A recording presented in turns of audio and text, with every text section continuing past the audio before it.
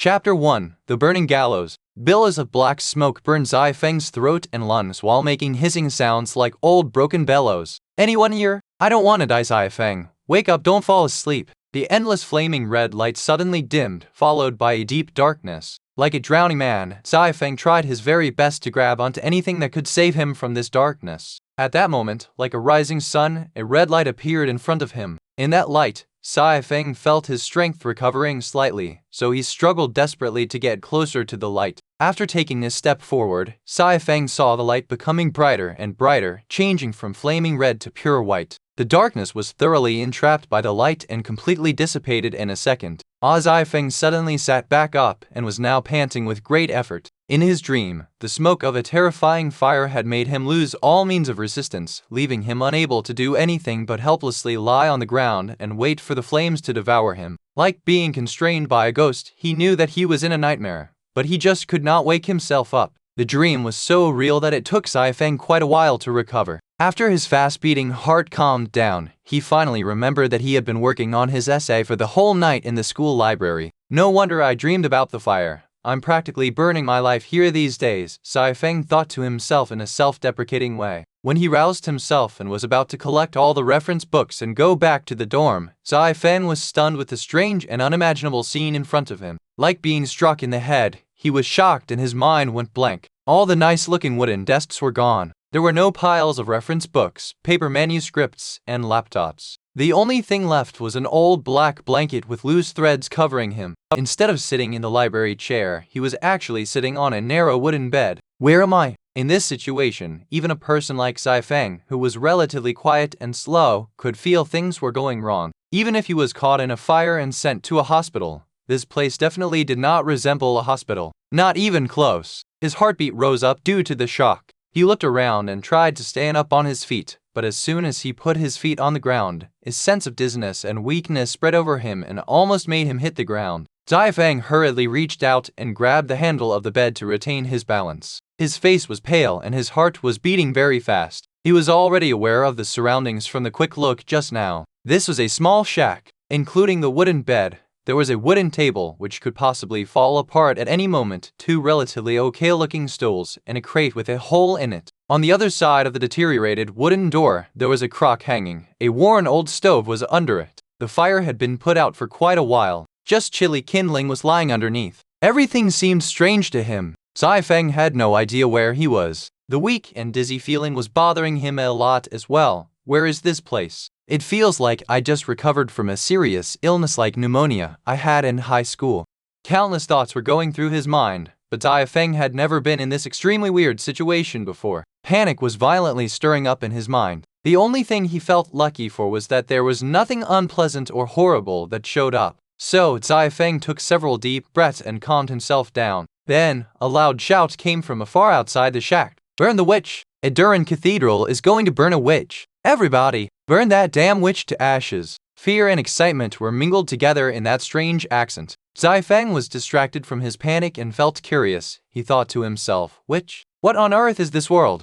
As an adult, Xia Feng could definitely feel that something bad was going to happen there, but his thought was cut off by a sudden crashing sound that came from the door. A 12 or 13-year-old boy came rushing in. Whooshin! The brown-haired boy, wearing linen clothes reaching to his knees, was standing beside the bed as he exclaimed in surprise, "You're awake." Thank God! Looking at the boy's completely different styled clothes, Xia Feng nodded his head unconsciously. A ridiculous thought arose in his messy mind. Lucien, which cathedral burn? Am I in a different world, or even in another dimension? It seems like I am in the Middle Ages of Europe now, at the time when witch hunting was prevalent. If things had to go wrong, they always would. Murphy's Law was reminding Xia Feng in a cold way. The color of the boy's hair and his clothes were all proof of his guess. Xia Feng could instinctively understand and speak this unknown language, but he was far from being a linguist, so he could not even tell what kind of language they were speaking. The small boy, with several dusty black marks on his face, was not surprised at all when he saw Xia Feng's strange behavior. Mom didn't believe me.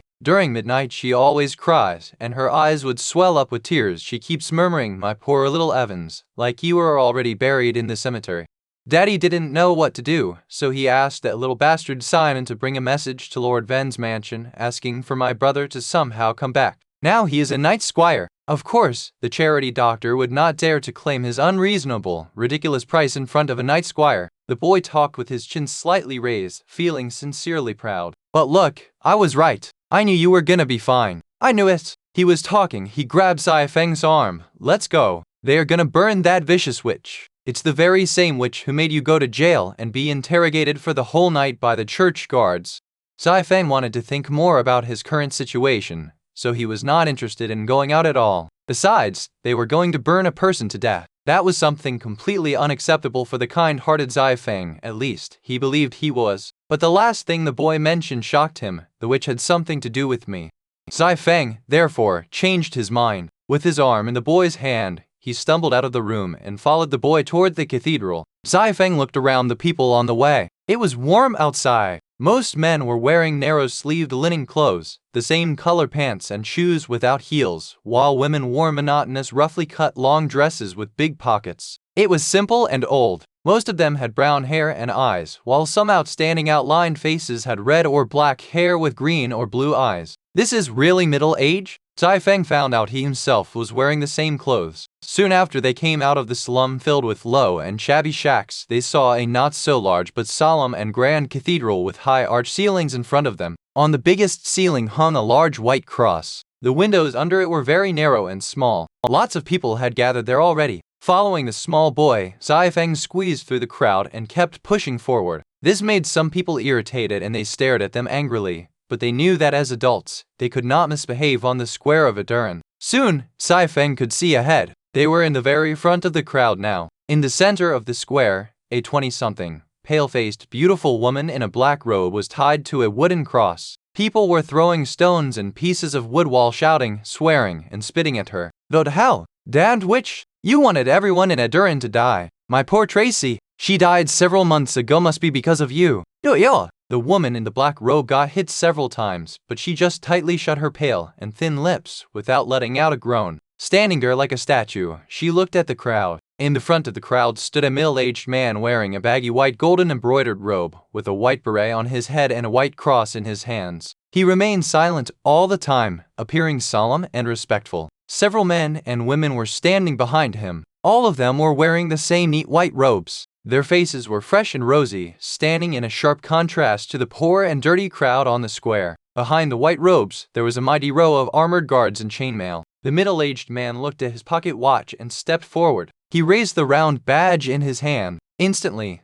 those indignant and resentful people who were arguing all shut their mouths and quieted down. Xia Feng could hear the sound of wind passing through people's clothes. He was very impressed. Even in contemporary society, people's absolute obedience and quick response like this would require at least several months of training. What kind of authority or power could be able to make all those poor people be so compliant like an army? The middle-aged man was holding the badge, speaking with a low but penetrating voice which resounded all over the square. "You poor sinner. You are deceived by the devil and become greedy for power. Both your body and soul have been corrupted. Only the light can purify. It is punishment, but also the mercy of God.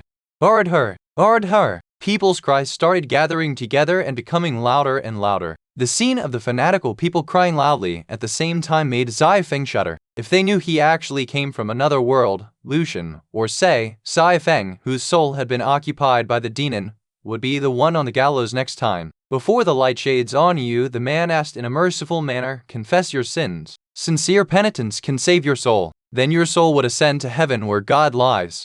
The woman in the black robe suddenly started crazily laughing. Her voice was very powerful. "What I pursue is the true form of magic, not the true form of God. Herbe, I will see your heaven being destroyed and your cathedral collapse in the flames." "Insane! Vicious!" She cursed the bishop. "Kill them all. These damned witches following the demons. Burn her to ashes." The bishop remained silent, but the poor people were screaming and shouting hysterically with great fever. It was the first time for Xia Feng to see this kind of terrifying madness. Too dangerous here. He was deeply shocked. He really wanted to be carrying towards that woman, but he dared not take any action or those insane individuals would execute him with huge amounts of rocks. Xia Feng was also confused to find that there was no wood beneath that woman. How are they gonna burn her without any firewood? The bishop started praying. His voice was loud and cold. "You, the sinner, go to hell under the light." The cross in his hand suddenly burst forth with splendid light. The light was so bright that all Xia Feng could see was a white mass. It was like the bishop was holding a small sun, solemn, pure, and grand-looking, including the small boy. Everyone lowered their heads and started praying. Beams of light gathered and took off capably to the unmistakable blue sky. When it reached the ceiling, the light reflected back and fell straightforwardly on the gallows. Fierce red flames flared up even higher than a person's height and devoured the woman. She laughed and cursed insanely. In the blazes, I will see your shrewd paradise demolished.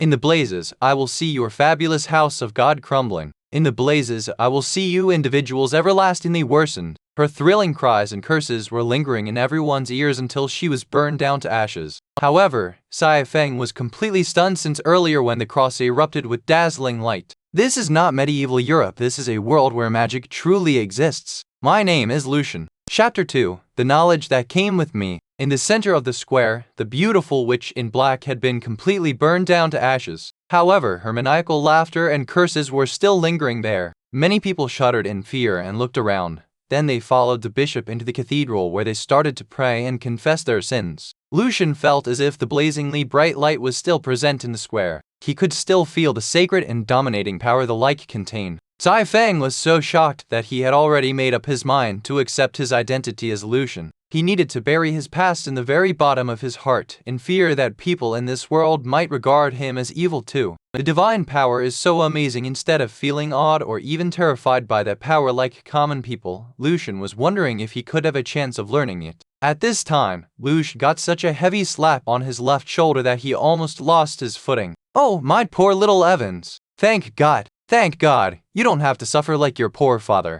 A nice young fella like you deserves God's grace. Lucien was dragged back from his thoughts. He found a middle-aged woman, who was twice his size, wiping her tears of joy as she kept patting his shoulder with her bare paw-like huge palms. Lucien managed to move a little bit to evade her palm, which almost made him cough out blood. He opened his mouth but could not speak a word. He did not know her name, not even his own full name. Should he be Lucien Evans? After watching him just standing there, the woman had an even more sorry look on her face. My little Evans, you're still suffering from your mental illness. Look at you, so skinny. Xia Feng was embarrassed because he had not acquired any memory from Lucien. He was also afraid of letting people know that he was not the real Lucien. From a certain perspective, yes, Lucien's body now was genuinely being occupied by someone else. Fortunately, a middle-aged man standing beside the middle-aged woman stopped her. Alyssa, don't talk to little Evans too much. He has just recovered. He must be feeling tired right now. Ivan, help your mom and let's go home. The blonde-haired man was kind of skinny with his back bending forward slightly, but Lucien could still tell he was a good-looking guy in his younger days. For Lucien, the man was like an angel who saved him from this difficult situation. Thanks, Auntie Alyssa. I'm fine, just feeling a little bit dizzy. Lucien responded carefully. The boy, Ivan, who dragged Lucien here to see the witch, was holding his mom's arm. He made a funny face and said to his mom, I knew he was not gonna die. Only you always think that he is still a baby who needs to be taken care of all the time. Auntie Alyssa was still wiping her tears. Evans, it's so nice to see you're getting better now. She deserved this. That damned vicious witch. She kept on nagging while walking. When she just moved close to your place, she looked so beautiful and nice. I was even thinking of marrying her to my little John. But she was a witch. She tried to steal the bodies buried in the cemetery to experiment her evil spells. Thanks to God, the night watchman of the Inquisition caught her red-handed while stealing. I can't even imagine if she had succeeded, how many people would die in our area. Following them, Lucien got a brief overview of what happened from Alice's words. The woman got caught by the night watchman. As her neighbor, Lucien was also put under the interrogation of the Inquisition. They probably used some kind of holy spell on him which affected him mentally. So they did figure out that he was innocent, but at the same time, they seriously hurt the real Lucien. He died after that and, therefore, Xia Feng got the chance to possess his body. The man noticed that Lucien remained silent all the way. He patted on Lucien's shoulder, comforting him in a low voice. She's just like this. Just ignore her.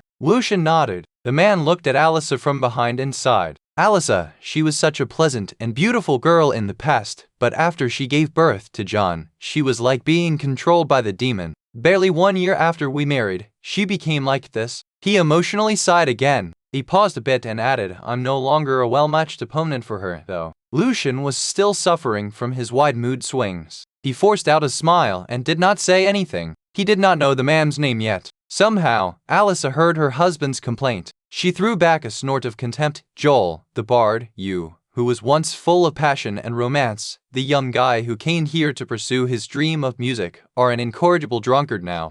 Joel smiled awkwardly. Alto is the city of song. Countless young people are flocking to the city in pursuit of their dreams. But how many of them ever succeed? By the way, Alyssa, I've quit drinking since John started working. Alyssa looked back and stared at him. Thanks God. You understand that we've put all our hope on John and Ivan. John's a good boy. He worked so hard and was selected by Sir Knight Ven as his squire. If John can manage to awaken the blessing in his blood and be knighted by the Grand Duke, then our son can be a lord, a respectable nobility. Joel shuddered slightly under the stern gaze from his wife, that just then thought about Lucien. Oh, I'm so sorry, little Evans. Alyssa stopped herself and winked at Joel for help. I didn't mean that. You're talented too, you just needed more training when you were younger. But the apology did not really help with the situation. Joel laughed loudly and patted Lucien's shoulder again. He's fine. Our Lucien is the guy who's gonna carry forward my dream of becoming a musician. Lucien was not really paying attention to them. He half-heartedly said with a giggle, yeah, I wanna be a musician. Seeing Lucien laughing, Alyssa felt relieved and continued her nagging again, which actually helped Lucien know more about the city. The city of Alto was a big and prosperous city, located close to the Dark Mountain Range. It enjoyed the reputation as the city of Somme and was full of opportunities. This area was named Adurin, which was the place where the poorest of peoples in Alto gathered. Besides, because of his absence due to illness for the past couple of days, Lucien had already lost his job as a porter in the market. A moment later, the four of them arrived in front of Lucien's place. Alyssa invited Lucien for dinner, but he politely refused her. Thanks, Auntie Alyssa, but I need some more rest.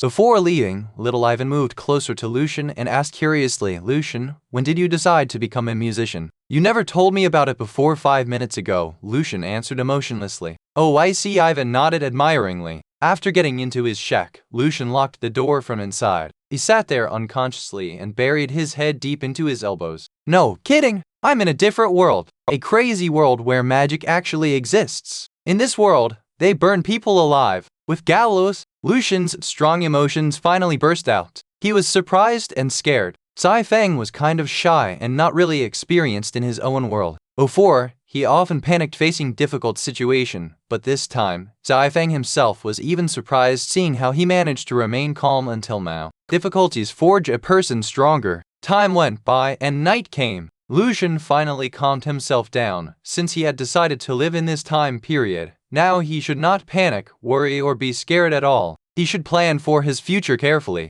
If he died again this time, he was pretty sure it would be forever. He stopped himself from worrying about his parents and friends. When he was about to plan for what to do next, hunger struck him. It felt like there was a fire burning inside his stomach. Lucien swallowed his saliva several times and decided to find something to eat first. He walked towards the only crate in his place. Inside of the big box, except for some old clothes, there were 2 loaves of bread-shaped black thing and 7 copper coins. Hunger controlled his brain. Lucien hurriedly took a big bite. Crack! This bite almost destroyed Lucien's front teeth. What the hell? It's like a wooden club? It took Lucien quite a while to make sure the thing he was holding was a real bread, which was just hard enough to knock out an adult. Fighting against his hunger, Lucien found some flints in the crate and started roasting his bread. Brown braised pork, spicy chicken wings, roasted beef, kung pao chicken, he muttered while staring at the bread as it was being roasted. When the bread became a little bit soft, Lucien could not stop himself and took a hurried bite. It was like chewing a piece of wood, but that was all Lucien had. He devoured the bread and sighed. I'd rather die if I'm gonna eat this every day. I must earn more. I don't want to live like this.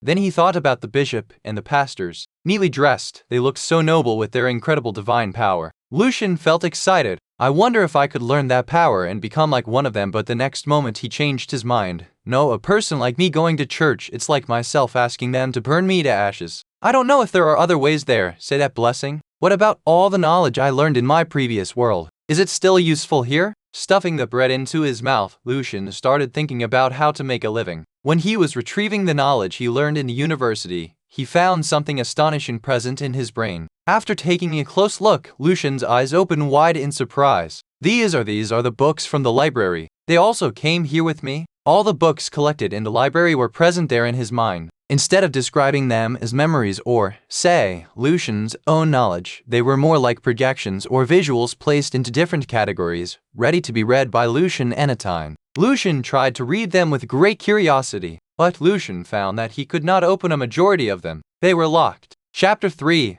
Midnight. Since Lucien somehow managed to come to this completely different world, he was not that surprised or scared to find that he actually had a whole library in his mind. What confused him more was that most of the books were locked. He tried to remain calm so that the visuals of the books could be more solid or substantial as entities. He went through them one by one and recorded the ones that could be read and the ones that could not. History no problem, economics up, arts fine, mathematics, physics, chemistry, and biology some of them are locked. Is it because I'm in a different world, so I cannot read these books? I can still come up with the knowledge I gained at my university, though it hasn't been blocked. Most of the unlocked books were of senior high or high school level, which was a small amount compared to teaching references of a university's general library. There were numerous other books locked there. Lucien was too weak to go through each category, and soon he was unable to concentrate anymore. He dragged his feet back to the bed to get a good sleep so that he could face his second day in this world better. Only one loaf of bread was left there. Survival was always the priority. Lucien too understood this. When his mind was getting dull and he almost went into his sweet dream, a rat's piercing squeak and noises of wood biting woke him up. Rats! At first, he did not pay much attention to it. He turned over in bed and was ready to fall asleep again. But the noise was getting louder and more disturbing, like someone was grinding teeth on a rock. Lucien could not fall asleep anymore. He tried to cover his ears with the blanket, but the attempt was in vain. The noise had a penetrating power, and it felt like it was coming from all directions. Bloody hell! Feeling frustrated, Lucien cursed out loud. He was almost going insane. Food tasted like wood. Roughly cut clothes irritated his skin. The old blanket was full of holes. Now he could not even have a good sleep. Squeak squeak, he heard squeaking noises like thousands of mice were scratching a wall. Lucien gnashed his teeth in anger. He decided to kill one or two of the rats to scare the rest of them away. He got out of his bed and tried to listen carefully. I gotta get rid of this life. The sob cry. Now it was like someone was crying. Lucien tried to focus, but he found there was only ghastly bitter crying lingering there. Someone was crying at midnight. Lucien's heart was beating fast. His brain flushed. Every hair on his body stood up. The freezing night wind blew through the broken door. Lucien grabbed the hard bread loaf to defend himself. The crying voice now sounded like a miserable song. Lucien was even more afraid now. It's a world of magic and divinity power. Probably there are ghosts and spirits too. Taking a deep breath, Lucien tried his very best to calm down and moved toward the door. Someone was crying mournfully. The night was so quiet. It was like all his neighbors were lost in their dreams. It's coming from the right side of the wall. The closer Lucien got to the door, the clearer he could hear the crying voice. Wait, the witch. The witch used to live there. He was stunned, but her place had been burned down completely by the church. Maybe they missed something, like a secret chamber. She might have stored her vicious experiments there. Lucien's mind went away a little bit. A secret chamber, like many novels he read before, he could probably find the witch's treasure or even notes on magic. The piercing crying dragged him back to reality. Yet real. Something must be guarding there. How can I fight against a ghost with a bread loaf in my hands? Probably I'd be killed and possessed by the evil ghosts. He got more careful now. Lucien was glad that his mind was not controlled by the greed, but he also did not want to keep waiting here. Nobody knew if the ghost would try to come for him. Lucien was thinking very fast. At the moment, he gathered all the strength he could muster and carefully grabbed the handle of the door. The bread in his hand was now soaked with his sweat. He slowly opened the door. It was very dark outside and he could hear the whistling sound of cold wind. There was nothing terrifying there, and after he left his shack, the crying voice dimmed a bit. He felt a little bit relieved and took a deep breath, then started shouting as loud as he could. Boss, there's a ghost here. It was so loud that even Lucien himself got surprised. Then came a series of roaring barks from the wild dogs, and Lucien started madly rushing to the cathedral. These guys were professionals in this kind of stuff. As the previous neighbor of the witch, he might still be under the church's watch, and there was one more benefit. Lucien's asking for help on his own could help him gain some of their trust while reducing the suspicion. Lucien shouted loudly to wake up the other neighbors so that if they attempted to rob the treasure and frame him or even kill him for it, they wouldn't be able to do so in front of the crowd. He tried his best to think of every measure to save his life in such a short time. Soon, he saw the cathedral in front of him with candlelight casting out of the windows. 2 armored guards were guarding the front gate. Seeing Lucien running toward them in panic, one of the guards pulled half of his sword out to be alert. "What are you doing here?" the other guard asked as he reached out his hand to stop Lucien. Lucien answered with trembling voice, "Ust, there's a ghost there, in the witch's place."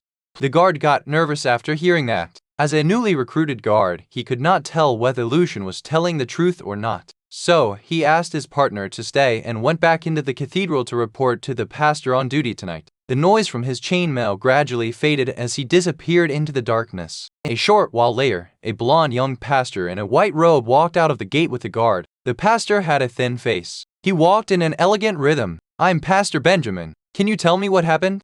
The two guards were standing silently, in fear that any noise from them might disturb Pastor Benjamin. Lucien, politely and sincerely, described in detail how he heard the ghost's crying voice, how he got out of his place and ran here asking for their help. After hearing him, Benjamin gave Lucien a gentle smile. "You did well, my child. Your courage shows your devotion to God." Then he ordered the guards, "Thompson, get Gary, Paul, and the two other knights here. The witch was just an apprentice, so there's no need to report this to the bishop." "Yes, my lord," Thompson replied reverently. Although Benjamin was only an elementary level pastor, he was capable of dealing with the traps or spells left by a sorcerer's apprentice. There was a huge gap between a formal pastor and an apprentice. Benjamin asked Lucien's name and stopped their conversation when the other four knights arrived. They were also wearing chain mails, but they looked much more imposing compared to the other two guards. A crowd had already gathered some distance away from the witch's burned cabin. Candlelight flickered like scattered stars as if accompanying the moon in the sky. Lucien discovered that the moon in this world was silver-colored. People stopped whispering when Benjamin showed up. The crowd suddenly felt relieved and started getting closer to the witch's cabin while talking to each other. "I don't hear anything. No matter if it's true or not, it does no harm to have a purification performed here." But Lucien could still hear the crying voice. He thought to himself, "Why can't these people hear it?" Benjamin, as if knowing what he was thinking, replied to Lucien calmly, "Yes, there are ghosts present here." Obviously, he heard it, as well as the four guards who nodded to show their consent. Chapter 4, Scarlet Eyes. Pastor Benjamin elegantly moved toward the ruined witch's cabin. He talked in a low and gentle voice. "Vicious witches, they exploit people's psyche and awareness, especially like today's night, when the silver moon is present in the sky. That woman, fortunately, hasn't gained any real dark power. Her spells can only affect several individuals at most." He was clarifying why only Lucien could hear the crying voice. Before Lucien could ask, as if he knew what he wanted to ask, Benjamin reached out his hands wearing white gloves and continued, "We are blessed. So only we can hear the wicked crying." When Benjamin said that, the four guards instantly began drawing crosses on their chests and started yelling at the same time, "Only truth lives forever." They became more excited as they spoke. The crowd started praying as well. "Only truth lives forever. This is the power of divinity. Pastor Benjamin is truly blessed by God." Benjamin's face now looked more solemn and serious. He slowly opened his hands and spelled out an odd word. "Atso." Instantly, a sheet of white light covered the ruins like it was coming from the moon. In the white light, a small scarlet hole emerged on the broken wall connecting it to Lucien's place. Like the surrounding people, the mysterious power also shocked Lucien. But rather than being awed and respectful like the crowd, he yearned for the divinity. Benjamin put his hands back and ordered, "Gary, that is the door. It doesn't have any trap, though, and open it." Gary puffed out his chest as the sound of his chainmail clashing came. "Yes, my lord." As Gary walked past them, Lucien heard Benjamin complaining in a low voice. "Those haughty Inquisition bastards, accept magic trap detection. They never bother double-checking with secret door detection. They can't be so irresponsible just because she was an apprentice." Gary, effortlessly, broke down the wall with his strong muscle. The other guard hauled out his heavy sword and fiercely hacked. A black hole appeared in the corner of the wall. It was a narrow hole, enough for only one person to pass through. A stinking smell came from it, which made Lucien almost throw up. Lucien took a couple of steps backward, and he noticed that Benjamin was covering his nose and mouth with the right hand, with his eyebrows frowning. Gary reported, "This tunnel leads to the sewers." Benjamin was still frowning his eyebrows. His muffled voice came from under his covered mouth. "Are you sure?" "Yes, we can see the sewer from here." Gary was pretty certain. As an elegant and noble pastor from the long-established and honored Rafati family, Benjamin was more than reluctant to go down into the smelly, dirty pipes. He had not mastered a purifying spell yet, so he must rely on the runes and divinity instruments. But no one knew how long it would take to find the witch's chamber. I'm just a sorcerer apprentice, a Saint Truth badge would be enough. Benjamin turned his eyes towards Lucien. His voice became solemn again. Lucien, you once lived near that vicious witch. Something evil must have contaminated you, but your devotion towards God touched me, and you deserve a chance to purify the evil in there as well as yourself. Go, Lucien, I'm gonna lend you my badge to help you. May God bless you. Lucien's brain started buzzing like it had just got hammered. He thought everything was going to be fine after he went to Pastor Benjamin and the guards, but the pastor told him to go down there. He was just an ordinary guy who recently recovered from illness, but now he had to go underground to face the devil. Were they kidding? Seeing Lucien's dumbfounded and hesitant face, Benjamin kindly asked, "You are saying no?" Lucien felt terrified hearing Benjamin's gentle voice. If he refused, he might again get suspected by the church. Besides, Benjamin will lend him the magic badge and his guards were supposed to go with Lucien. Lucien thought this mission would not be that dangerous. Lucien had no choice though. The crowd was praising Pastor Benjamin's generosity and the mercy of God. Lucien squeezed out a bitter smile and answered, "No, that would be my honor." The pastor just ignored Lucien's bitterness. He took off the badge on his neck and handed it to Lucien. "This is the Saint Truth badge. I'll cast a blessing spell on you as well, so you can focus better. When you chant the spell and touch the badge, you can call the power of God." Hearing his words, Lucien calmed down a little bit. Then he started getting curious about the badge. It was a gold badge embedded with a shining white cross, around which were different lines and patterns such as circles, squares, triangles. They were connected with each other, giving it an even more mysterious and solemn look. When Lucien was holding the badge, he felt a gentle and loving power penetrating all over his body. Even in the cold night, Lucien felt like he was standing under the warm sunshine. The badge contains 2 inferior spells, Light and Minor Injury Healing. It additionally contains 3 level 1 spells, Shield of Light, Sword of Light, and Holy Strike. Each can be used once a day. Now, pay attention to the chants. As an ordinary individual, Lucien understood how important these spells were to him. The spells were not long, but rather their tone was hard to master. It took him a while to barely remember them. Benjamin reached out his hand again, casting a beam of white light on Lucien. Lucien felt refreshed and much healthier after the light vanished. People's voices also became more clear to him. This guy got the badge from Pastor Benjamin. Of benevolent Lord Benjamin. We praise God. We praise the pastor. Lucien waited and watched Benjamin casting blessing on the guards. There was always an interval of 2 to 3 seconds between his castings. After the preparation, Benjamin said, "Paul, you stay at the entrance here. Gary, Housen, Corella, you go in with Lucien." His face then became serious as he drew a cross on his chest. "May the lights of God bless you. Only truth lives forever." Those guards got energized and started shouting. Lucien was a little bit slow. Standing there, he felt embarrassed. As they were walking toward the tunnel, the guard, Paul, went near Benjamin and asked in a low voice, "My lord, why him?" With the badge and spells, the guards could bring out the power as well. Despite the fact that they were slower than the pastors, they were still much better than a weak young boy. If Benjamin did not want to go down there on his own, he could still ask the guards to do the job. The pastor looked at the entrance of the secret passage and replied slowly, "His soul is stronger than the average person. He can do the work better. He is too old to be taught, though," he added. The mixed, stinking smell inside the hole made Lucien almost throw up. "You live in a Durin, and you dislike the smell of pipe? It seems like you all are living a better life than I thought." In the city of Chant, Antefleur, poor people with nowhere to hide live in the sewers. Corella, a guy with black hair and big cheekbones, remarked unexpectedly. Before Lucien opened his mouth, Gary moved and shushed Corella. The latter shrugged his shoulders and stopped talking. He stepped forward and jumped into the pipes, followed by Lucien. Lucien stepped on something slippery. After taking a close look, he found that they were weird mosses. They were everywhere and slightly lighted the whole space.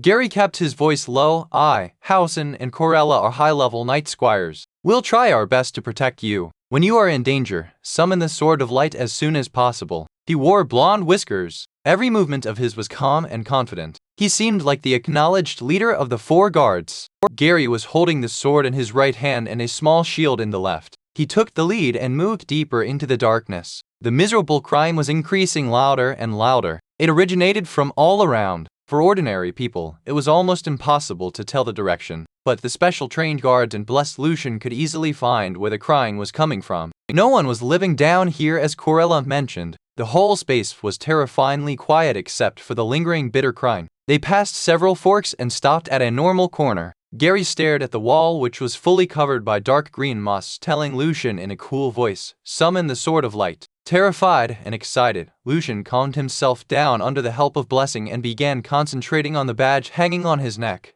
Feeling the warm and soft power in it, he put his left hand on the badge and gently rubbed it, and at the same time he whispered, "Jazarin." Lucien's spirit blended with the white light and began to form into a shining sword. "This is my voice?" Lucien was surprised. His voice sounded deep and husky. Lucien grabbed the sword. He could feel the power. Gary's order pulled him back to reality. Slash the wall there.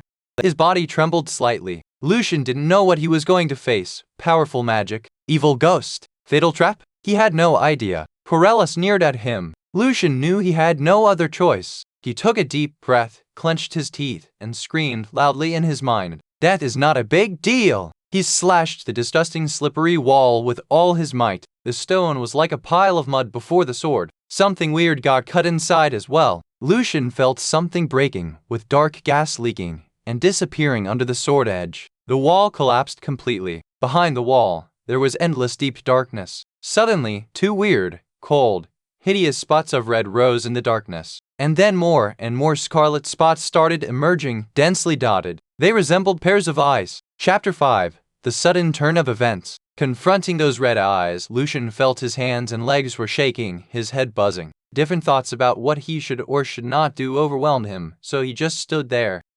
I still have the badge. The badge was his greatest support. When Lucien was trying to concentrate and cast the shield spell, a sudden shout from Gary almost terrified him out of his wits. "Cast light!" Gary's voice was calm and decisive. He shouted loudly to bring them back to the reality from fear. "What?" Lucien realized that their top priority was to be able to see clearly. He rubbed the badge and murmured, "Gaia."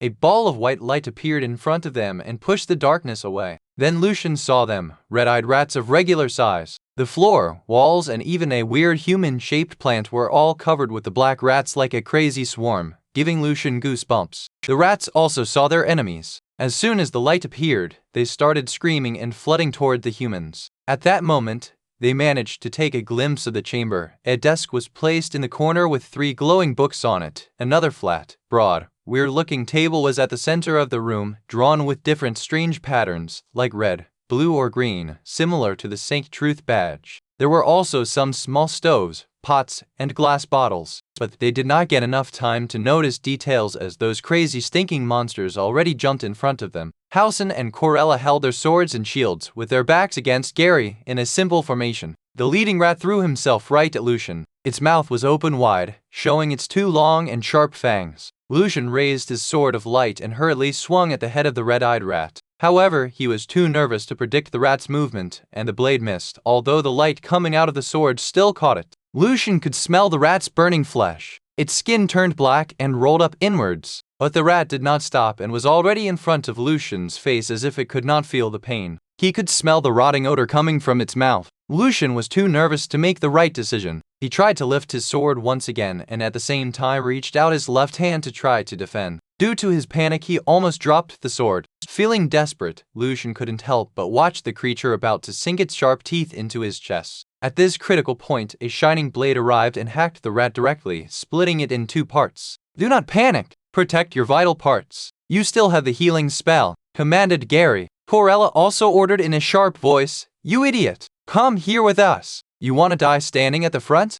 They were aware that Lucien was the only guy among them with a badge, which was very important to them. They could probably survive facing these insane rats without any spells, but no one knew what was waiting for them next. Lucien tried to calm himself down. The guards were well trained, so when facing dangers they knew what they should do. But Lucien, a little boy, could not protect himself. No one was born for fighting or with the ability to remain calm in the face of dangers. In this first real fight, the guidance from an experienced guard like Gary would be a precious lesson for Lucien in the future. After a moment, Lucien finally calmed down. While hacking with his sword, he gradually stepped back and joined the guards. Now, instead of 1 or 2, hundreds of rats started insanely attacking them. Lucien's sword was sharp and splendid. When he swung it, the sword was surrounded by a halo, and Lucien could see an almost solid afterimage of it through its path. According to Gary's command, Lucien wielded the sword of light to shield them. Any rat that ran into him was cut down in half by his blade. The smoldering cuts burned Rat's organs and skin charred without dropping a single drop of blood. Some of the strikes missed, but even then the fur and skin charred and they became slower, crashing into the floor right before Lucien. The 3 guards were responsible for the remaining ones.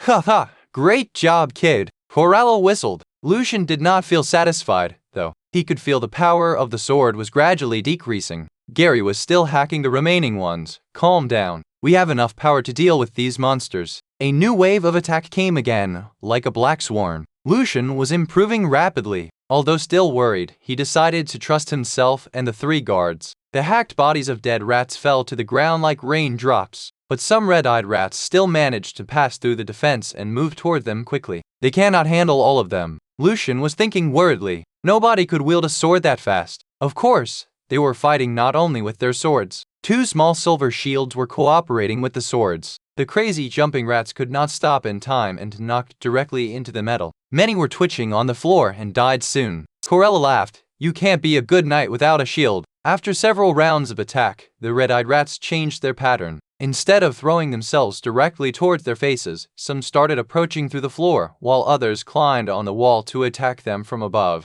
The situation again turned serious. Leave those coming from above to me, the tall Halcyon, who was silent all the time, said to them. Lucien nodded with appreciation, wielding his light sword to defend from the rats on the ground. Shield of light?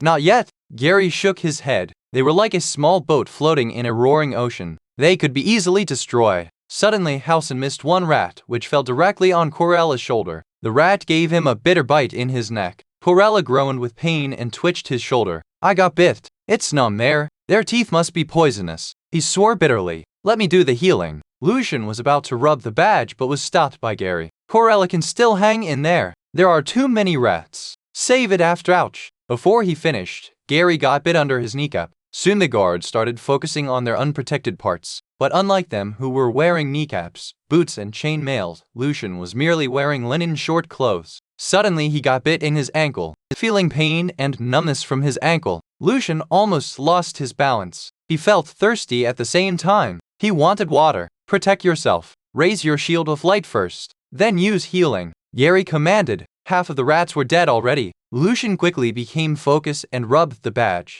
Beside him, a white shield of light appeared and covered him. He would need more time to cast another spell, so he took a step forward, trying to cover his companions under the shield and the sword wall. After a couple of seconds, Lucien concentrated again. He rubbed the badge. Vote! A white light radiated from the cross and covered his ankle. The numb feeling disappeared instantly. Although Corella and Gary were still injured, the situation had been turned around. The number of red-eyed rats decreased, so Lucien seized the chance and healed the wounded as well. Stabbing through the last rat, Corella sighed slightly. Finally over. The ground was covered with layers of dead bodies and dark blood. Standing there, Lucien could not believe he actually made it. Gary nodded to him. You did well, Lucien. Then he turned around. You guys did a good job, too. Corella's face looked weird. Then he answered in a confused and fearful voice. How Halcyon's not here, the silent but reliable Halcyon, who was protecting them from behind, disappeared. Lucien started feeling creepy again. Chapter 6, Accident. None of them heard any sound of struggling, screaming, or of anyone leaving. The robust and silent Halcyon, a high-level knight squire, just disappeared. A chilly feeling rose from Lucien's feet and quickly spread all over his body. He held the hilt of his sword tight and his breathing became heavier. He quickly turned his head but saw nothing. The sewer wall on the other side was covered with weird shining green moss. Suddenly, a bitter scream broke the deadly silence. Lucien quickly turned and saw a terrifying scene. A monstrous rat as big as a man had tripped Corella and sunk its sharp nails into his shoulder. Blood gushed all over Corella's silver chain mail, dyeing it red. The monster had scarlet, evil eyes that withered. However, Corella's blade stopped its row of long and sharp teeth from causing damage. As a knight squire, Corella saved his own life with the most common movement in their training. He thrust the shield on his left hand with all his strength into the rat's stomach. Nothing was scarier than the unknown, so, at least for Lucien, a huge rat showing itself was much better than an adult man disappearing all of a sudden for no reason. Lucien took a deep breath and swung his sword of light at the huge rat to help Corella. At that moment, a bestial roar came from behind Lucien. Death! When Lucien was about to turn, a knight saber hacked at his back. The white light of the shield trembled and dimmed a bit. The huge impact pushed Lucien several steps forward, and he almost lost his balance. However, the attack didn't stop there. The saber was chasing Lucien and continuously tried to hurt him. Lucien did his best to dodge it, while having no time to fight back or use his badge. He felt confused and surprised. What? Yeah? Lucien could not see clearly in the darkness. If it was not Gary, then there was only one possibility. Gary was already dead. With good timing, the saber gave Lucien no chance to find his balance, and soon he was pushed into the corner. Lucien was surprised that with the protection of the shield he did not get injured from the attacks at all. He took a deep breath and tried to calm down, getting ready for the next attack. Then he dodged the saber's assault by throwing himself on the ground. At the same time, his left hand grabbed the badge. This time, Lucien finally saw who was attacking him. It was the group's leader, Gary. Nevertheless, the muscles on his face were contorted, and his eyes were shining with scarlet light. He looked like an insane beast. The poison from the rats. The poison could deprive humans' consciousness and turn them into bloodthirsty beasts. Lucien tried to understand, but why haven't I been affected? Without further thinking, Lucien rubbed the badge and started chanting. A round iron shield launched a hard whack on Lucien's shield of light. Although the shield did not break, the violent impact suffocated Lucien for a second, interrupting his casting. The continuous whacking prevented Lucien from concentrating. As a promising knight squire, Gary received formal training to interrupt spellcasting.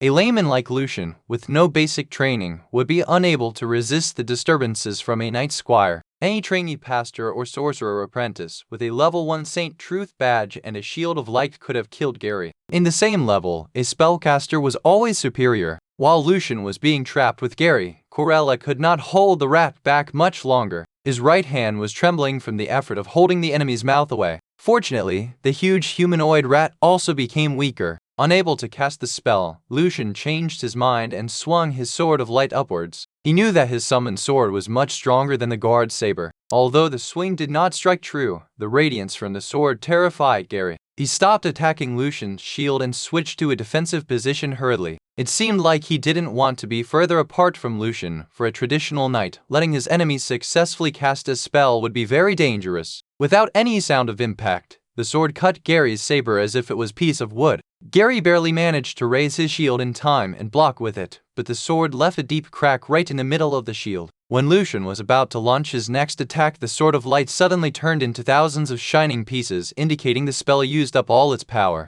Actually, its power started decreasing at the very beginning, when it destroyed the magic wall concealing the chamber. Lucien was unable to react for a moment, and Gary seized the chance, smashing Lucien's protection with his shield. Now, Lucien's sword and shield were both gone. Having no time to hesitate, Lucien rubbed the badge desperately to cast his last spell. So, before Lucien could spell out the rest of the chant, Gary punched his stomach. Like a cooked shrimp, Lucien cowered in great pain. A wave of strong acid, rising from his stomach, burned his throat. Gary reached out his hand and squeezed Lucien's neck, choking him. Lucien struggled fiercely and used his right hand to try to free his neck. He felt great pain in his neck and lungs, and his eyes were turning black. The badge in his left hand was being held firmly to his chest by Gary's other hand. Lucien could hear his own gasp. He could feel the cold metal glove Gary was wearing. It felt like Lucien's soul had left his body and was observing from the side. Suddenly, Lucien's will to survive erupted. His soul power increased dramatically all of a sudden and broke through a certain limit, spreading like water from an ocean. At the same time, Gary's strength started disappearing. Lucien got a precious chance to breathe. Learning from his past mistakes, this time Lucien did not waste any time being hesitant or confused. He tried to focus and grab the badge again. As soon as he touched it, Lucien's spirit suddenly entered into an illusionary world of light where many lines, circles, and triangles formed a weird-looking cross in the air. Lucien recognized the cross instantly. It was the cross on Benjamin's badge, and he could feel that Benjamin's power was continuously coming out of the cross. Out of curiosity, Lucien moved closer and tried to touch it. The cross suddenly trembled and started accumulating power. Soon he felt its power became overwhelming. Feeling the danger, Lucien hurriedly tried to retrieve his spirit back to the real world, but it was too late. A white beam of light shot out from the cross and burned his spirit on the side. A strong, nauseous feeling hit him. Lucien felt like his head was splitting,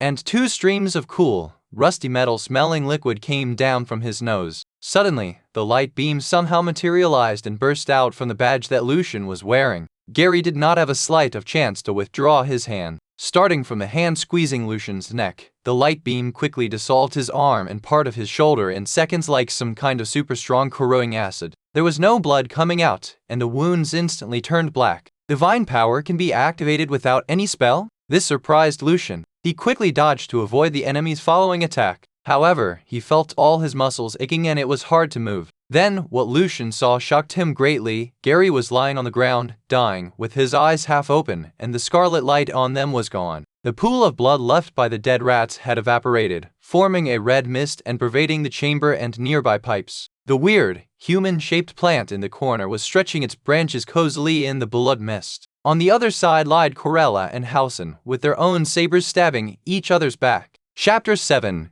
Gain and Temptation. Surrounded by the red mist, Lucien felt his limbs melting and the nerves in his brain swelling and jerking. In his eyes, Corella and Halcyon changed from human bodies to giant rats and continued switching back and forth. It's an illusion, Lucien was quite sure. So, he concentrated and spread his spirit again like waves. Then, everything became stable. No changes or contortion happened. Lucien saw Corella and Halcyon lying on the ground, with wounds all over their bodies, dying. This is a well-designed magic trap. Did the illusion originate from the blood of the rats, or the peculiar plant? Lucien thought to himself. He finally understood that from the very beginning, when they killed the first rat, they were already trapped in the illusion. Lucien was protected by the light shield, and his spiritual power was a little bit stronger than common people, so he was unaffected by the illusion. The holy strike that shot out of the badge not only evaporated Gary's right hand and shoulder, but also the stone ceiling of the chamber. There was a wide hole there, from which chunks of stone were falling like rain, as if the chamber would cave in at any time. Dust and small stones dispersed the red mist. Lucien felt his strength gradually recovering. Having no idea what would happen next, his brain started quickly functioning again. Except for 2 more light spells, Lucien got nothing useful left, and his muscles were still weak from the paralyzing red mist. Then his attention was drawn to the plant in the corner, which was shaking and wobbling due to the falling stones. The plant cannot protect itself aside from creating an illusion? Lucien wondered. He tried his best to stand up again and then dragged his body toward the plant. He moved very slowly and faltered several times. Sharp stones kept falling on him, leaving painful wounds all over his body. Lucien took a deep breath and kept moving. After so much experience, he became calm and decisive.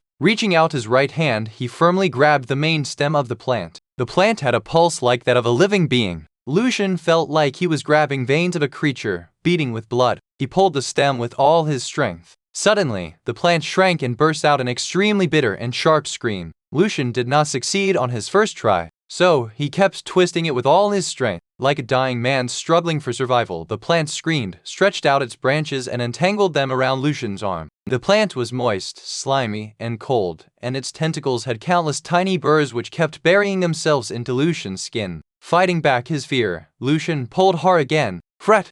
The plant suddenly stopped screaming. Red liquid spurted out of it and spattered all over Lucien's chest, leaving a strong bloody smell in the air. Feeling limp, Lucien hurriedly leaned against the wall to maintain his balance. After the plant was snapped in half, the red mist became much denser and almost turned into liquid. As soon as the blood mist from the plant reached the 3 books on the desk, they instantly started corroding. It only took a couple of seconds to completely corrode all the books. Lucien didn't get any time to read anything. It must be another magic trap, Lucien thought. In case the chamber got discovered, these sorcerers' notes would destroy themselves automatically when the mist reached a certain density. However, it was such a pity for Lucien. He was hoping to find some mighty magic spells in the notes. Just then, he noticed something shining in his spirit library. Out of curiosity, Lucien let his spirit enter the library. Then, his eyes opened wide with great surprise. A new bookshelf appeared, and there was a small tag which read Magic Arcana. Under the tag, there were 3 books. They were the same ones which got destroyed. The library can collect books as well. Wait,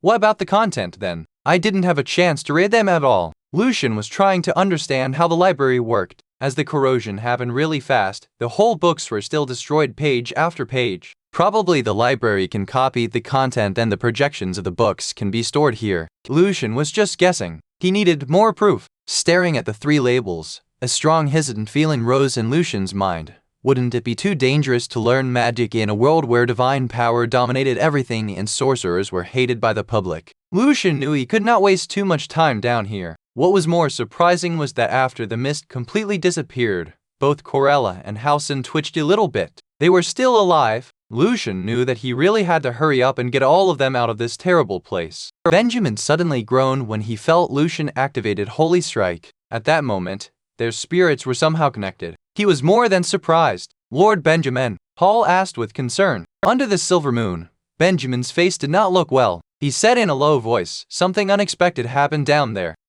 She was just an apprentice. These guys are useless, Paul. You wait here. If I don't come back in 5 minutes, ask the bishop for help."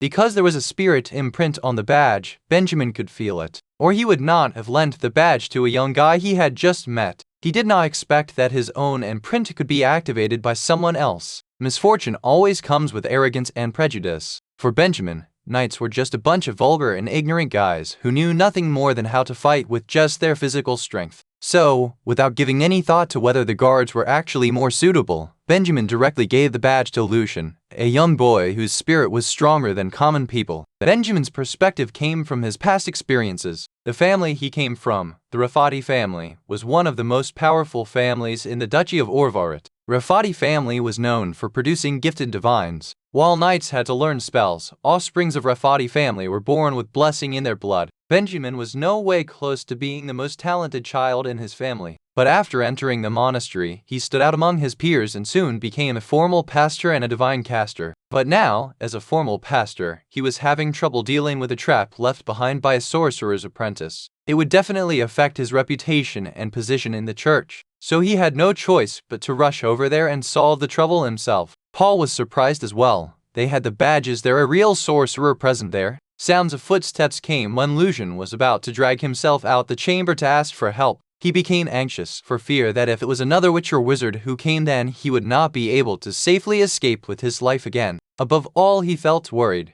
because a chamber was one of the best places to execute somebody and thus keep their mouths shut. Lapland blooddying? Benjamin took a glimpse at the corner and quickly speculated what happened. He looked at Lucien and the 3 guards. Fortunately, they're still alive. Benjamin was a little bit surprised when he saw Lucien. Benjamin thought, it seems like when he activated my imprint, his spirit power also increased. He has reached the basic level of a trainee pastor, quite lucky. However, everything has changed. The church, now, is not in its absolute dominant status like 300 years ago. Today, divinity power can't be acquired with talent alone. Being a real pastor requires systematic learning from a young age. The emperor of magical arcana, it was he who started the close to 400-year golden age of the development of divinity power and magic. He changed the rule of how to become a divine caster. As a member of Relativity family, compared with most pastors, Benjamin knew more about the circumstances of the world. What's more, he was not that devoted to his own particular faith. More accurately, being an aristocrat actually conflicted with his identity of belonging to the church. Even further, after the highest theology conference more than 300 years ago, the church was partitioned into 2, one south, the other north. They both criticized each other for being a heresy, but neither of them were ever interrupted or prevented from continuously gaining the divine power, which made many bishops and cardinals doubt whether God really existed, or if all this was a test for God's followers. This kind of attitude directly affected the following younger generations, like Benjamin, for hundreds of years. Besides, to fit into this fast-developing era, several popes had introduced part of the knowledge gained through the exploration of the world by great arcanists to modify the foundation of theology. The adjustment guaranteed the fast development of divinity and the emergence of countless great spellcasters. Therefore, the South Church could still preserve its predominant position in general and keep growing while being surrounded by many powerful enemies like heretics, evil sorcerers, dark creatures, and so on. But at the same time, this behavior additionally prompted more conflicts within the South Church itself. Benjamin's thought came back to reality. He released some white powder from his hand and chanted some weird spell. A strong wind blew the red mist away. He pointed his finger towards Gary. A white light fell down on his wound. The wound started healing and soon regained its original color. After curing Corella, Housen, and Lucien one by one, he confirmed with them what happened. Benjamin checked the desk to ensure nothing was left there. Move all the stuff back to the church, including the bodies of the rats. He put the badge, which had already been returned by Lucien, back on his neck and said, God has forgiven you. Go back and rest. May God bless you.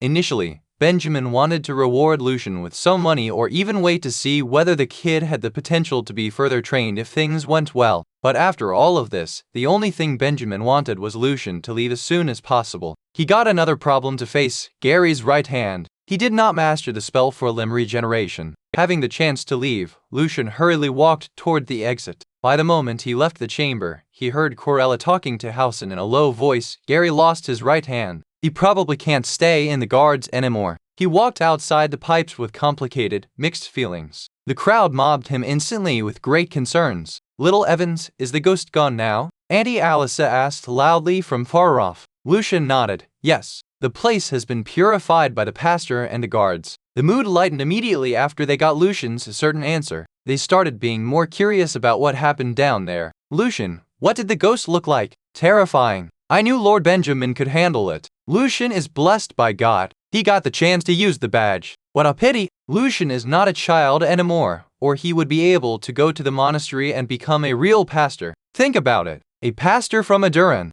Lucien was bothered by the comments. "I'm too old to be a pastor already." Although Lucien himself never thought about being a pastor because of his identity, it was still quite depressing knowing he was completely hopeless after seeing such an amazing power. "My poor little Evans. Look at your face. You must be very exhausted." Auntie Alissa asked. Lucien really needed some time for himself. He nodded and walked directly towards his small shanty. He closed the door and sat down on the bed. He could hear the crowd gradually dispersing after Benjamin and the guards left. Lucien missed his parents and friends but could not do anything about it. He started thinking about his own future again. The real Lucien did not get any training before, so I could neither become a pastor nor a knight. If I want to get rid of this life and become someone, then I need to learn magic. But then I would be an enemy of the church and all the people, including Auntie Alissa. Do I have other choices? Finally, Lucien decided to first look at the notes in his mental library. A little while later, Lucien talked to himself in a low voice, awkwardly. "I can't read." Chapter 8,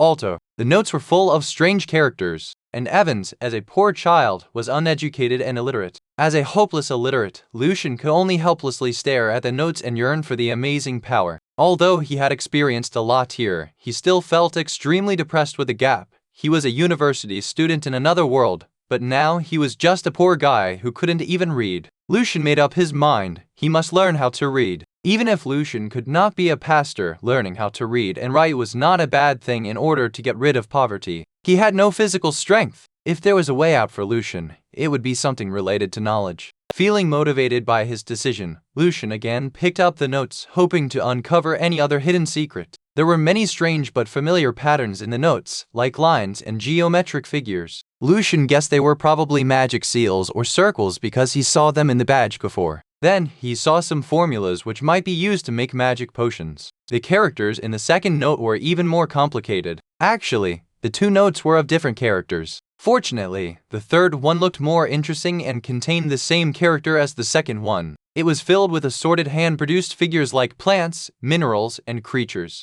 After a new round of searching, he still couldn't find anything useful. Lucien stopped thinking and tried to fall asleep. He strongly desired to change his life, so he could not let his messy concerns and worries disturb himself. From tomorrow onwards, he must fight for his own life. Lucien fell asleep quickly after the intense fight. Meanwhile, in the dark sewers, a black rat with scarlet and cold eyes was moving around the ruins and quickly went in another direction. After a while, the rat found a hidden hole and disappeared. In the early morning, sounds of people speaking with bucket clapping broke the silence. The street was already livened up. Lucien, who used to hate getting out of bed in the morning, forced himself to get up as soon as he woke up. He lighted the stove and boiled some hot water. While nibbling his last loaf of brown bread, which felt like chewing a piece of wood, Lucien started planning his day. This world was still unfamiliar to Lucien, thus his plan was difficult to accomplish. He first decided to find a job to feed himself before learning how to read. "I gotta be careful. Cannot let anyone notice." Lucien talked to himself. Before he left, Lucien grabbed his 7 coins to feel a little bit more secure. He locked the door and went directly to Auntie Alissa's place, who was the only one he knew there. "Morning, Lucien."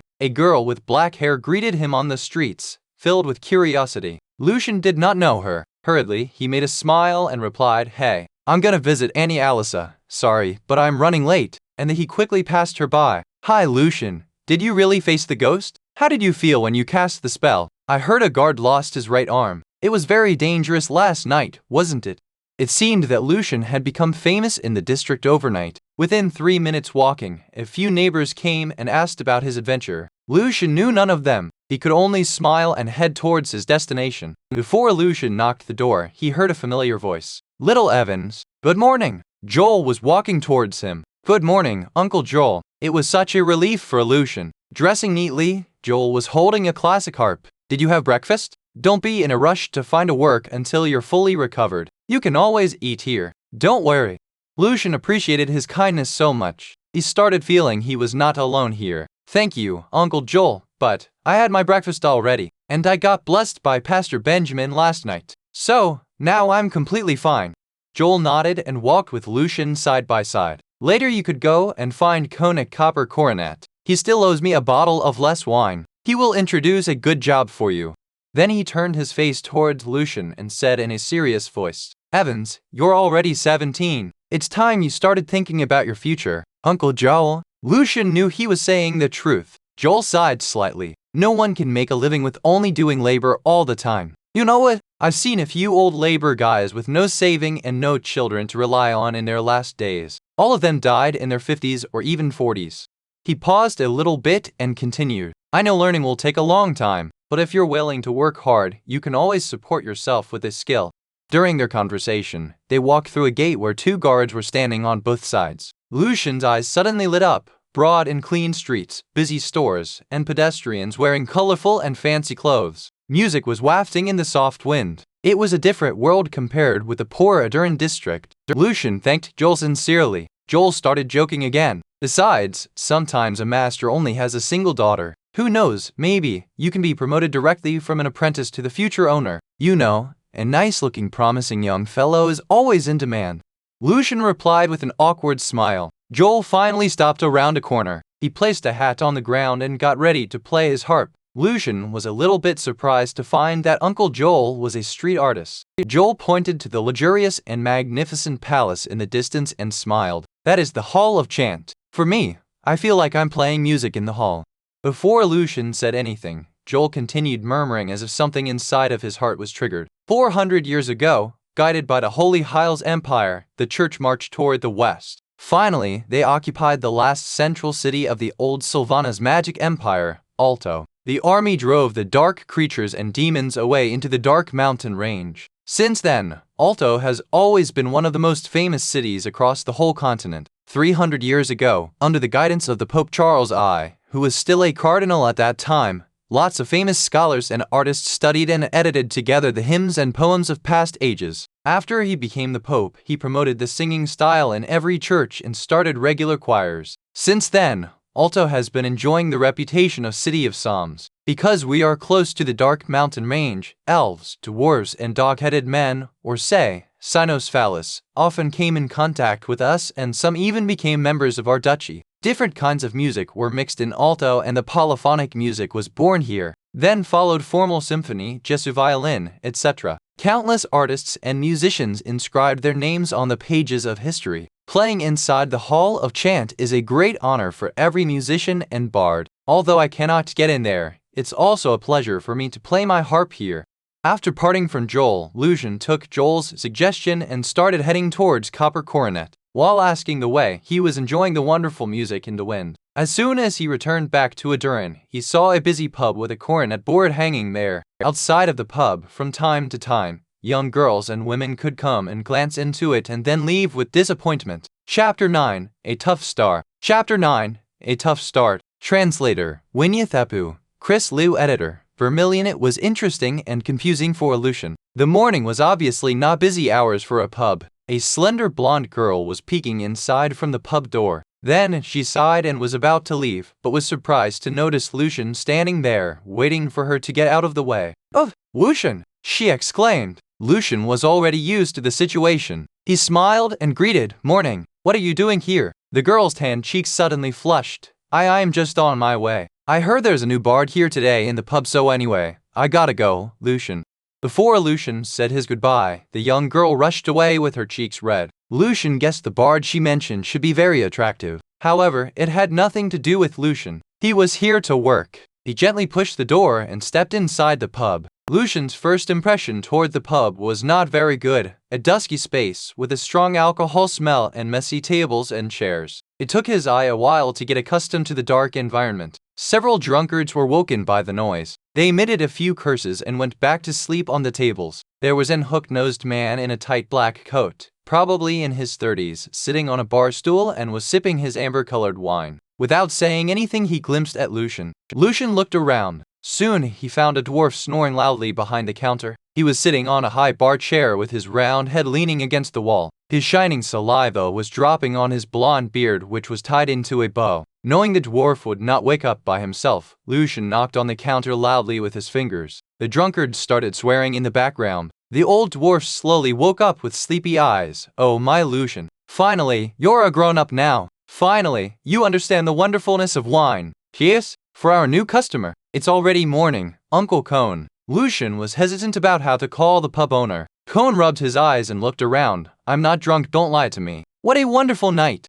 After quite a while, Cone finally sobered up. When Lucien asked about the jobs, Cone made a slightly pained look and said, I don't have really good ones now. All I got are some odd jobs. 9 o'clock tomorrow morning, let me see. 3 fells for carrying stuff from the grocery to the gate zone. But you know, you have to give 1 fell to the gangsters there at the end of the day. Then all you can get from the work is 2 fells, only enough for buying an old brown bread. Another thing, yes, here, the musician association's gonna do a cleaning today. You can rent a cart and help them with the garbage. You can get 8 fells after the rent, but also 3 fells to the bastards.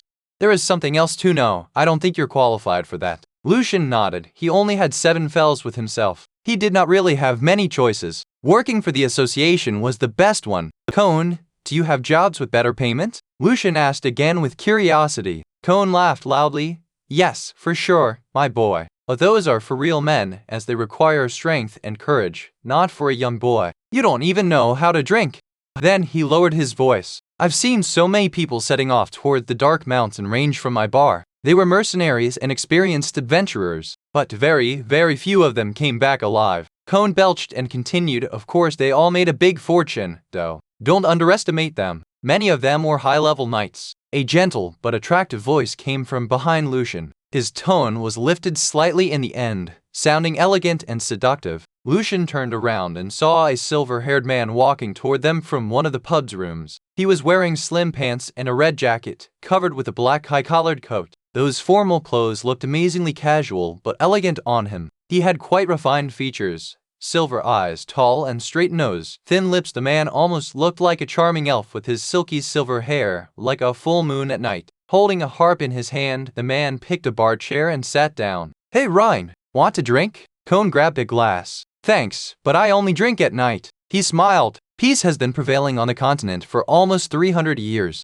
There are more knights than people need. The Duchy of Orvaret, the closest duchy to the Dark Mountain Range, is full of myths and mysterious treasures. Many new and honored knights come here to seek credit, honor, and fortune.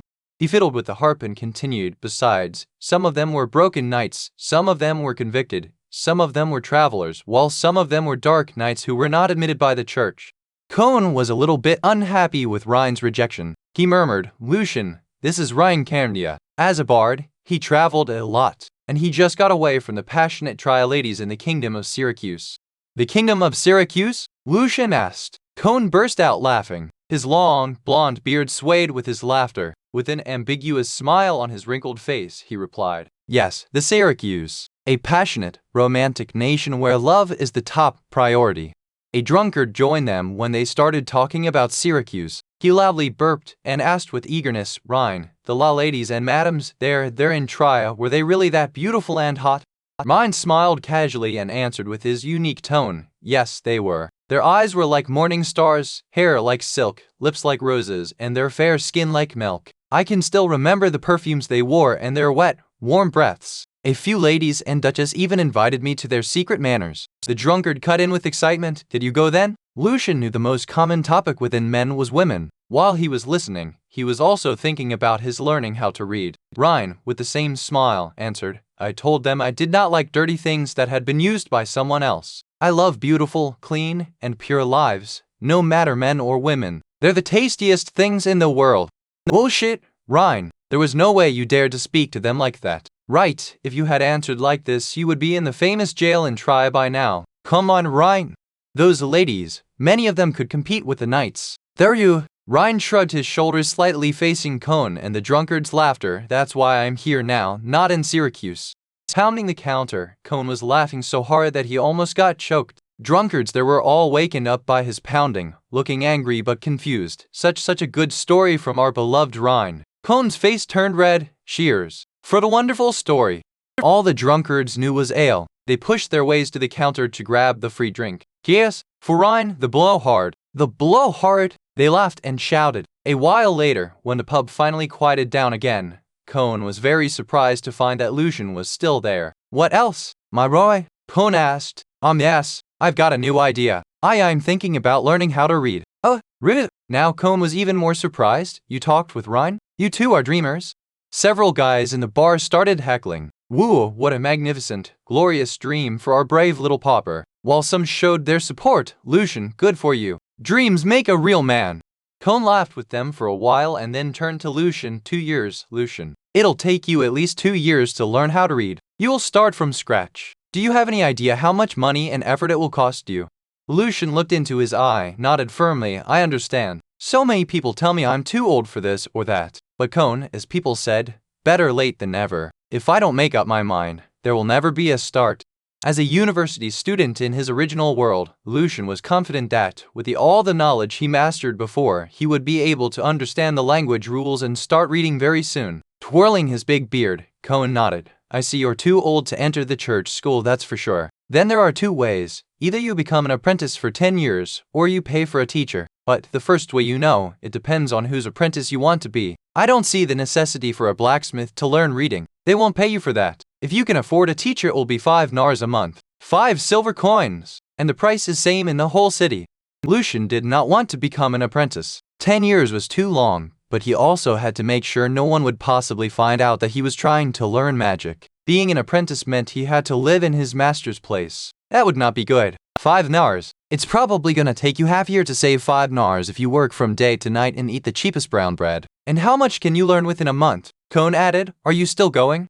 Lucien answered firmly. Yes, I am. 100 fells equaled to 1 nar. It was a tough start, but still possible. Chapter 10. The Musicians' Association. Chapter 10. The Musicians' Association. Translator. Winnie Thepu. Chris Liu. Editor. Vermilion. Lucien had read many novels about how to make big fortunes from scratch. Sadly, none would be helpful for him. 7 fells were insufficient to start anything. While the morning sun was shining on the market, Lucien was already carrying a heavy bag of goods toward the gate. No matter what great dreams a person got, survival always ranked first. Beads of sweat poured down from his face. His linen clothes were all wet. What's worse, the fat guy called Gutch kept nagging from the side. Damn it, child. Watch out. Don't ruin my stuff. He wiped his forehead with a handkerchief. Or you can just pay more to find someone else. Lucien fought back in his mind. At the same time, he was also glad that he could earn 1 more fell by doing all the work by himself. Finally, they reached the gate. Lucien laid the goods safely on the cart. Gutch reluctantly pulled out his purse and gave 4 fells to Lucien. He then paused and said, Young lad, you did a good job. The work will be yours next time as well. Lucien did all the work alone for a much lower price. No wonder, Gutch now forgot all his complaints. As soon as Lucien got his pay, 2 hooligan-looking guys approached them. We work for Aaron. I'm Andre. The brown-haired man identified himself. He had a scar on his face. Lucien was already prepared for this. He handed him a fell. The other guy just stared at Lucien and said 2. Lucien blurted out, but it should be 1. Everyone gives 1. He knew that he was in no position to argue, but he just could not stand being robbed like this. Usually, Gutch hires 2 people, so we charge 1 fell for each person. We charge you double cost. You did all the work alone. I don't see any problem here. Andre smiled like he was a decent businessman. A second later, Lucien lowered his head and passed the strong guy another fell. Lucien did not want to offend these gangsters. Smart boy. You know the rule. Some young lads, they love challenging us. But you see, we're still here while some of them are at the bottom of the Belem River. All right, Mag, let's go. Andre threatened him like it was usual and left. Of course, Lucien hated this. He was already prepared for this but still could not control himself. He understood that either high status or strength could help him get rid of all the suffering. I wish there were some magic potions in the notes that would help to improve my strength. Then Lucien tried his best to stop thinking. He knew that it was a dangerous sign, a sign that he was getting tempted to learn magic. Almost everyone in the city knew the unique design building of the Musicians' Association. Very quickly Lucien found a place called Sparkling Flame, assembled with lions, small towers, flying buttresses, stained glasses, and flame-shaped window lattices. The whole 5-floored building held a particular unsymmetrical and flamboyant beauty. A skinny middle-aged man with a mustache hurriedly came down from the stairs. "You're late. I told you 1 o'clock. This man was George. Cohn had already introduced him to Lucien. George worked for the association, and it seemed like he knew quite a few guys there. "George, there are still 10 minutes before the appointed time." Lucien pointed to the Golden Bell Tower in the wealthy neighborhood, whose minute hand still had some way to go from number 12. Waving his hands, George complained to Lucien, "The cleaners finished their job earlier. You gotta remove the rubbish piling up in the back as soon as possible. I don't want to piss the musicians off. Some of them still had a performance this afternoon." Lucien left his rented trolley to the guards and walked into the bright and grand hall. Covered with soft and thick carpet, the floor made no noise at all. There were just a few people walking across the cold, quiet hall. Following George, Lucien came to a waist-high counter in the center of the hall, behind which sat a green-eyed and pretty young girl. "Uncle George, is he your helper?" she greeted. While she was talking, she took out a tinkling purse and handed it to George. According to Lucien's estimation, approximately 40 fells were in there. However, after paying the trolley rent, he could only get 8 fells. Holding the purse in his palms, George grinned, showing his yellow teeth, and his eyes narrowed into 2 slits. "He is a good worker, although a bit young." Then he turned to Lucien. "I'll leave your pay with Andre. Just find him after you finish." Lucien nodded. He was not worried that George would keep the money himself. Even though the errand gang was overbearing, they too had to follow the rules. Cohn mentioned before that someone tried to keep some money, and later he had to compensate twice the amount. When Alina was about to find a servant to show Lucien the way to the backyard, a middle-aged man wearing a red, loose coat came in. She hurriedly stood up and bowed slightly. "Good afternoon, Mr. Richter." "Good afternoon, Alina," the man replied politely. He had blue eyes as deep as an ocean. "May I have the latest music criticism?" His voice was deep and rich. Lucien was surprised. He did not expect to find a newspaper in this world, and even specialized ones. What impressed him more was the polarization here, thinking about the fact that many people in Aduran were still illiterate. Lucien guessed not many people would buy newspapers. He also wondered how much the newspaper cost. Victor roughly went through the pages and gave Alina 10 fells. He then went toward the stairs after nodding politely to both of them, with the newspaper under his arm. After he left, Lucien asked Alina curiously, "The newspaper costs 10 fells?" Having worked in the association for a whole year, Alina was proud that she could share her knowledge with someone who was also from the same poor background like she was before. In the year 426 of St. Calendar, the Cardinal Adelaide enhanced the method for papermaking. Since then, the paper price continued declining. Now you can buy a dozen newspapers with just a couple of fells, but only members of our association can buy music criticism with 10 fells. Others, including nobles, had to pay a silver nar. Both music criticism and symphony news are the most authoritative music publications across the continent. She then continued, "Every piece of music and article is produced by brilliant musicians and scholars. This month's music criticism published the comments from His Majesty and Princess Natasha on the concert held last week in the Psalm Hall." Aside from showing off, Lucien's good-looking face was another reason why she kept offering so much information. For a moment, an exciting plan of robbing newspapers appeared in his mind. 5 nars could easily solve Lucien's problem. A second later he realized the thought was too ridiculous. No one would buy from him. Sure. Happy with Lucien's interaction, Alina kept talking. "You think it's too expensive? In places like Trier, Antefleur, Effi, Tilly's, and Anadur, these newspapers are very popular. People there honor Alto's music very much and would even pay 1 gold thael for an old one."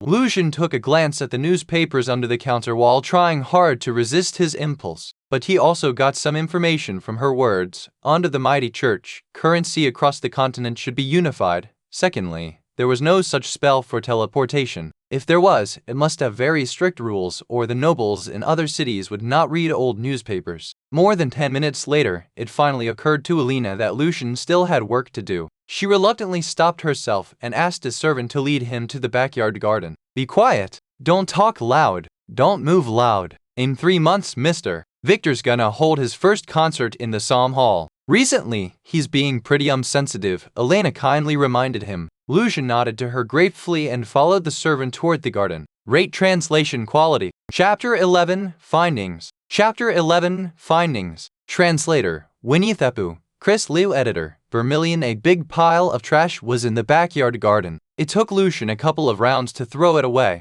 To keep the city clean, there were people collecting trash every morning, but the fancy association just could not tolerate the trash piling up in their garden for a whole day. After finishing the work, Lucien sneaked into the hall and moved around the margins of the round hall toward the gate.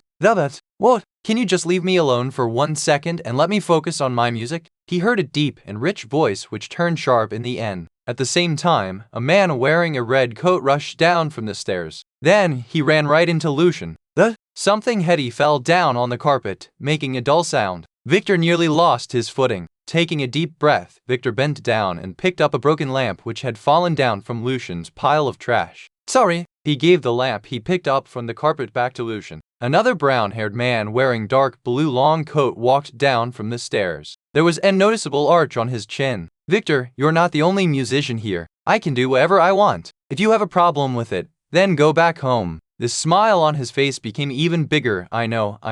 There are only 3 months left before your concert. And I understand. I'm so looking forward to it. I'll write an article for you on music criticism, especially for you. Master, let's see when you can have your own concert. Swearing in a low voice, Victor turned around and left the hall quickly. The moment Victor turned his back, the smile disappeared from Wolf's face. He walked back while murmuring, "It should be mine." After seeing their argument, Lucien continued carrying the trash to the gate. Then, he saw the broken lamp decorated with fancy patterns and the bottom of the lamp was made of metal. Dumping the trash into the cart, Lucien picked up the lamp. It felt like copper, but more flexible. It would probably sell for several fells at a smith's shop. For a poor guy like Lucien, everything he saw would be related to money. Wait, maybe I can find more useful items like paper or quills in this pile. Now, this pile of trash was a treasure for Lucien. His heart was full of surprise and excitement. Although the rich people would not even bother looking at it, for Lucien this was his first chance of changing his life. 5 silver nars was sufficient for 1 month's educational cost. Besides, he got an entire library inside his mind which could be constantly expanded.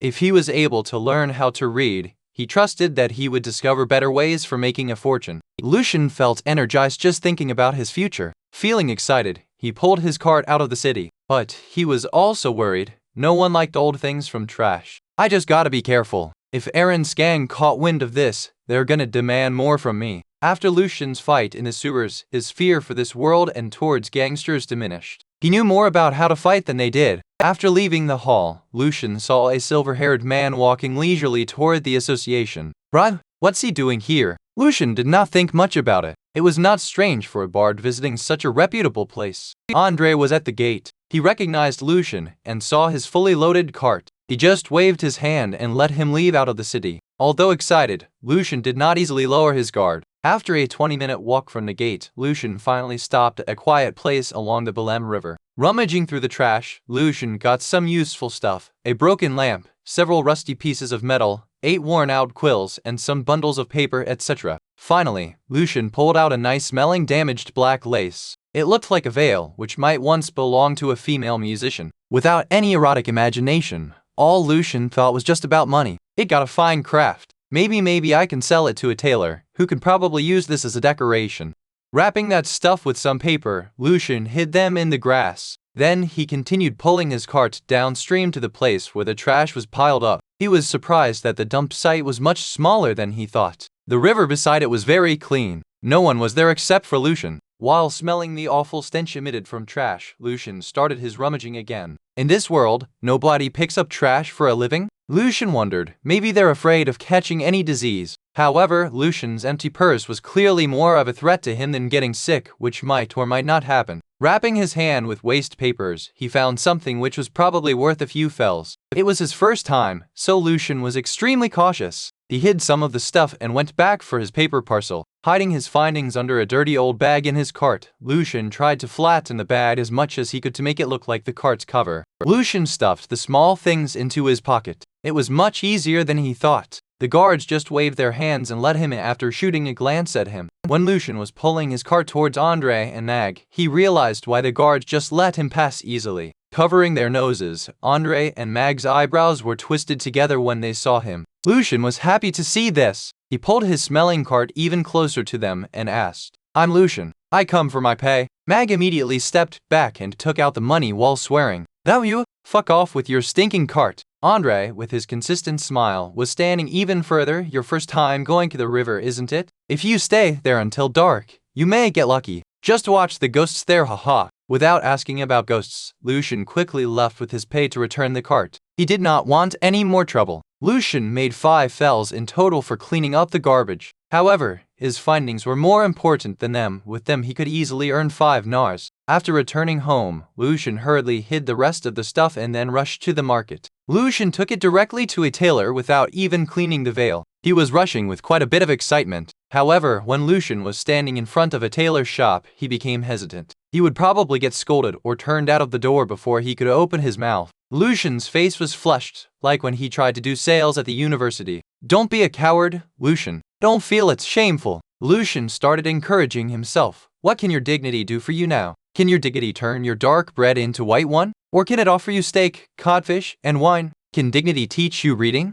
Lucien had experienced quite a bit after coming to this world. He had even wobbled on the borderline of death. He quickly made up his mind and walked into the shop with firm footsteps. An old man wearing glasses was sitting in the shop. Noticing Lucien entering, he asked with confusion, "Yes?" Lucien's dressing obviously showed that he was too poor to even visit an expensive tailor. Smiling with a great enthusiasm, Lucien rubbed his hands. "Hello, sir. I got a nice black lace, and I was wondering if you're interested in it." Before Lucien could finish his words, he was cut in by the old man fiercely. "A fine black lace from you? Get lost, you damned thief!" He walked out of the counter and pushed Lucien out. "I, old Foral, am a decent tailor. I only buy clothes from the Lotzi."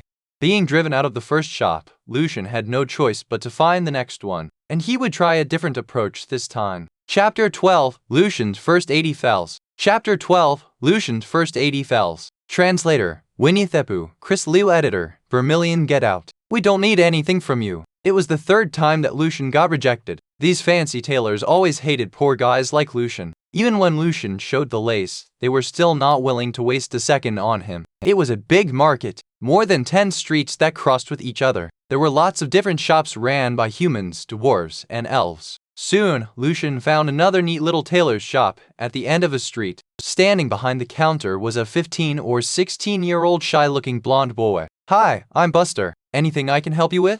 Yes, could you take a look at this lace, please?" Lucien placed the veil on the counter. Buster gently rubbed it with his fingers under the light and got surprised. "Sir, it's the Black Nightingale from the Kingdom of Home. Where did you get it?" Like other tailors, Buster knew Lucien could not afford this lace. Sometimes, even rich people might not be able to buy a small piece of Black Nightingale. All noble ladies wanted it. Lucien lowered his voice. "Don't worry, that's clean." A 30-something-year-old man walked out from behind. The thin-faced man was McDowell, the owner of this shop. Lucien was surprised that they did not immediately drive him away, which was a promising signal. Yes, I swear in the name of God. You see there's a hole in it. It was abandoned by a noble lady and I just happened to find it. Turn it into a decoration on a dress or a band. I think with your hands, you can definitely make it become eye-catching again, sir." Lucien added eagerly. Taking the lace from Buster's hands, McDowell had a close look. After a moment's thinking, he asked calmly, "How much do you want then?" Lucien clenched his fists in excitement, but did not dare show it in his face. "Come on, Lucien, you fought with the huge crazy rats before. Stay calm."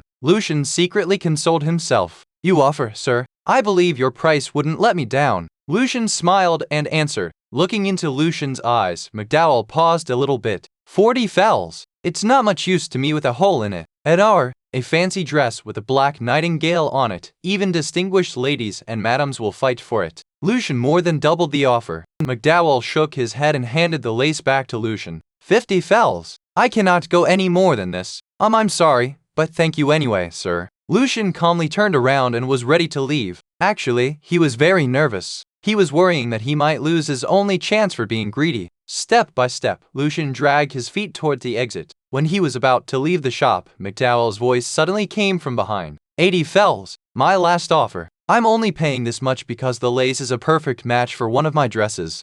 "Great!" Lucien waved his fist joyfully and then he turned around and smiled. "Deal, sir." Tinkling coins bulged Lucien's pocket. For Lucien, nothing was more lovely than getting rich. I don't know you, and I don't care either. What if in the future you got some good stuff like this, you could bring it here as long as it's clean. McDowell added, Sure, sir, thank you. Lucien slightly bowed and smiled. After stepping out of the shop, Lucien found the sunshine was very brilliant under the amazingly blue sky. Breathing the fresher than ever air, Lucien found this world was kind of lovely as well. 80 fells was pretty decent for him. For Lucien, he found his idea of collecting money actually worked. This was even more important to him. Ivan was waiting for Lucien near his home. He waved his hand as soon as he saw Lucien coming. Lucien, there you are. My mom sent me to invite you for dinner. My brother's home.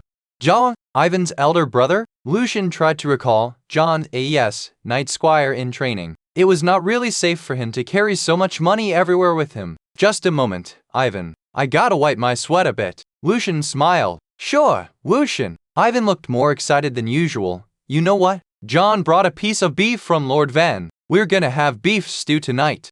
His little dirty face was full of excitement and expectancy. I haven't had any meat stew for quite a while. Actually, little Ivan's family was not as poor as most people living in Aduran. As a busker, Joel's income could vary sometimes, but it was still better than labor's. Alice worked as a laundry maid as well, but they were always saving for John's training back in the days. Old Evans, Lucien's father, helped them quite a lot before. After hiding the money safely, Lucien quickly washed his face and followed Ivan towards Aunt Alice's place. A bunch of neighbors were gathered in front of the cabin. Little John's now the sworn knight squire following Lord Van, isn't he?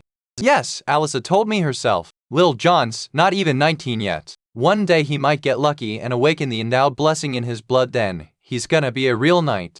Then no more Little John. We shall say Lord John. John can also be the commander of the city guard as a sworn knight squire now. Joel and Alice are so lucky, they must be very proud of their son.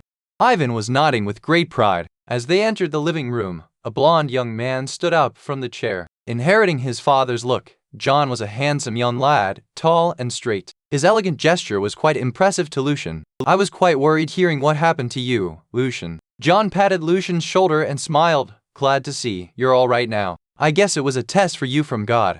Although he was just 1 or 2 years older than Lucien, John appeared much more mature. His grey knight attire also made him quite out of the ordinary. Thanks, John. It was not a big deal, really. Auntie Alice always worries about me. Lucien nodded. When they sat down around the dinner table, John laid his hand on Lucien's shoulder. Why do I feel strangeness between us? Come on, we are best friends. I guess you changed quite a bit since you left home. Lucien was a little bit nervous. John nodded seriously. Yeah, I'd say so. Training there changed me a lot, both physically and mentally. It was very hard, but I gained a lot from it as well. Dinner was not a feast. They only got beef stew and roasted fish on the table, but for Lucien, this dinner was beyond delicious. He devoured his serve and even bit his tongue a few times. The happy reunion was so sweet that Joel even got a rare chance to enjoy his beef with ale. Alice talked even more during the dinner. Most of the time, she was the only one who kept talking all the way. A couple of words from Joel, Lucien, or Ivan were enough to keep her going. According to the rules of a knight, John did not talk very much. I'm stuffed. The happy dinner ended with little Ivan's loud burp. John smiled and shook his head. Ivan, eating too much is bad for you. Then he turned to Lucien. Have you got any future plan? He asked, carefully arranging his words. Lucien nodded. Yeah, it was still unclear, but I don't want to live a life like what I'm doing now.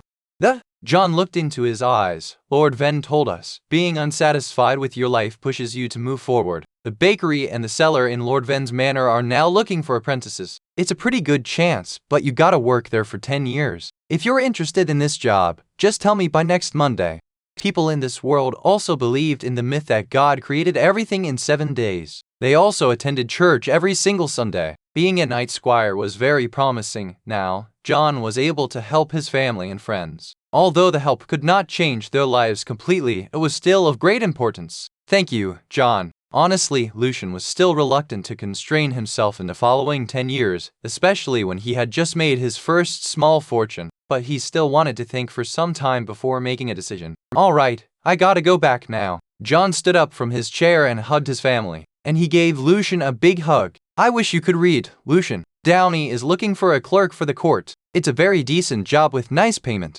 I'm planning to start studying. Lucien seized the chance and told John. John was quite surprised. Soon, he smiled and nodded. I'll see if there's any chance for you. Lucien thanked John again, sincerely, but he also did not place all his hope on John. He had to work on his own. For the following 3 days, Lucien did not find anything valuable like the Black Nightingale, but he still managed to save a gnar and 64 fells. Now, he was walking toward the city gate as usual, with great confidence. Looking at Lucien's back, Andre nudged Mage a bit. Why does he leave the city every morning? Leave the city? An amiable voice came from behind them. Andre hurriedly turned around, looking serious. Morning, Jackson. Jackson Reoders, one of the leaders of the Aaron gang, had a kind face, but his craftiness and treacherousness could definitely place him at the top of the group. Chapter 13. Sudden Attack. Holding his chin, Jackson put on a kind smile. Morning, Andre. What's going on here? Not a big deal, Jackson. Andre responded in a flattering way. A guy is recently going outside of the city every day. I was just wondering. Interesting. Does he carry anything with him? Somehow Jackson's smile was kind of frightening, which for a moment gave both Andre and Mag goosebumps. Mag believed in both the god of truth and his own fists and claimed that he carried 1/16 of the savage blood from Yeren Highland.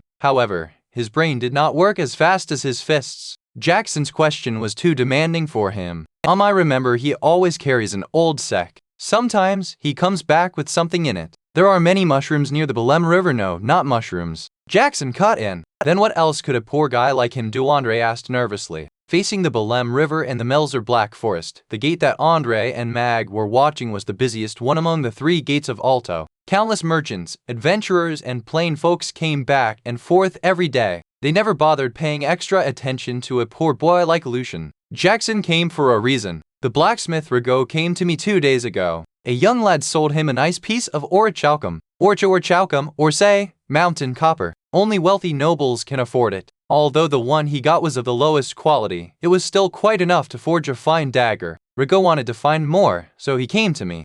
Lucien sold that? Mag asked directly. Jackson slightly nodded. He was careful. The metal was polished so Rigaud couldn't find any clues. It took me a whole day to find him, but he visited a couple of smiths. They remembered him. And you know him as well. Perfect. Jackson, then what should we do? Andre asked eagerly. Follow him and find where he found the mountain copper. If he notices you, beat the shit out of him and then ask. His money is all yours. Understood, Mag answered before Andre. It had been more than 2 weeks since he gave someone a good beating. He always got excited when it came to beating someone.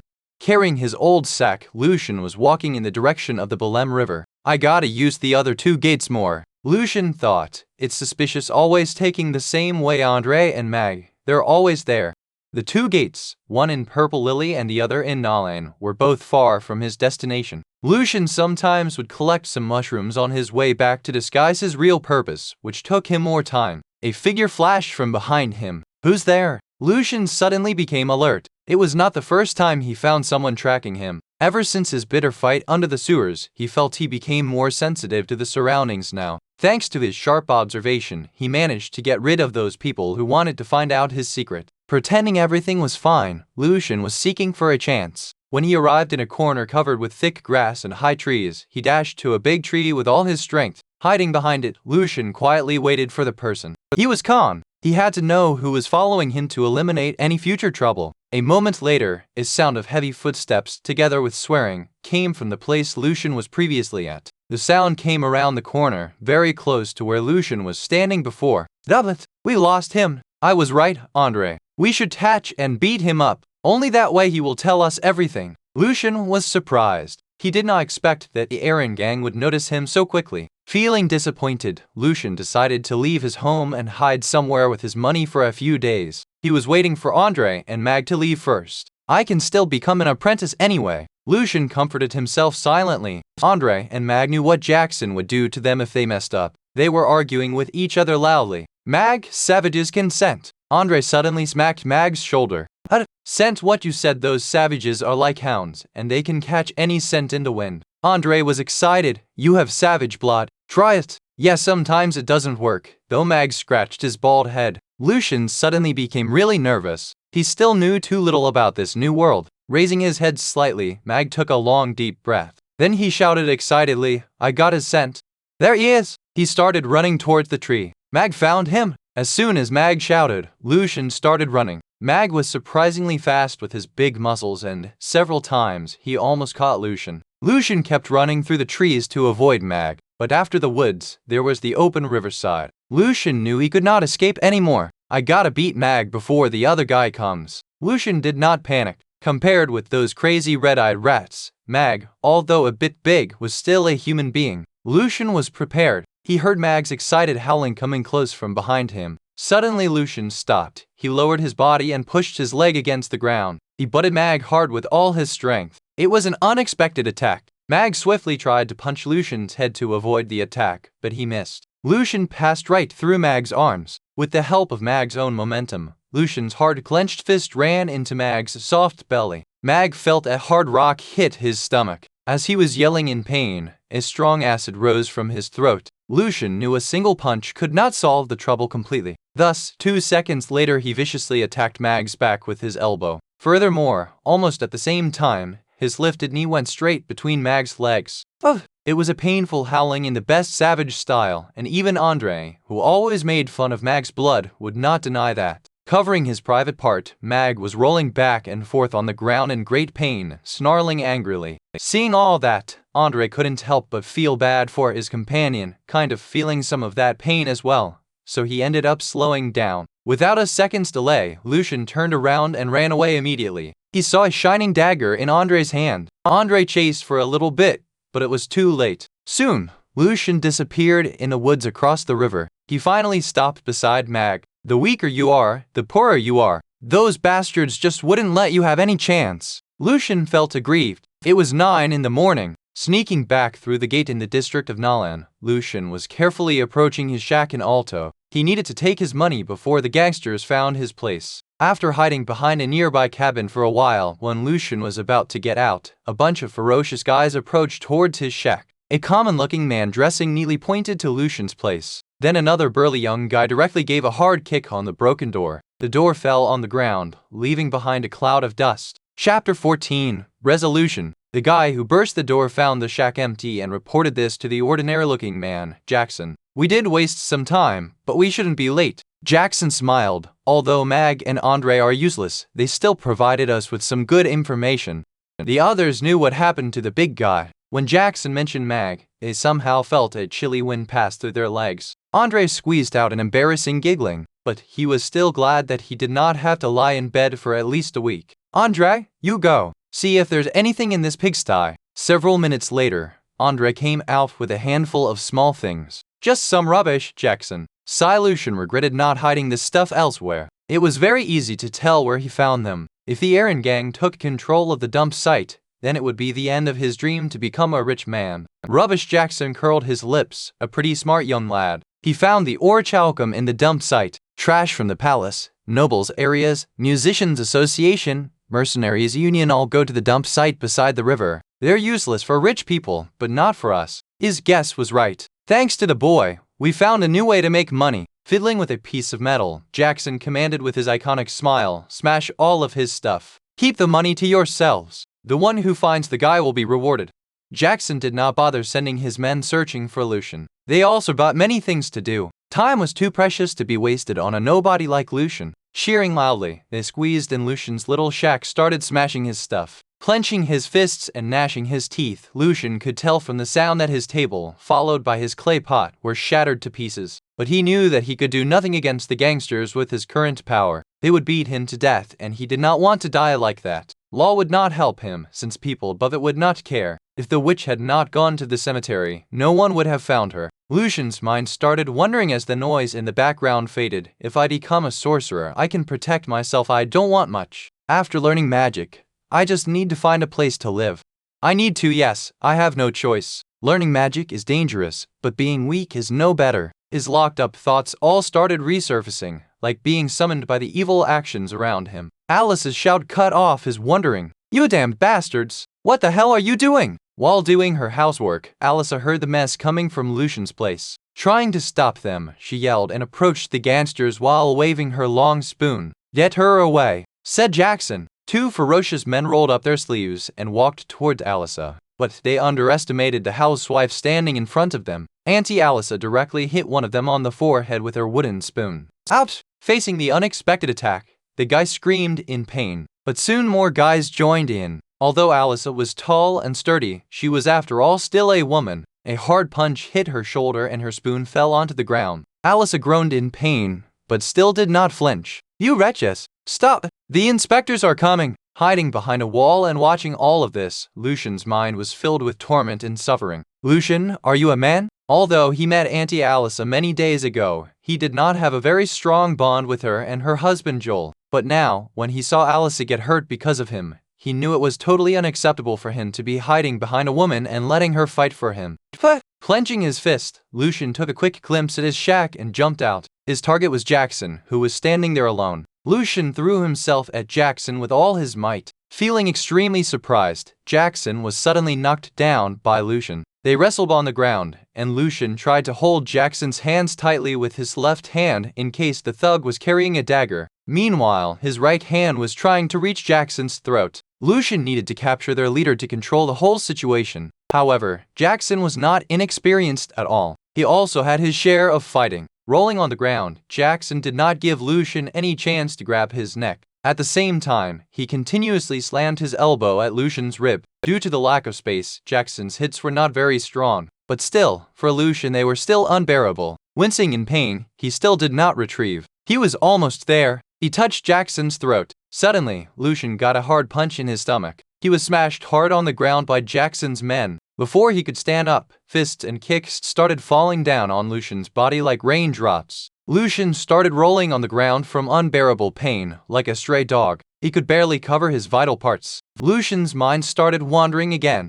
Everything seemed unreal and was fading away like in a movie. Auntie Alyssa's crying voice came from another world. "Stop! Stop!" At that moment, Lucien made up his mind. Whatever it took, he must become strong. Jackson was standing on the other side, looking at Lucien rolling back and forth on the ground. He trampled him hard and stopped his men. His friend is a knight squire. Let's not bring ourselves trouble. Although it was rumored that Ross and Aaron had some connections with a high noble, the gang still had to be relatively disciplined, or it would be eliminated by the church or nobles in no time. Lucien was lying on the ground with blood coming out of his nose and mouth. Jackson smiled to him. "Actually, I respect your courage and intelligence. I really do. But, my boy, don't be too greedy. I hope you understand what's yours and what's not."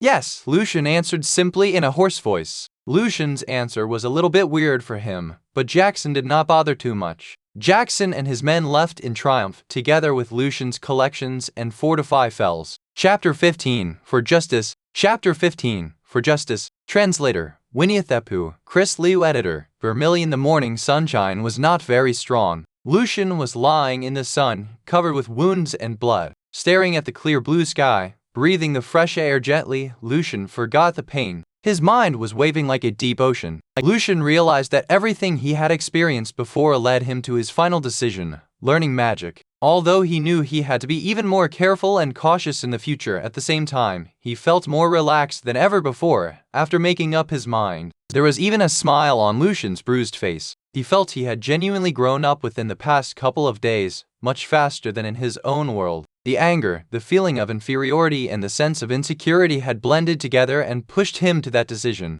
And he was also gifted with the library. So why not? Lucien asked himself, feeling relieved from his long-time repression. "My poor Evans! Oh, my poor Evans! Are you all right?" Alyssa tried to hold Lucien's hand. The slight movement of his arms and legs made Lucien wince in pain. "I'm okay, Auntie Alyssa. They didn't want to kill me, fortunately." Auntie Alyssa held Lucien's arm and led him back to her place. She kept swearing with great anger these bastards would be hanged and tortured in hell by endless flames.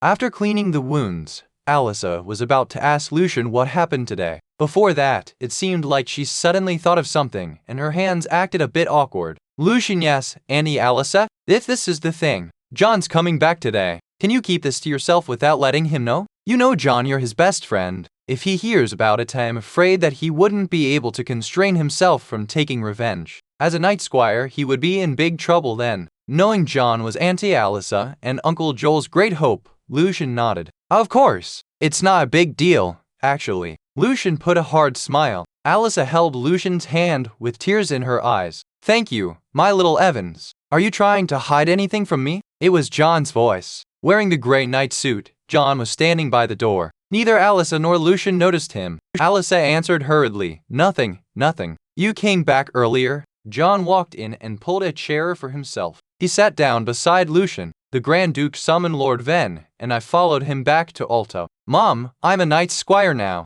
I'm not an imprudent young boy anymore.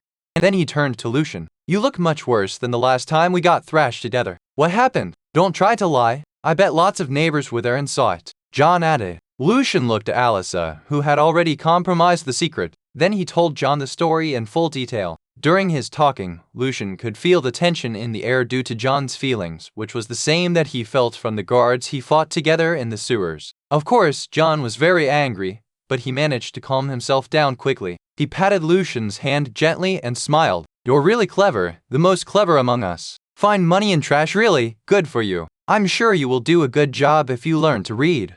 Then, shrugging his shoulders, John went outside of the room and fetched a long wooden club from the kitchen. Oh no, Alice aside. Mom, you know I gotta do this for my friend. But John, Lord Ven won't be happy about this. John Lucien hurriedly asked. Don't go. It's not a big deal. Look at me. I'm okay. John turned around and shook his head. Lord Ven always told us, as a knight, one is supposed to protect the weak and fight against the violent. As a squire, I already regard myself as a knight and try to follow the knight's belief.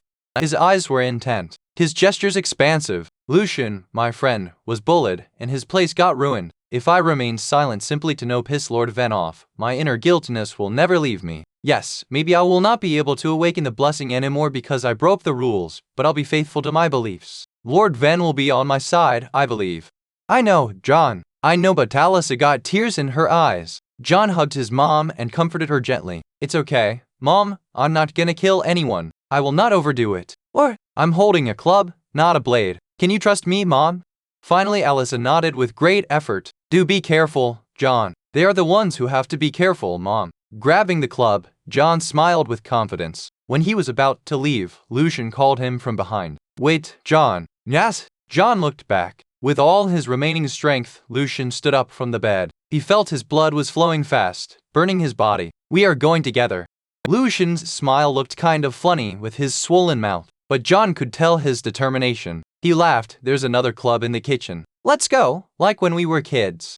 Holding the club, Lucien comforted Auntie Alyssa in a low voice when he passed by her. I'll watch him. Don't worry. It was easy for them to find out where Jackson and his men went by asking around. When they were on their way, John asked Lucien, all of a sudden, do you believe in justice, Lucien? He sounded confused. Yes, I do. Why do you ask? John lowered his head but did not stop. I do too. But Lucien, I am not as noble and brave as I claim to be. I did this only because you're my friend. If it was someone else, I don't know. I don't think I would. I'm used to picking my fights well, avoiding doing anything that would be beyond my capability. I'm selfish. I only want to protect my family and friends. I'm a coward, am I not?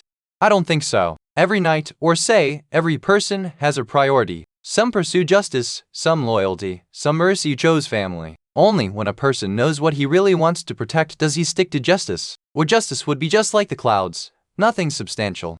Lucien just realized that John was still a young lad like himself, no matter how mature he appeared to be. Thanks to the book about the knight's spirit from his mental library, he was scrabbling up his sentences to comfort John. Now he was much better at looking up information among all the books in the library. You really think so? John still looked puzzled. Sure. If you're capable, will you protect the weak, fight against the wicked, and uphold justice? If I'm capable, of course I will. So you're still a knight of justice. If you were not capable, you would fight and die for nothing. You gotta be able to protect yourself first. Only then you can protect those who need your help. Lucien felt he was quite suitable for being a mentor. John seemed relieved, and he started smiling. Every time I asked Lord Ven about this, he told me I was too inexperienced to understand. But Lucien, you've grown up too. You're good at comforting, and maybe you're right, but I'm still longing for the genuine justice. Once, Lord Ven told us a story about a legendary knight sword. The sword had divine power inside, but looked just like the common ones. Its hilt was made purely of wood, without any gems, pearls, or anything out of ordinary. The nobles and the high-level knights wouldn't take a second look at the sword. John's eyes were on the far distance and he continued. But actually the sword was far more powerful than they thought, especially when it was used to fight against evil. What impressed me most was the words engraved on the sword. Justice is pale compared with splendor and power, but everyone can be its representative, wealthy or poor, intelligent or illiterate, warrior or farmer. Justice is pale, but it is everywhere. Pale Justice, that's the name of the sword. It disappeared along with a Grand Arcana Knight into the dark mountain range. John became excited. His depression was gone. Lucien laughed. Then our slogan today is gonna be for justice. For justice. John waved his club. A few minutes later, they saw Jackson, who was walking on the broad street of the market. A bunch of guys were still following him. Chapter 16, On the Streets. John stopped and turned to Lucien. You just got injured, and you haven't received any formal training. Remember, Lucien, don't panic, and don't stop moving. We will keep changing positions. Don't let his men surround you. Use your club to keep them away, so their daggers won't harm you. You hear me, Lucien? John tried to advise Lucien as much as possible. He was worried that Lucien might lose control and launch an imprudent attack. However, Lucien had some decent experience before. No worries, John. I've survived an invasion into a witch's chamber before. Hiding their clubs behind their backs, they approached Jackson in a quick pace. It was a pretty busy street in the market, only 10 minutes away from one of Aaron Gang's hideouts. Merchants, mercenaries, and adventurers were gathering there, so no one paid attention to them. They looked at each other when they were just a few steps away from Jackson, nodded, and dashed toward the gangsters holding the clubs tightly in their hands. Lucien recognized the guy who kicked him hard. Without a second thought, he wielded his club right toward the thug's head. If you're not trained or not strong enough, wield it hard with all your might. That's what Lucien learned. Before the guy could notice, he got bludgeoned bitterly in his lower jaw. Then he passed out and fell onto the ground directly. John, on the other side, quickly got rid of another guy. As a knight squire, John was really good at it. Although he did not aim at the head, his precise strike directly dislocated the guy's right arm. 2 guys were down, but the harsh scream from one of them drew the other's attention. Jackson was surprised, but his eyes became vicious in an instant. His men pulled out their daggers. The sharp blades reflected the surrounding light. The pedestrians started scattering away quickly, leaving them more room to keep moving. Lucien and John kept running into different directions. They could not stop. The key to this strategy was not to spend too much time on a single enemy in order to make sure they wouldn't be flanked. The strategy worked quite well. One more of the thugs was rolling on the ground, but it was also very hard to keep moving all the time. John was constraining himself. He did not want to be in trouble for hurting someone seriously, but his concern became his weakness. Some guys on the ground were still in conditions to fight and seized the chance to pull out their daggers and stab John's ankles. Busy dodging their low blades, John did not notice the others moved to surround him. Thanks to John's refined fighting skills, he barely avoided several strikes, but the circle of daggers was getting tighter and tighter. Lucien turned back to help John, his club whistling directly toward the back of a thug's head. Johnny, watch out! Warned by the other gang members, the man named Johnny dodged by bending forward quickly and avoided Lucien's attack. However, that was enough for John, who seized the chance and broke the formation through the gap left by Johnny. However, the latter jumped up immediately and made the movement to throw his dagger at John's back. Before the dagger flew away from his hand, Lucien pounded bitterly into Johnny's backbone. This time Lucien did not run away. Instead, he waited for a second chance to strike Johnny. Suddenly, a cold feeling came from Lucien's own back and immediately turned into agonizing pain. A dagger cut him badly, but Lucien did not panic. He knew John would not hold his hand anymore, and a determined and angry knight squire would be unstoppable when facing a bunch of gang bastards. Unlike Lucien, John never missed. Wielding his club with anger, he came to support Lucien. Watching the battle unfold, Jackson took a step back and started escaping. You guys stop them, he shouted while running. The rest of his men started stabbing crazily. The shining blades came from different directions. Lucien got another cut on his right hand and the blood came out immediately. His club almost flew out of his hand. Are you all right? John stood in front of Lucien, sheltering him from the enemies. I'm okay. Lucien shook his head. We gotta stop Jackson from bringing reinforcements. John nodded. Remember, use your club to keep the daggers away from you. Follow me. He struck down once more and started chasing Jackson. The rest of the guys slowed down and did not pursue any further because they saw Jackson was already quite a distance away from them. However, after becoming the overseer, Jackson gained some weight from the lack of proper exercise. Thus, he ran slower and slower. Keep moving, almost there. Jackson encouraged himself. Unfortunately, John, a squire in perfect shape, had another plan in mind. He was slowly gaining ground and, when the distance was proper, he swung his club with all his strength right into Jackson's back. Jackson felt like all his guts almost gushed out through his throat. With a loud groan, he fell on the ground, twitching in great pain. Then a night boot stamped hard on his back. Lucien arrived a while later, panting heavily. He was more than tired after all the running and fighting, especially because of the bleeding wounds that covered his body. It was his anger that was keeping him up all the way here. Before Jackson could make any threat, John turned him over with his boot and pointed downwards, smiling and gasping. "You first, Lucien." "Thanks, buddy." After taking several deep breaths, Lucien raised his club high and took a mighty swing at Jackson's face. "How dare-o!" Several teeth burst forth from Jackson's mouth, preventing the rest of his words from coming out. He was choking in his own blood. His ears were buzzing, his eyes were seeing stars. It was a effing hard one. "Those damn little bastards. What do you want?" Jackson lisped with a mixture of blood and saliva in his mouth. With a great dizziness, he noticed his voice was like coming from another world. "We want nothing more than justice." Kicking away Jackson's dagger, John answered seriously, "You beat Lucien and my mom, which we've paid you back. And you also robbed him and destroyed his place. You gotta compensate."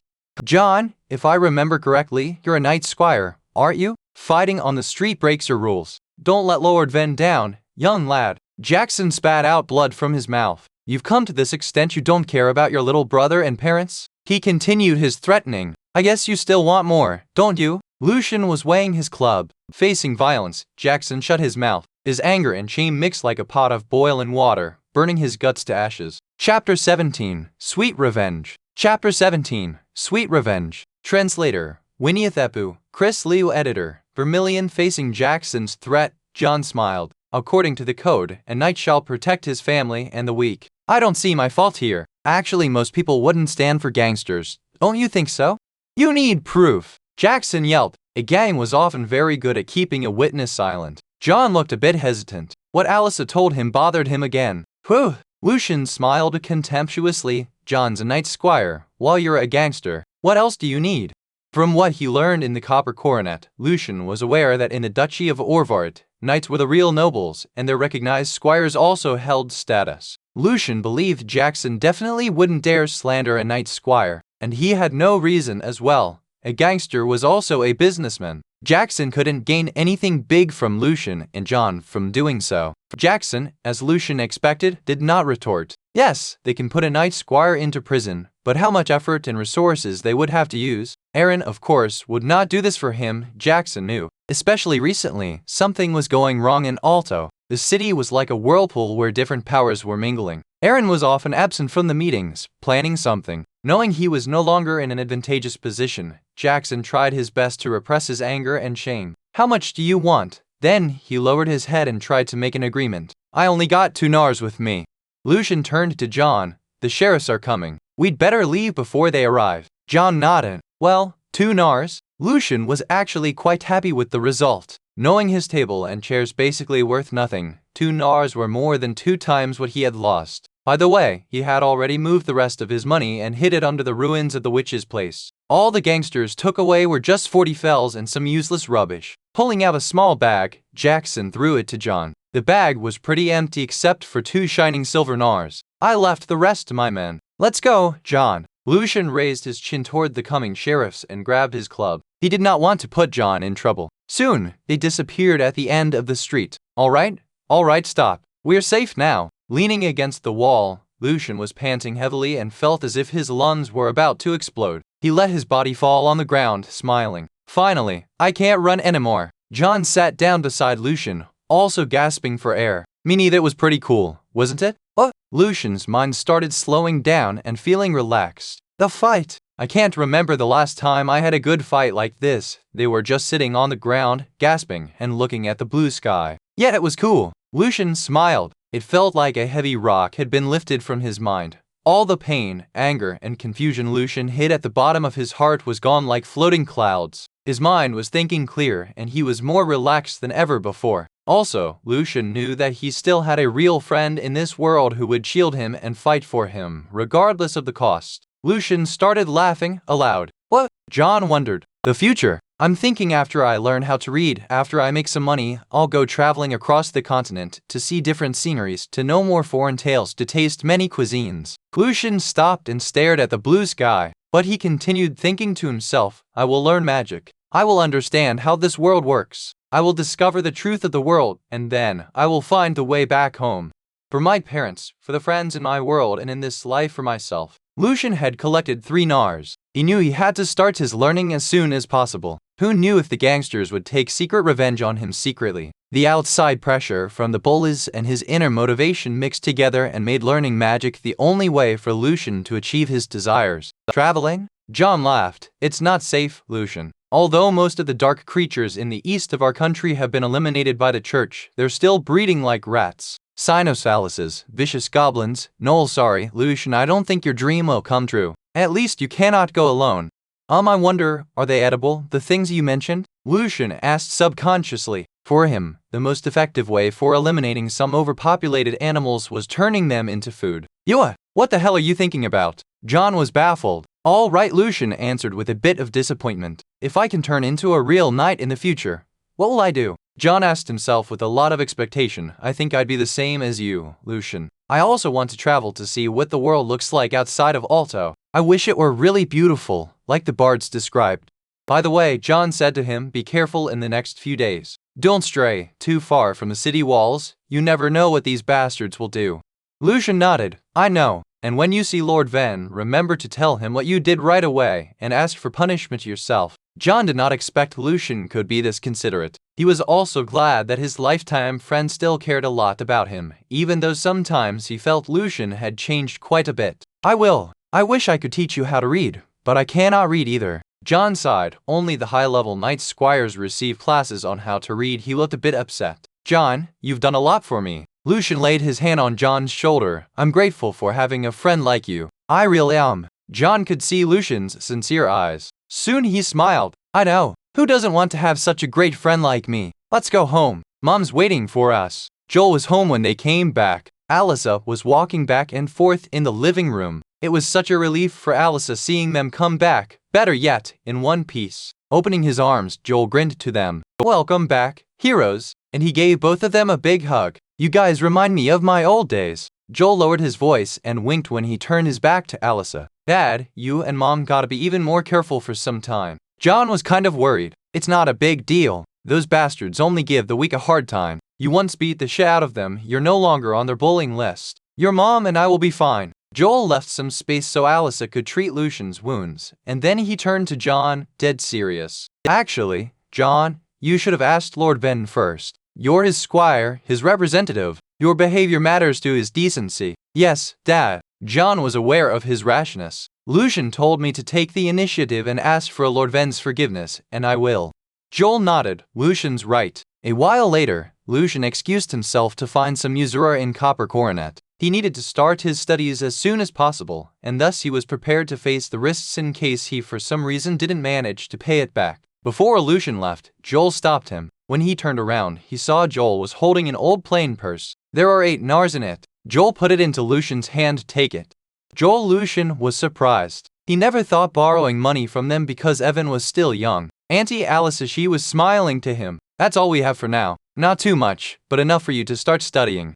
But Lucien's eyes became filled with tears on the verge of falling. But this is all your savings. I can't. Joel laughed. Before your father passed away, he helped us more than we could ever hope for. Now, you are in need. It's our responsibility to support you. After you learn to read, and then find a good job, you can pay us back easily. I'll work hard. Lucien nodded with confidence. All the money you have now can pay the fees for 2 months. If we work together, at least you can have a teacher every 3 or 4 months. That's my plan. Joel had regarded Lucien's study as their shared responsibility. Lucien grabbed the little purse tight. Tears were falling from his eyes. Thank you, Uncle Joel, Auntie Alyssa, and you, John. At the same time, Lucien made up his mind to pay them back with a better life. After learning some magic, Lucien knew he had to leave Alto as soon as possible. He could not put this family under any kind of risk. After leaving their place, Lucien still headed towards Copper Coronet. But this time, instead of finding an usurer, he was looking for a teacher. Chapter 18, Acquaintance. Chapter 18, Acquaintance. Translator, Winnie Thapu. Chris Liu. Editor, Vermilion. The afternoon sunlight sent some light into the noisy pub. Bards were singing and mercenaries were talking loudly. Lucien noticed that there were beautiful women sitting beside the bar tables. Pushing through the crowd, Lucien finally squeezed his way to the counter. Any drink? Cone asked without raising his hairy head. It's me, Lucien. Cone was surprised when he saw Lucien's face. What did you do to yourself? His beard was slanted with concern. Wade Jackson came and asked about you earlier. Are you in trouble, my boy? Lucien was not quite willing to repeat what happened one more time. I'm fine, Cone. The problem was solved. I am here to look for a teacher who can teach me how to read.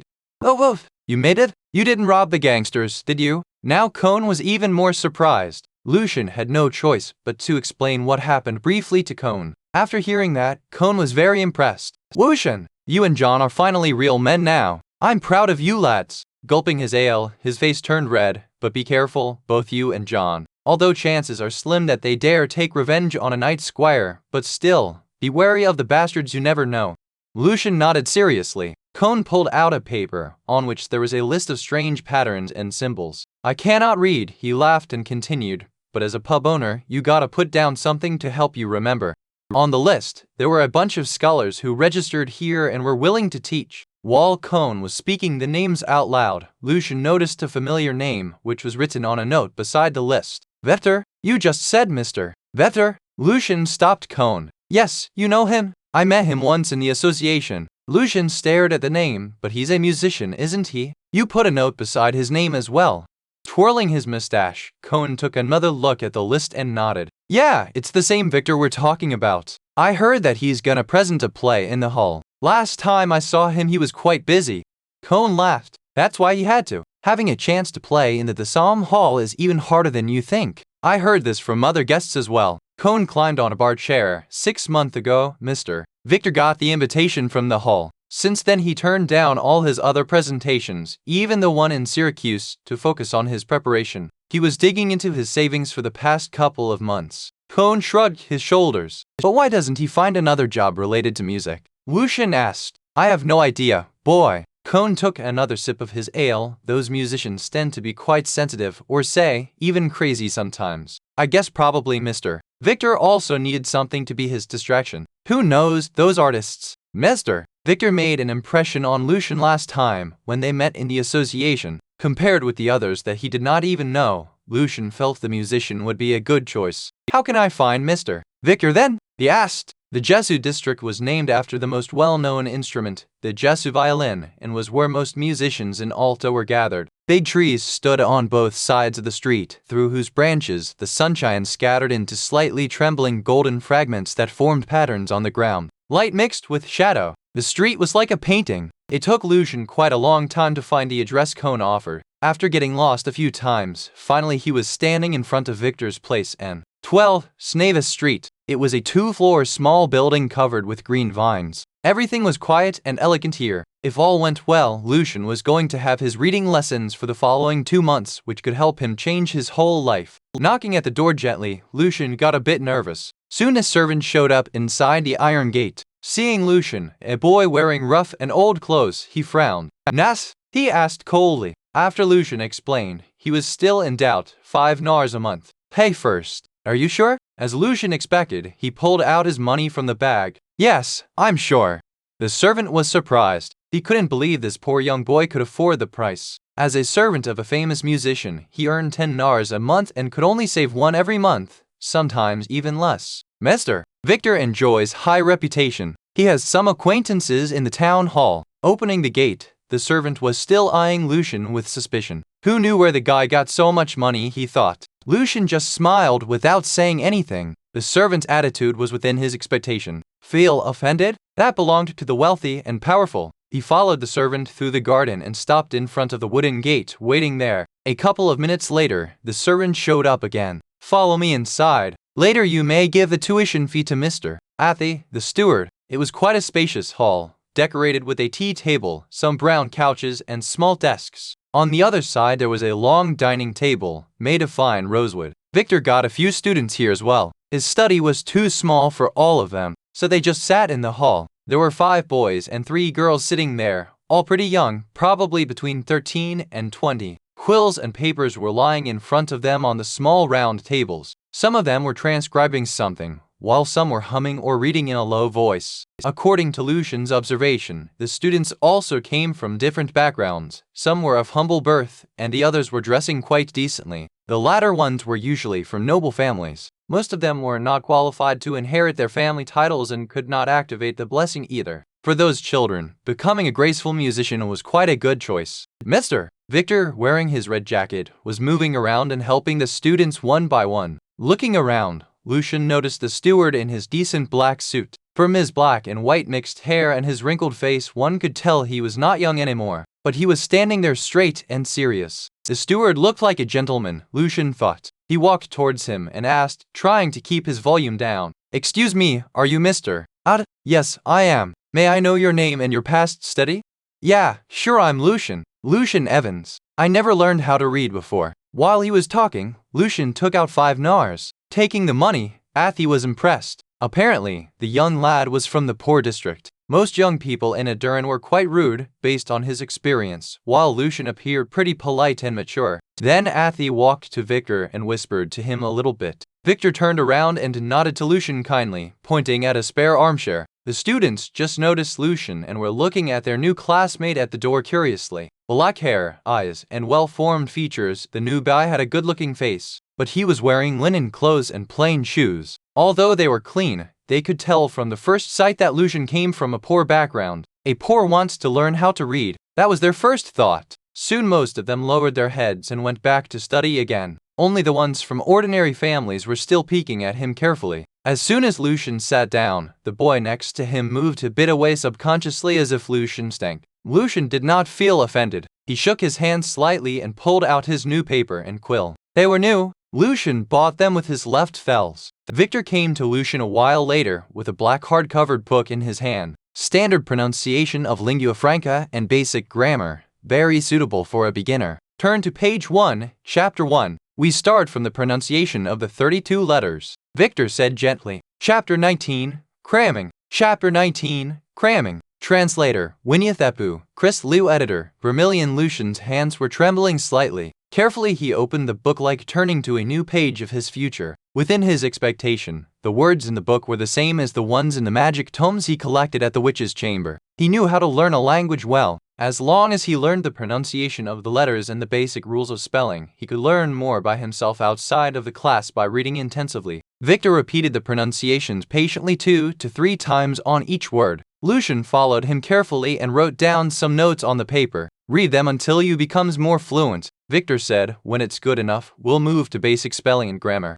What he said was actually more like an encouragement. As a beginner, it would be almost impossible for Lucien to match the sounds and the letters in such a short amount of time. The notes Lucien jotted down were Chinese characters. He tried to relate these letters with his mother tongue, just like he had done when he started learning English. Again, Lucien read through it and he stayed focused, so the knowledge would enter his spirit library. As expected, a new shelf labeled Common Tongue appeared, on which there was a black hardcover book full of the strange characters, the same one that was lying in front of him on reality. Lucien opened the book in the library but found out only the first few pages were there, and the rest of the book was simply blank. He went through the book on the table quickly, and as he imagined, the spiritual version became complete instantly. Yes, Lucien cheered in his mind. With the help of the library, Lucien became more confident. It was very hard from the beginning. Several times later he became better and better. After what seemed like the 15th time, he got finally satisfied with his ability to remember them.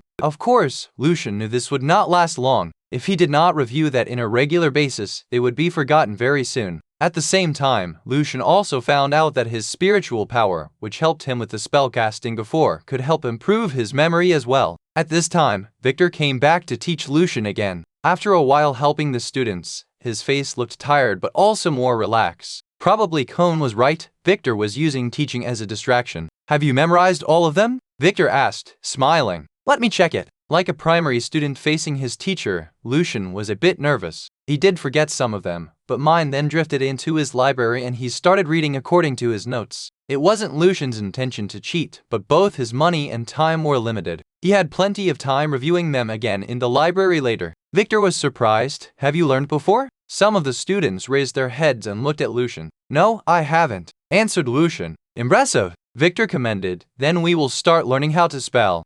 While some students were surprised, some of them scorned. In their eyes, Lucien must have learned it before and was just another scheming guy who wanted to impress Mr. Victor and earn the chance to be his formal music student. Inside the study room, the 3 most noble among them had started learning music. However, that did not distract Lucien at all. There was only one goal in his mind. learn as much as possible. Time is money. A day's learning cost a lot. All right, ladies and gentlemen, let's take a break. Victor clapped gently and then walked upstairs. At the same time, the servants came with tea and fruits. The scent of jasmine and lemon filled the room. Some of the fruits Lucien knew, and some he did not. A young guy decently dressed smiled at the classmates around him with a piece of tablature in his hand. It seems like Mr. Victor got some inspiration. We may call it a day now, if his inspiration keeps flowing. He looked a bit older than Lucien. His eyes were long and narrow and his nose straight. Among them, this guy was pretty outstanding. A noble girl in a wine-colored dress was sitting right beside him. If class finishes earlier, we're gonna have an extra one during the weekend. Don't get too excited, she responded in a lazy voice, but I do hope Mr. Victor finishes his new song for the concert as soon as possible, so we will finally be able to start practicing with the orchestra.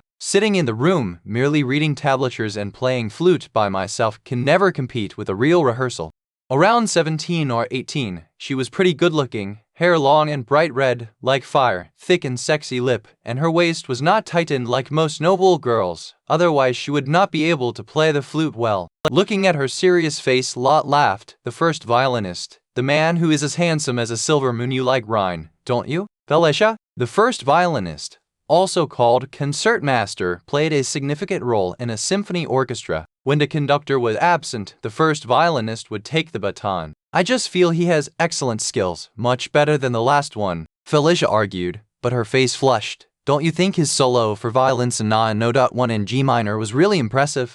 Talking about music, Lot became serious and excited. They started discussing sonatas and suites. Other noble students also joined them, showing their great interest. Even a pretty insightful comment made by a brown-haired girl with ordinary family background won their consent. In alto, music was another common tongue. However, consciously or subconsciously, the noble students still often ignored the others, while the common ones treated Lucien indifferently and tried to get close to the ones of higher status. For noble students, it was likely that the ordinary and the poor did not even deserve their attention. There were no common things between them, as they had come from different worlds. There were no bitter words, nor scorn, but the cold wall was always there, preventing those of different social statuses from getting along. But for Lucien, none of these mattered. He was trying to make full use of every minute or even second, absorbing the knowledge like a dry sponge thrown into an ocean. Some of their humming came into Lucien's ears. He found music here was very similar to that of Earth. There were just some differences on notes. After a while, Lucien raised his head. The students were still discussing.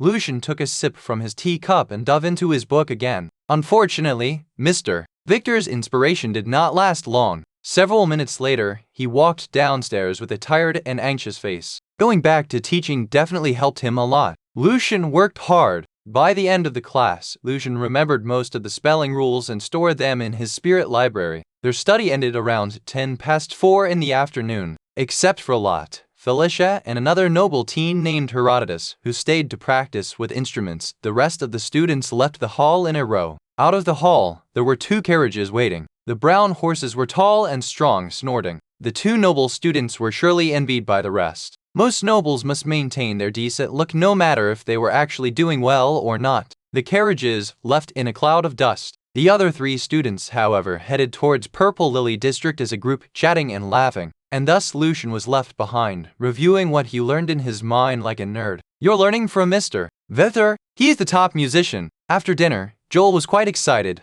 Lil Evans, are you really going to carry on my music dream? Every dog has its day, Uncle Joel. Probably I can, Lucien replied playfully. After coming back to his home, lying in his almost broken, shaky bed, Lucien entered into his library and started reading one of the magic notes, trying to understand the words in it. Of course, Lucien was not expecting that he could learn how to read within one day's study. He was just trying to read some to reinforce his memory. Chapter 20, The Witch's Note. Chapter 20, The Witch's Note. Translator, Winniethepu, Chris Liu. Editor, Vermilion. As expected, Lucien did not find anything specially useful in the following 4 hours before he fell asleep. He read about 10 pages, but most of them felt like independent words instead of meaningful sentences, probably because so many words in the notes about magic were really uncommon. For sure, Lucien had his own guesses of the meaning of some of them, but it was magic. He had to be more than careful before actually taking actions. Lucien did not want to die because of a stupid misreading mistake. Fortunately, the previous owner of the notes treated it also like a diary,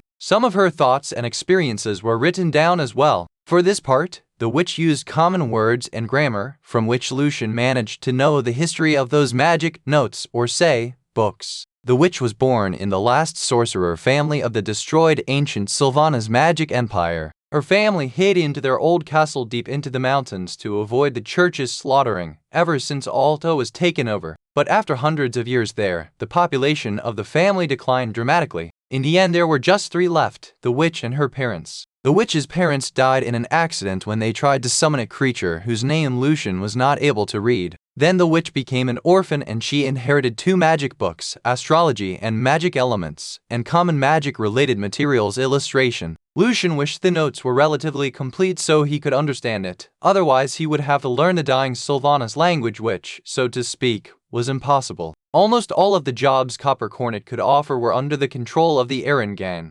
Lucien lost his job again. He had to dig into his savings recently to support himself, but it was also nice that Lucien could seize the chance staying focused on his study, as well as avoiding the possible revenge from the gang. Joel was still playing on the busy street in the administrative district, while Alyssa was doing laundries for the association. Both of them were relatively far from the market area, where the Aaron gang tyrannized the most. They all agreed that Lucien still ranked first among them regarding being in danger. They warned Lucien not to leave the city, not to go to anywhere deserted, and even told him to be alert during bedtime in case some bastards tried to burn down his shack. So, after washing his face and finishing his hard brown bread softened in boiling water, Lucien felt there was nothing for him to do. But the feeling did not last more than a minute. Soon Lucien went outside and found an open field. He started to practice sword with a wood stick following John's direction. Lucien longed for strength to protect himself, even though he knew his training was too late. John told Lucien that after 16 years old, the chance of a person being blessed was very slim, close to none, unless he received the holy light water from the church. Lucien also kept Jackson's dagger handy, in case of any danger. After practicing,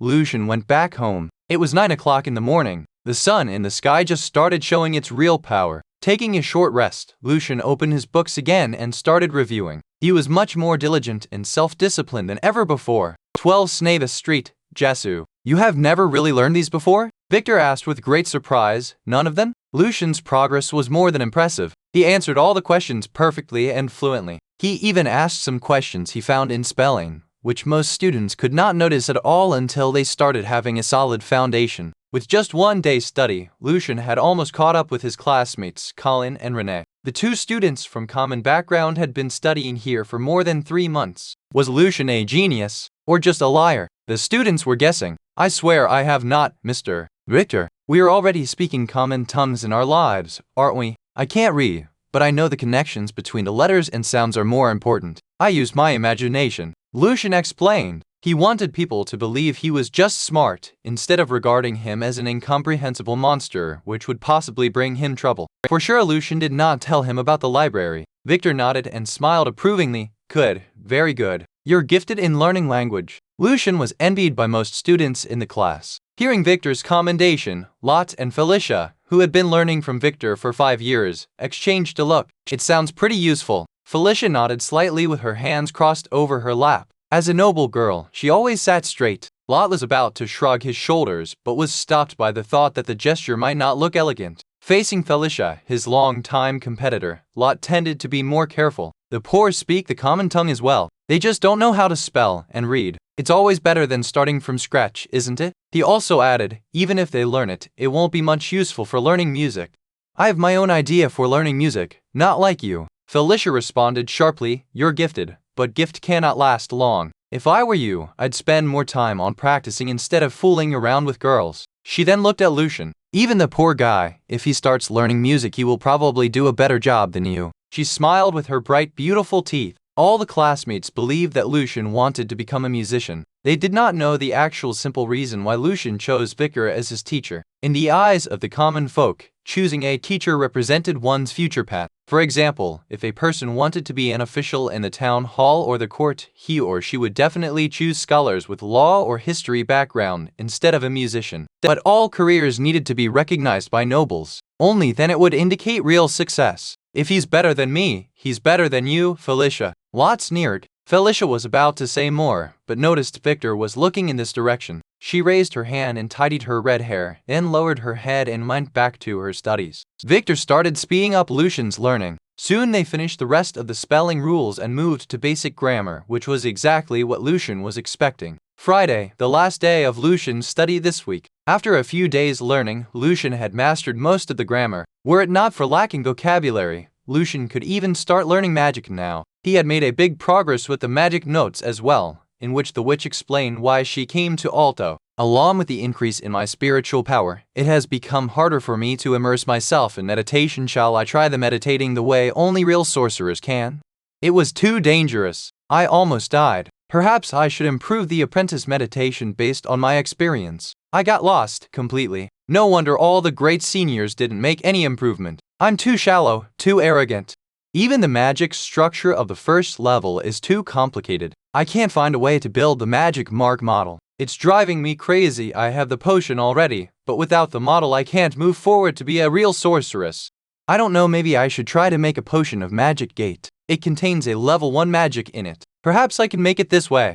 I need snow gorse. Maybe I should go to Alto. It's the biggest city on the west continent. There are also many hidden sorcerers and sorceress. It's dangerous, but I shall still have a chance.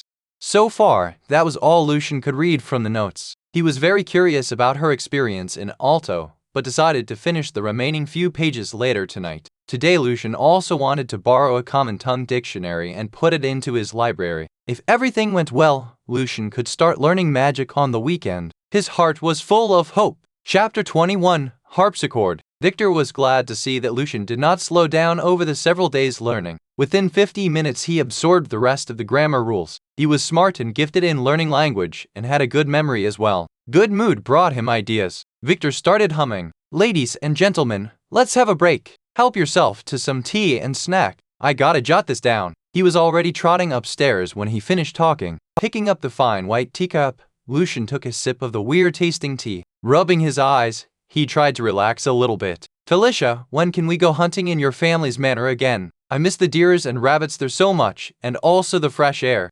Annie was another noble lady among them. However, except for her beautiful blonde hair and gem-like green eyes, her appearance was just around average. Besides, her family was not that distinguished as well. Her father was just one of the many children of a common baron, who failed to inherit anything from the family. No title, no land, no manor. Annie's family had to struggle to live a seemingly decent life with the income from her father's work as a court clerk and the annuity from their title. In comparison, the Hain family, as one of the biggest families in the Duchy of Orvarud, still enjoyed a high reputation. Although her father did not inherit the title either, he still got a big manor outside of Alto with its own woods, orchards, and even a granite quarry. They also possessed a property inside of the city. Among them, Felicia had the most distinguished family background. On hot summer days, there was nothing better than escaping from the heat, enjoying some hunting and some homemade wine in a manor away from the city. Many young nobles who did not have a manor and their families would of course long for it. Lucien could tell Annie was trying to get close to Felicia. Is that true, Lady Felicia? Are there rabbits and cute deers in your family's manor? Renee got in the conversation, asking with curiosity. Since they started studying together, Renee always tried to cotton up to the noble students by talking about music, which worked very well. She was thus encouraged. Through music, she started joining conversations between noble students more. Somehow she learned a bit on some theories about music. Often she asked Felicia or Annie related questions and became more and more acquainted with the nobles. Learning from her, Colin and David started doing the same. Lucien, perhaps because he was too nerdy and reserved, only cared about his own study, and for sure neither the nobles nor the commons would take the initiative to talk to him. I missed the place as well. Felicia was still sitting straight, answering with her standard smile, but there are only around 3 months left before Mr. Victor's performance. Lot, Herodotus, and I have to practice a lot. I really have no time to go there. For sure, Felicia was happy for being flattered and being the envy of the other students. Who would not? It would not be true to say that Lucien did not want to have a look at such a fancy mare, but the most urgent thing in his mind was how to borrow the dictionary and finish browsing through it as quickly as possible. Victor came downstairs with a slight smile hanging on his face. Apparently, he was pretty satisfied with his work. The chatting stopped. Affy, the steward, came in when Victor was about to continue his teaching. He whispered in Victor's ear, "Your guest is here, my lord." "Oh, I forgot." Shaking his right hand, he looked a bit annoyed. Let him in, please. Then he turned to his students, apologizing politely. I'm so sorry, ladies and gentlemen. I forgot I would have a guest here today. Can we resume the class tomorrow afternoon at 2? I'm really sorry. The students were happy to have an early end today. When they were preparing to leave, Lucien walked closer to Mr. Victor, ready to ask him to borrow the Common Tongue dictionary for a few days. Before Lucien began his request, 2 guests came in following the steward. One was a silver-haired pretty man in a red shirt and black coat, and the other was a white-haired elderly man with a wooden suitcase in his hands. Mr. Ryan, Lucien, and Felicia recognized the guest at the same time. Felicia's face turned pink, while Lucien felt even more surprised. He thought Ryan was just a bard living in the tavern. Ryan, being Mr. Victor's important guest, was quite unexpected for Lucien. Hi, Felicia. And you're here, Lucien? Ryan greeted them gracefully. Felicia smiled shyly, and a second later she was very surprised. How did Mr. Ryan know Lucien? Lucien, you know Mr. Ryan? Victor smiled. Yes, we've met before. Lucien nodded. I didn't expect I'd meet Mr. Ryan again here at your place. Ryan's smile was pretty attractive, like an elf. Yes, we met once before and Lucien impressed me. At that time he was telling us that he wanted to learn how to read. And look. P.E.S. I always appreciate young people striving for their dreams. Commended by Ryan, even Lucien felt a bit shy. Mr. Ryan is the concertmaster I'm currently working with, who has very unique and excellent understanding toward music. Without his help, I don't think I could be inspired with my piano concerto. What? Ryan's the master now. That almost made Lucien's jaw drop. He had met Ryan in Copper Cornet in the slum several days before. From his classmates' conversation, Lucien knew that the structure of a symphony orchestra here was similar to the ones on the earth. The first violinist was the concertmaster, who would also be responsible for conducting the orchestra when the conductor was absent. How could Ryan, a stranger who had never cooperated with the team before, get such an important position? From Lucien's expression, Ryan could tell he was very surprised. He explained easily. The previous master fell in love with a noble lady who eloped with her to Syracuse several days ago. Mr. Victor had no one else to find but me. He shrugged his shoulders and smiled. Mr. Ryan should be the first violinist of the orchestra, even if the previous master was still here. Felicia cut in with her flushed face. Mr. Ryan just needs more practice with the others. I agree. Victor also thought highly of Ryan. Mr. Ryan's one of the best violinists I'd ever met. I was more than lucky to have him here. Lucien looked at Ryan, who was smiling politely with his right hand laying on his heart, showing his gratitude. Within a few days, a bard was exiled from Syracuse with his harp, and he happened to become the first violinist of a symphony orchestra in Alto. It was too strange for Lucien. It could not be a coincidence. This is Mr. Chavel, the most excellent harpsichord maker in Alto. Ryan started introducing the elderly man beside him. Mr. Chavel shall be able to help you with the improvement.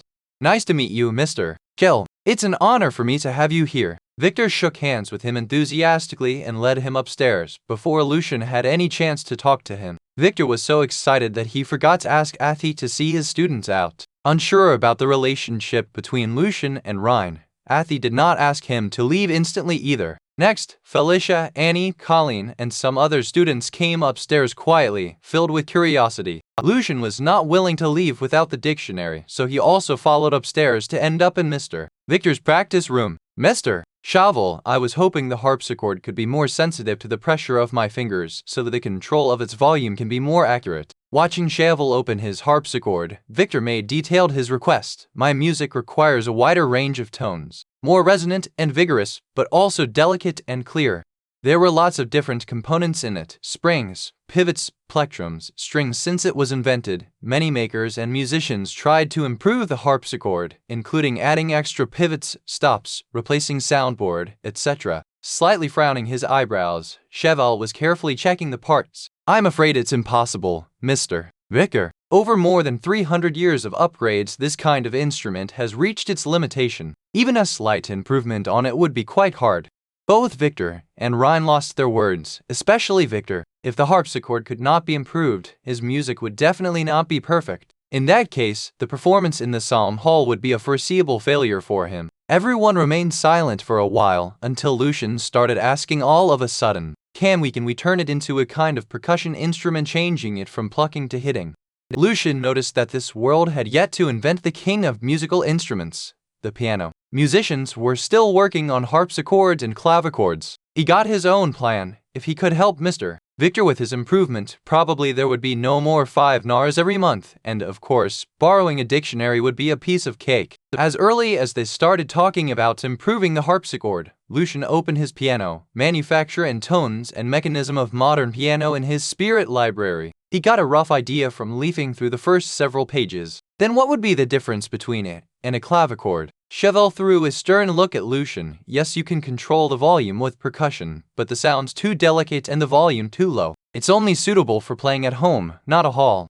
It was in Alto, the city of Sam, the city of music. No one suspected the real reason why Lucien understood the difference between a harpsichord and a clavichord. Chapter 22. Appreciation. Victor was quite upset. He knew that without an improved harpsichord, those picky nobles, musicians, and critics would by no means be satisfied with his performance. What was worse, he would also receive a bitter comment from Wolf on music criticism, and then he'd never have a second chance to play in the Psalm Hall again during his life. He had seen many excellent musicians fail to perform perfectly in the hall and suffer lots of setbacks afterwards. Every 2 or 3 years there would be a desperate musician among those committing suicide because of his failure. Indeed, most musicians could be quite sensitive and vulnerable. Although he understood Lucien was just trying to help, Victor still felt a bit annoyed by Lucien's groundless guessing. Controlling himself, he answered with his low voice, "Thank you, Lucien, but it's more complicated than just combining the two." Such an arrogant fool from the slum. The noble students were angry about Lucien's interruption. While Lot, Herodotus, and Felicia were glaring at Lucien with distaste, Ryan was standing to the side with an almost undetectable smile on his face as if he was looking forward to Lucien's answer. Although Lucien hadn't got a full understanding of the two books, he still had some overall ideas. By observing the inner structure of the harpsichord in front of him, he was ready to share his thoughts. With the help of a certain unit, the finger movement might be enlarged through the process of conduction, so the striking from the hammers inside could be louder. Lucien explained it vaguely on purpose, carefully choosing his words to match those of a common lad living in the slum to avoid suspicion. Terms like amplitude were definitely not supposed to show up in his vocabulary. Enlarged? Like what? Cheval's eyes were still stern and his white eyebrows twisted together. He had heard similar ideas before, but after several attempts failed, they all gave up in the end. Under their gaze, Lucien took down a flute from the wall.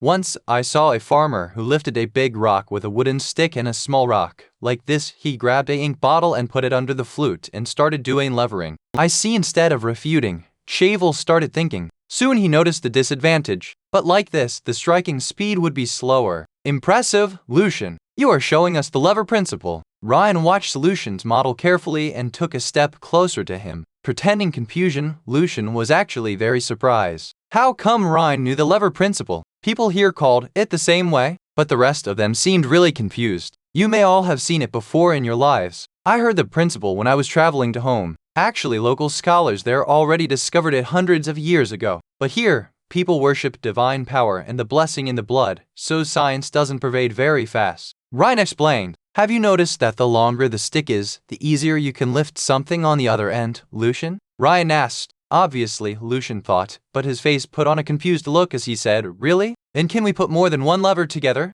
Lucien stopped himself here. He could not go any further talking about stuff like multi-lever transmission. Ryan's eyes were lightened immediately. Connection. Multi-levers. He walked close to Cheval and talked to him in a low voice. He was drawing on a paper. Ryan is more than a bard. I'm almost sure. Lucien thought while Ryan talking. The bard's hands were waving in the air explaining the principle. Soon Victor joined their heated discussion. Lucien, how did you connect them together? I mean, yes, I saw it before several times, but I never thought it could be used on this. Surprisingly, Lot started talking to Lucien, but he was stopped by Felicia. Be quiet. Go downstairs if you want to chat. Lot did not want to miss their discussion now. He nodded and remained silent. The rest of the students were pretty annoyed by the factor that Lucien, the nobody who just recently arrived there, somehow got the spotlight. They were hoping his idea wouldn't work out. Understanding that there were still many more differences between a harpsichord and a modern piano, Lucien once again started reading his two books to see if there was more he could help with.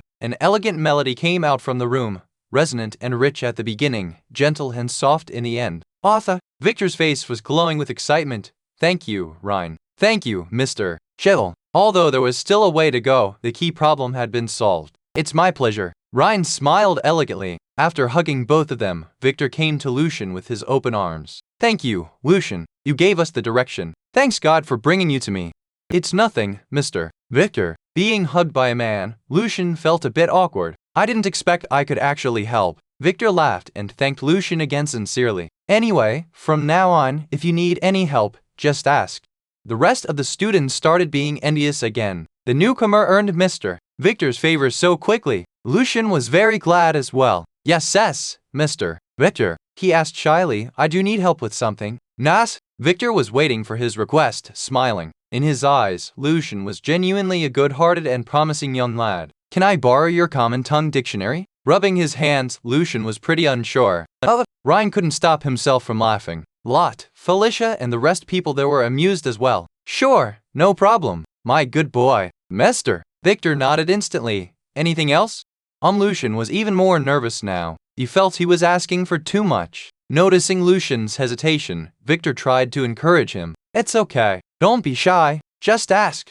Mr. Victor, can I study here for free? Ha. Ryan could not hold back anymore. Chapter 23. More about the notes. Chapter 23. More about the notes. Translator, Winnie Thepu. Chris Liu editor, Vermilion. Victor also started laughing. He was almost laughing to tears. Even a serious elderly man like Shavel was smiling and shaking his head, not to mention Lot, Felicia, and Herodotus. The rest of the students who hadn't had a chance to be Mr. Victor's music students laughed as well, albeit bitterly to some extent. Lucien felt a bit awkward. Mr. Victor? He asked carefully. Victor stopped himself after several coughs, looking at Lucien seriously. I mean, Lucien, would you like to study music under me? I know it's hard to start from scratch at your age, but a smart and hard-working young lad like you could still be a qualified musician in the future. Also, completely for free. Victor added humorously. Victor had 3 types of students. The ones learning how to read, which paid 5 nars every month. The ones selected among the previous type, who would learn music from him for the price of 10 nars a month. And only a really gifted and outstanding student could perform with him and benefit from his fame and network. Victor, for now, had just one student like that who was already a well-known musician. So, what Victor offered meant that Lucien could save 10 nars every month. On the other hand, that much was still not a lot for the musician, even now when he was kind of struggling because of his current income. Victor would only earn about 7 gold thalers a year for teaching these students, which of course did not mean much to him. When Victor was performing for the nobles, his income was around 100 gold thalers annually. Actually, merely 7 thalers a year was already pretty good for most of the commoners. Annie's father, a court clerk, earned no more than 15 thalers a year. Although the other students envied Lucien, he was a bit hesitant about the offer. He never thought he would learn music. Different thoughts were flashing through his mind. The witch's note, John's family, and his own plan. I'm afraid I'll have to live in Alto for a longer time, until I find a better place to learn magic. After all, Alto's the biggest and busiest city in the West. Being a respectable musician can be a pretty good cover for me. Soon Lucien made up his mind, and his face lit up with a smile. Of course! That would be great honor. Thank you, Mr. Victor. Really? Victor was nodding with satisfaction. You're both smart and diligent, and also have a simple heart. I'm sure you'll achieve something if you keep working like this. I'm not that simple, Lucien thought to himself. At the same time, he felt slightly uncomfortable with the way the other students were looking at him. Having his dictionary and the return 5 nars with him, Lucien left the house and was ready to go back home. Good job, Lucien. The girl with brown hair and green eyes caught up with Lucien from behind. I'm Renee Weiss. I just want to say that your talent really impressed me. Being eager to read the rest of the witch's note, Lucien was not in a chatting mood now. Hi, Renee. I'm running late for an appointment time, sorry, but can we talk next time? Oh, all right. Her expression froze for a second, but soon the smile came back. At this time, Annie and another noble student, Maxie, passed by them, and Annie's mouth twisted in a contemptuous sneer. Keeping her elegant paces, Annie directly walked away without having a glimpse of Renee. From a distance, Colin and David sneered at Renee as well, but they also wished they could be as lucky as Lucien. The early summer sunshine still shone over Aduran at around 5 in the afternoon when Lucien arrived at his house. He couldn't wait to read the rest of the notes. The good news could wait until tomorrow to be shared with Alyssa and her family. Devouring the brown bread, Lucien locked the wooden door from the inside. After taking out his quill and paper, he was ready to start his exploration again. Then he entered into his spirit library to copy the dictionary. Finishing the work, Lucien opened the witch's book again. By 10 o'clock that night, Lucien had finished all of his reading. With a long sigh, he stretched slowly, It looked like the witch was not very good at reading ancient Sylvanas text as well, because she took the notes in great detail. Some of the parts came directly from her ancestors. Lucien was pretty confident that he could just follow her notes to learn magic. The only problem was that the notes explained no further than how to become a prior level sorcerer. After that point, Lucien would have to find other ways to advance. Or maybe he could learn some ancient Sylvanas characters from the note and learn the contents from the book Astrology and Magic Elements. Anyway, now Lucien was ready to start learning magic. According to the notes, people in ancient magic empires believed that magic worked as the result of 4 basic elements: earth, fire, wind, water, releasing power under the guidance of their spirit. Later, light, darkness, and necromancy magic joined in, and sorcerers were also able to summon demons from hell, pits, or other dimensions. At the same time, all the magic could be divided into 8 schools: element, astrology, necromancy, illusion, summoning, force, transformation, and alchemy. The book Astrology and Magic Elements was mainly focused on element and astrology magic. Before becoming a real sorcerer, an apprentice could only learn some simple tricks instead of real first circle magic. In Lucien's viewpoint, the structure of those apprentice spells was very simple. They were just some geometric patterns combined together, which could be triggered by the spells and corresponding magic reagents. There were also 3 levels of the sorcerer apprentices in training: intermediate and advanced, graded according to the different levels of spiritual power, which determined how many spells they were able to cast in a row: 5, 10, and 20, respectively. Through meditation, an apprentice could improve his or her spiritual power. With the help of certain magic potions, he or she could start mentally building a first circle magic structure. Those who succeeded would become real sorcerers. Having sufficient spiritual power was the key factor during the process, because the casting of magic from the first circle did not require any spelling, magic reagents, or gestures. Today I met another sorcerer here in Alto. I am really excited, but he looked a bit weird, very different from the ones hiding. Lucien got really encouraged when he found out that there were still other sorcerers in the city. I found some strange red-eyed rats in the sewers. I detected magic on them, but I cannot trace them yet. My experiment shows that they're very fast breeding, and their blood is toxic, which can lead to hallucinatory experience and paralysis. It is a perfect match for my Lapland bloodline. I think my magic trap is ready now, but who do those rats belong to? Lucien was shocked to know that the rats didn't belong to the witch. That was to say, there were probably still other dangerous things down there. And the notes kept going. I met the sorcerer again. His thoughts about magic were so unique, his knowledge broad and profound. He was very attractive, but he said that the ancient magic was outdated, except for those really powerful ones which could still be valuable. Also, he mentioned those ancient people were ignorant and uncivilized. I don't know, it doesn't make sense to me. He showed me a magic book called Arcana. It was thin. Actually, he called it a journal. He said that arcana is the nature, the theory of magic, but I never thought magic could actually be explained. I was shocked. The book, or journal, was first released more than 300 years ago. It started from a script of the great arcanist in a sorcerer conference. 300 years ago. I've never heard of any of this before. After reading it, I was shocked. I don't even know how I came back home. The witch took down some of the script from the journal. Her writing was messy in this part. Lucien could tell her hands were shaking with great excitement. Here was the script in the note. Ladies and gentlemen, many years ago, in order to fight against the magic creatures, our respectable ancestors learned how to exert our spiritual power directly from dragons, elves, giants, and even from demons. They studied them, their bodies, their blood, their inner magic patterns, and thus our ancestors were able to evolve their own human bodies. They left us the meditation to strengthen our spirit. They left us magic structures to empower their offsprings, and they left us a peaceful continent by pushing those evil creatures back into the pits with their great power. Dragons are hiding. Giants migrated. Elves are gone deep inside their forests. Now we are the owners of the land. The great victory, ladies and gentlemen, the great victory had been reminding us for hundreds of years to keep seeking greater power, from the pits to hell, from hell to other dimensions, until the Saint Truth Church gained its power within a few hundred years. Our empires were conquered.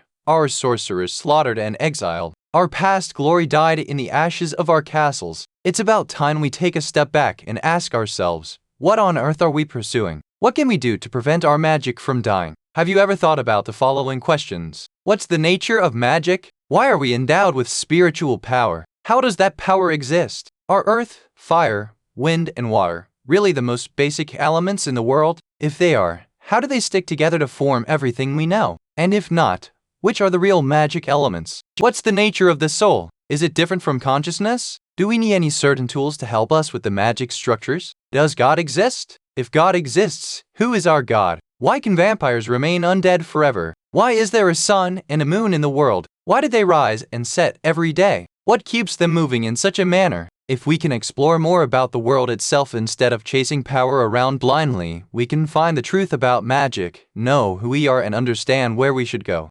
The name of the great arcanist was Douglas. Chapter 24, Sorcerer Apprentice. Chapter 24, Sorcerer Apprentice. Translator, Winnie Thepu. Chris Liu. Editor, Vermilion. The notes thrill Lucien as well. When he first came here, he also had many questions about the world. However, he soon forgot all his questions while struggling to survive. These overwhelming questions pointed directly to the origin of the world. Lucien believed that if he could figure them out, he might be able to learn how he came here and how to go back. Even if the arcanist named Douglas had not completely understood any of the problems, as long as he was still working on them, he should be an extraordinary arcanist nowadays, comparable to the sorcerers and sorceress of legend. Lucien was organizing his thoughts. There's a journal called Arcana. The witch did meet other sorcerers in this city. Everything seems to indicate there are still safe places for people to learn magic. But why would it be a journal? It sounds pretty academic. Why call him an arcanist instead of a sorcerer? Does an arcanist rank higher than a sorcerer? Lucien got more and more excited with his thoughts. He wished he could meet the sorcerer as soon as possible and move somewhere where he could learn magic safely. He would come back to Alto and do something for little Ivan's family when he became stronger.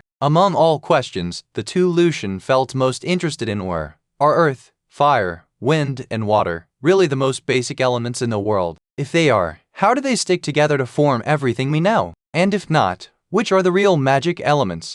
Why is there a sun and a moon in the world? Why do they rise and set every day? What keeps them moving in such a manner? According to what Lucien had learned before, earth, fire, wind, and water were not basic elements. As for the second question, it drew his attention because they seemed to want to combine the rules of the physical universe with magic, in case Lucien's knowledge might really come in handy to learn magic faster. However, Lucien didn't know how helpful his knowledge would be in this world. It was a world full of incredible creatures, magic, divine power, and souls. Nevertheless, Lucien hadn't met anything that varied from the basic laws of physics. And he did find the same materials, like silver, copper, and iron. I might have been wrong before regarding why some books in my library were locked. Lucien guessed, agitated with the prospect. Gradually he calmed down. He was now more mature and understood that no matter how great ambition one had, sitting there and daydreaming would not change anything. After all, every person still had to be practical. He turned to the last page of the note. Sometimes, during the break of my meditation and experiments, I think about him. He is wise, elegant, and attractive. He said he came here to Alto for an important secret mission. If everything goes well, in some months he might take me to the heaven of our sorcerers and sorceress, the Continental Congress of Magic. We have an appointment in the cemetery. I wonder what he'll tell me. The witch's notes ended here. She and her sorcerer friend must have been ambushed by the night watchman. I wonder if the sorcerer managed to escape. Lucien thought with some disappointment. The Continental Congress of Magic was his only clue for now, but he had no idea how to find other hiding sorcerers and sorceresses. Taking a deep breath, Lucien decided to start his first meditation. He eliminated all the distractions in his mind and got ready for it. Following a note, Lucien kept his breaths long and gentle. Along with the breathing, he let his spirit freely spread like water and then drew it back in, similar to waves, again and again until he entered into a blank world. A world where nothing existed. Talented as the witch was, it took her more than 2 years to reach this level, plus another year to augment her spirit until it was strong enough to sense the surrounding magic elements as a junior apprentice. However, after becoming a junior apprentice, it would still take quite a while before one could move forward and become a real sorcerer or sorceress. An apprentice needed to keep forging his or her spirit by doing meditation, to only then be able to analyze and build different magic structures. Having started meditating when she was 10, the witch became an apprentice at the age of 13. A year later, she became an intermediate apprentice and was really satisfied with her progress. But then, since she was not good at analyzing the patterns of magic and building their structures, she could not progress any further. So she tried to use a precious magic potion called Magic Gate to break through the bottleneck. Lucien felt both disappointed and excited. From the witch's note, Lucien understood that learning magic did take time, so unfortunately there was no way for him to take revenge on the gangsters within a short period. Actually, as Victor's music student, Lucien was now in no hurry to protect himself with magic, since a mistake could affect his teacher's social status. At the same time, it was exciting because Lucien was unexpectedly great at the meditation. After the bitter fight underground, Lucien's spiritual power was improved by a great extent. It only took him less than 30 seconds to successfully enter into the meditation world. Observant as he was now, Lucien was guessing he could probably shorten the time for becoming a junior apprentice remarkably, doing so probably in months or even weeks. Actually, it was even faster than he thought. The meditation world was very different. Lucien could feel all sorts of power here. Some of them were steady, some restless, others were dynamic, and there were even gentle ones among others. They are earth, fire, wind, and water, the four elements. My spiritual power has reached the level of a junior apprentice. Lucien was so surprised that he almost failed to maintain his meditation. The badge really helped me a lot. He became truly happy. Soon he would start learning his first magic. I wonder why do the four basic elements feel more like forces when Lucien was about to follow the basic element meditation mentioned in astrology and magic elements. A question came to him. Then he noticed the similarity with the question raised by Douglas. Maybe they are actually the four fundamental forces: gravity, weak nuclear force, electromagnetism, and strong nuclear force in the universe. But then gravity would definitely be related to the earth element, while the other three are in fact different manifestations from the other forces, according to what I learned in my world. As soon as the idea came up, Lucien noticed that the world around him changed. A starry sky showed up and the stars were shining brightly against the dark background. Every star had an invisible string of force hanging down to the earth, attracting those countless strings. The earth, gentle and profound, was like a silent giant grabbing mysterious ropes in its hand. On the other hand, the remaining three elements, fire, wind, and water, showed no such change, since Lucien could not figure out the corresponding connections between them and the other three forces yet. However, the previous clear boundaries between them were seemingly blurred now. The world changes with my cognition? Lucien was guessing that the sky appeared because he happened to understand the connection between gravity and the earth element. He suddenly recalled an excerpt from the witch's notes, stars. It was a way of meditation belonging to another school for advanced apprentices. As the note mentioned before, there were 8 schools in the world of magic, and each of them had its own way of meditation. The witch just had a brief description in the note about the astrology school because it was the elements school she majored in. However, as the fundamental way of meditation for the astrology school, the first time an apprentice entered into his or her meditation world, it would allow them to see one's own night sky, from which he or she could choose a host star of destiny by themselves. The star could be connected with the person, which would provide great help in the person's future learning. More importantly, without a host star, magic belonging to astrology, like horoscope, could not be obtained. That school believed that every soul matched a star in a boundless sky. One's destiny kept changing along with his or her host star. The sorcerer would not be able to see the strings of destiny without a connection, and thus could not cast a horoscope. Therefore, even the basic meditation of astrology school required an advanced apprentice's spirit level. Before achieving that requirement, an apprentice was supposed to refer to other ways of meditation to improve their power until they became qualified. In this world, gravity has something to do with destiny? Interesting, Lucien thought to himself. It seems like many things happening here do not comply with my previous knowledge, or maybe I just cannot understand it fully. Chapter 25. First Magic. Chapter 25. First Magic. Translator, Winnie Thepu. Chris Liu Editor. Vermilion. Staring at the night sky, Lucien sought his own host star using the astrology meditation. Searching in the vast and spectacular sky, soon Lucien located a star in a distance which somehow he felt familiar with. The star was not very bright, seeming like a newborn one. Extending his spirit, Lucien approached the star. Under the guidance of meditation, little by little, Lucien started connecting his spirit with the star. Suddenly, like a string being plucked, Lucien's soul shook and started vibrating fiercely. Knowing it was the hardest but also the most important part in the process, Lucien quickly reached out his spirit again to grab the almost broken string between the star and himself. Gradually, the thin string started shining bright as the stars and gradually grew stronger. The vibrating slowly disappeared. With a last sudden vibration in the end, an image of the star showed up in his soul. Drawing the power from the star greedily, Lucien continued tempering his soul and spirit until his soul felt swollen.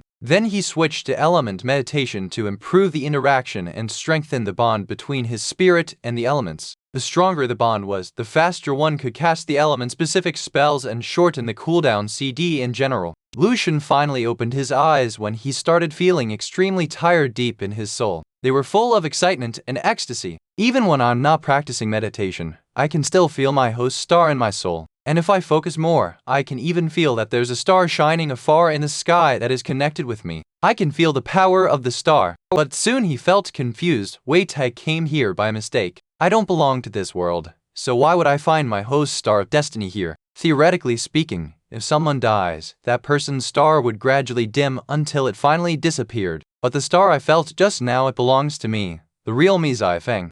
Lucien could not figure it out at the moment. Also, from the notes, Lucien learned that a sorcerer or sorceress needed to use specific magic to measure other people's spiritual power. Only those who just broke through to a new level could be detected in a direct way, without using any magic, due to the instability of their power. Of course, magic that could hide one's power existed. After taking a very short break, Lucien opened the notes with great excitement. He couldn't wait any longer to see what magic spells were waiting for him. Since he now had the host star of destiny, Lucien could master all 3 apprentice spells in the school of astrology, which were relatively powerful among those of similar level from other schools. But for now, Lucien's power was only enough to cast the spells 2 to 3 times before his spirit was exhausted. Different levels of apprentice were accessed depending on how many spells an apprentice could cast before exhausting his spirit. An apprentice in training could cast up to 5 spells, while an intermediate doubled that number, and an advanced doubled it again to cast no less than 20 spells before running out of power. That was to say that, for now, Lucien could only use up to 5 spells of apprentice level consecutively. As for the astrology magic, probably only 3. When feeling exhausted, one needed to rest or take magic potions to help his or her power to fill up again. The 3 spells of apprentice level were Horoscope Basic Level, Eyes of Stars, and Disarming Loot. Among them, Horoscope was the best known one. Even the basic level required lots of knowledge to understand the movement of stars and tell the precise moment to tell the fortune. It took the witch several years to barely understand some of them, but her predictions were often inaccurate. While for Lucien, the most challenging part was to find a crystal ball made of pure and precious morning light crystal. He had no idea where to find one. The witch's crystal ball came from her family, but it was taken away by the church. As for the astrology-related basic knowledge, which the witch found very complex, Lucien realized it was basically just celestial mechanics of high school level, but it was described in a messy way. However, Lucien could not explain with his current knowledge why a star would have something to do with a person's fate. Picturing himself in the future sitting in front of a crystal ball and casting spells, Lucien felt thrilled. If he wore a black sorcerer's robe, Lucien had the impression he would look more like an evil wizard. Eyes of Stars and Hypnotism Magic. The caster needed to have the person staring at his eyes. Disarming Loop. Lucien's understanding was that the magic could use the gravity from the stars and build an about 20 centimeter thick loop, in which the gravity could be controlled. It was a magic mainly used for defense. Lucien decided to start by protecting himself. Hangla he would learn Disarming Loop. Besides, the other spells all required other materials. For example, Eyes of Stars needed Night Star, a type of herb, as its reagent, and almost all the element-specific spells had similar requirements. Although Lucien could also learn magic from other schools, his meditation technique would make it easier for him to start with astrology and element. Keeping himself focused, Lucien cast the strange spell in a low voice, trying to search for the power in the hanging string connecting the star with his own host star. He felt his spirit started vibrating with the casting. It was possible to feel the gravity from the star. Hurriedly, Lucien tried to shape his spirit according to the simple magic pattern in the notes. However, before the pattern was created, the combination of his spirit and the gravity ceased. Lucien had failed. After 5 failures, finally his efforts were successful. An almost invisible loop of soft light fell down on the table, surrounding a previously lit candle. Controlled by Lucien, the candle flame was suddenly constrained, and in the next second soared up in the air. After 2 minutes of practice, Lucien stopped. Crossing his fingers, Lucien bit his lip thoughtfully. I'm not able to create a big difference in gravity. The loop might be barely enough for people to lose control of their weapons to some extent, but not strong enough to disarm them completely. After all, it's just an apprentice spell, and it takes me too long to cast it. If I practice more, I should be able to create the loop within 3 seconds. Anyway, it is my first magic. Lucien was glad that he could master Disarming Loop in such a short time, while it took the witch more than a month. The witch explained in the note that the difficulty came from the fact that she couldn't understand why would the stars lead to the chaos of the earth element, so she had no choice but to practice over and over again without knowing the reason. But I know the reason behind angular gravity. It seems the saying also works here in this world, knowledge is power. Recalling the whole process, Lucien tried to reduce the casting time. I felt the spell just created a certain frequency and then made my spirit start vibrating with it. What if I just remember and follow the specific frequency and skip the spell? The answer was yes, but it definitely required a spiritual power control of a higher level. After a long time of practice, Lucien was exhausted and he had to call it a day. But by then he had reduced the activating time no casting since there was no spell needed now to a bit more than 3 seconds. I need more practice tomorrow, and I'll try to find some common materials for magic potion. Lucien's brain was not working properly due to his sleepiness. Even if a sorcerer or sorceress didn't aim at being an alchemist, the process of learning from creating magic potions was still very significant. Rate translation quality. Chapter 26, The Beginning of a New Life. Chapter 26, The Beginning of a New Life. Translator, Winnie Thepu, Chris Liu. Editor, Vermilion. There were over 10 different magic potions in the notes. Every one of them was amazing. For example, Brown Owl was helpful for restoring energy. The most precious among them were 3. Magic Gate provided a great boost for those apprentices who found themselves stuck because of certain magic structures. Silver Moon was a potion that could help the apprentice during the process of breakthrough, and Crying Soul could reveal the power hidden in a developed body, or so to speak, an adult. For now, Crying Soul was the one Lucien was longing for the most. The materials required for Magic Gate and Silver Moon were precious and hard to find. They also demanded a higher level of spiritual power, close to the one a real sorcerer had. Only Crying Soul could be used on any healthy person, becoming a very famous potion back in the days when the ancient sorcerers were trying to have more low-level squires to face moments of crisis. But there was also a side effect.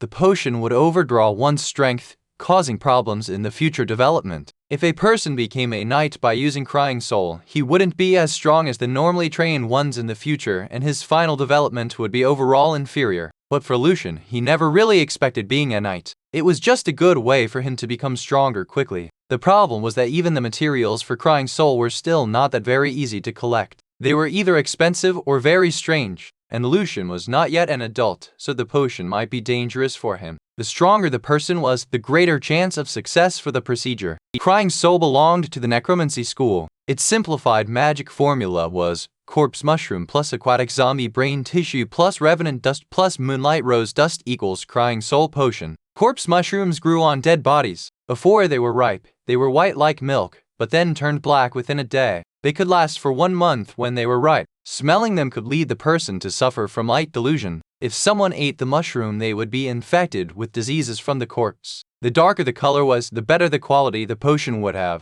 It was the same for the other materials. Stronger aquatic zombies and revenant with stronger hatred would improve the potion's effect as well. Moonlight Rose was precious and expensive, costing about a gold thael per gram, 100 silver nars. It shone like the silver moon at night. Also, high-level knight squires would use the rose to help them awaken the blessing in their blood. 1 dose would need at least 10 grams if everything went well. The witch once tried to make a Crying Soul potion to become stronger in order to help on the search for Snow Gorse later. After all, the potion could help a person fight in the same conditions with a level 1 knight. And there were just about 400 knights in the whole duchy. She could not afford the rose, but the witch mentioned in her notes that there were aquatic zombies along the Belem River at night. She also recorded that the revenant dust could be obtained by summoning a low-level revenant using the blood of evil creatures, which was also an apprentice-level necromancy spell. Lucien had no better options available. The only thing he could do now was keep practicing and strengthening his spiritual power, while at the same time trying to find these materials secretly. Approaching the month of fire, the sun rose much earlier than before. The orange-colored clouds were slowly changing as they crossed the sky like blooming flowers. Lucien succeeded in activating Disarming Loop again. He already knew that the spelling was not necessary if he first made his spirit resonate in the same frequency of the spell. However, that method was more energy-consuming. He was disappointed to see that without the spelling, activating the magic even once could drain his spiritual power completely. After doing meditation, Lucien felt invigorated. He tidied his messy place a little bit, leaving no proof of the magic practice, and headed to Auntie Alice's house. "Morning, Lucien! Come and join us for breakfast." Ivan opened the door. Recently, he was helping his mom in the textile association and thus looked more mature now. Sure, I planned my arrival time just to be able to have breakfast. Lucien smiled. You're playing the funny now, little Evans. Joel was having the veggie soup with dark bread. He was happy to see Lucien's growth. You seem more confident now. Every Sunday morning, those faithful ones among the citizens would go to the St. Truth Church. Lucien did not want to go with them because he was too afraid of being found out, so he always sought different excuses not to join them. Have some hot soup, little Evans. Auntie Alice scooped a bowl of hot soup and handed it over to Lucien. Lucien was starving from his previous meditation and casting. Sipping the hot soup with dark bread, Lucien felt much better. The dark bread here was still not tasty. Lucien could taste some wheat bran mixed in the bread, and it was much better than what he had at home. His bread tasted like pure wood. Uncle Joel, I got something else to do tomorrow. Sorry, but I can't go with you to the church. Despite the risk, Lucien also had no time to waste with that. Don't you have to work in the market tomorrow? Auntie Alice asked. Lucien pulled out the old purse and gave it back to Joel. He smiled and answered, I'm Mr. Victor's admitted student now. I'm going to study music under Mr. Victor. And Lucien paused a bit. He will teach me for free. What? Joel almost choked on the bread. His face turned red from coughing. He allowed you to learn music there? You just wanted to learn how to read, like a week ago. Clearly Alice had a different focus. For free? Really for free? Ivan gasped in great admiration. Lucien, what did you do? Lucien told them the full story. I'm pretty lucky to have this opportunity. I'm gonna visit Mr. Victor tomorrow morning and borrow some related books. In fact, Lucien was going to study at Victor's place this afternoon to make up for a lesson they had missed. But it was also a very good excuse for him to be absent from the church again. And he was going to visit Mr. Victor tomorrow morning again to collect more books in his spirit library. Being a musician was a perfect cover for Lucien. He had to take it seriously. Oh, Mr. Victor, what a generous, nice and talented gentleman. Alice was touched again. Thanks God. God bless you, little Evans. After so many difficulties, your beautiful new life has finally come. Joel stared at Lucien for a while with complicated emotions. Finally, he started patting on Lucien's shoulder with great joy. His voice was trembling. You're lucky, yes. But you're also smart, diligent, and gifted. Mr. Victor is an awesome teacher and I'm sure you can accomplish big achievements in the future. Do your best, little Evans. If you manage to have a chance to play in the song hall, let me be there to watch you. Then I will have no regrets in music in my life. On the opposite side of the table, Ivan was nodding as well. Then I can tell my friends that I have two elder brothers. One is a knight and the other is a great musician. Huh!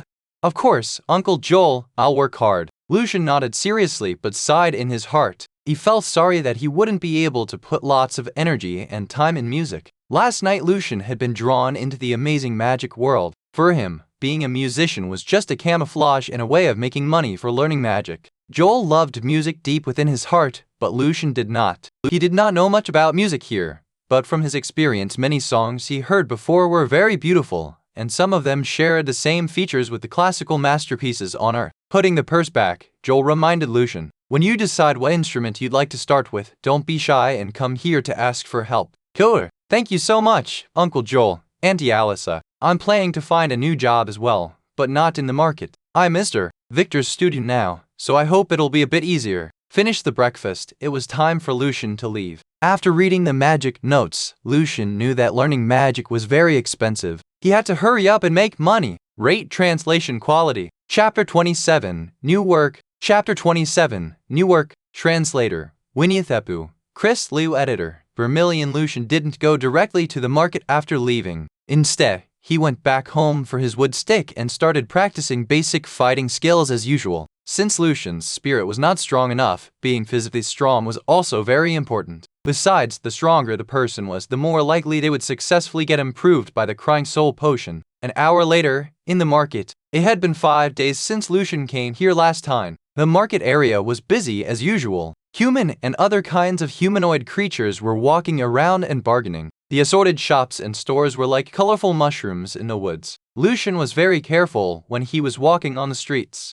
The gangsters would probably take revenge on him, but Lucien was pretty sure that with his good perception he would notice if anyone tried to attack him. However, until he finished buying the materials and was ready to leave, not even a single gangster came to bother him. In fact, the gangsters on the street were in much smaller numbers than usual. They were often in groups of 2 or 3, but today most of them were hanging around alone. Lucien was pretty confused. No matter what happened, Lucien still had to be careful and try to master all the apprentice spells as soon as possible. Although these spells were not very powerful, Lucien believed that they were already enough for dealing with a bunch of gangsters holding daggers. It took Lucien more than 3 hours just to buy 3 of these materials. Worrying that his shopping might bring any suspiciousness, he was very cautious and decided not to buy anything that was not used for common tasks. He bought some sulfur, which was very useful for disinfestation in the month of fire, night star, a type of plant that could promote sleep quality, and ice stone, that could be used for keeping stuff fresh. For the materials that could be found outside of the city, Lucien definitely wouldn't buy them. The shopping cost Lucien an hour and 20 fells, which represented half of his savings, but what he bought was only enough for about 100 experiments. Among them, the most expensive one was Night Star, followed by Ice Stone, but sulfur was the cheapest, as expected. Lucien sighed, "I'd better be careful with these experiments, I really can't afford to waste any material."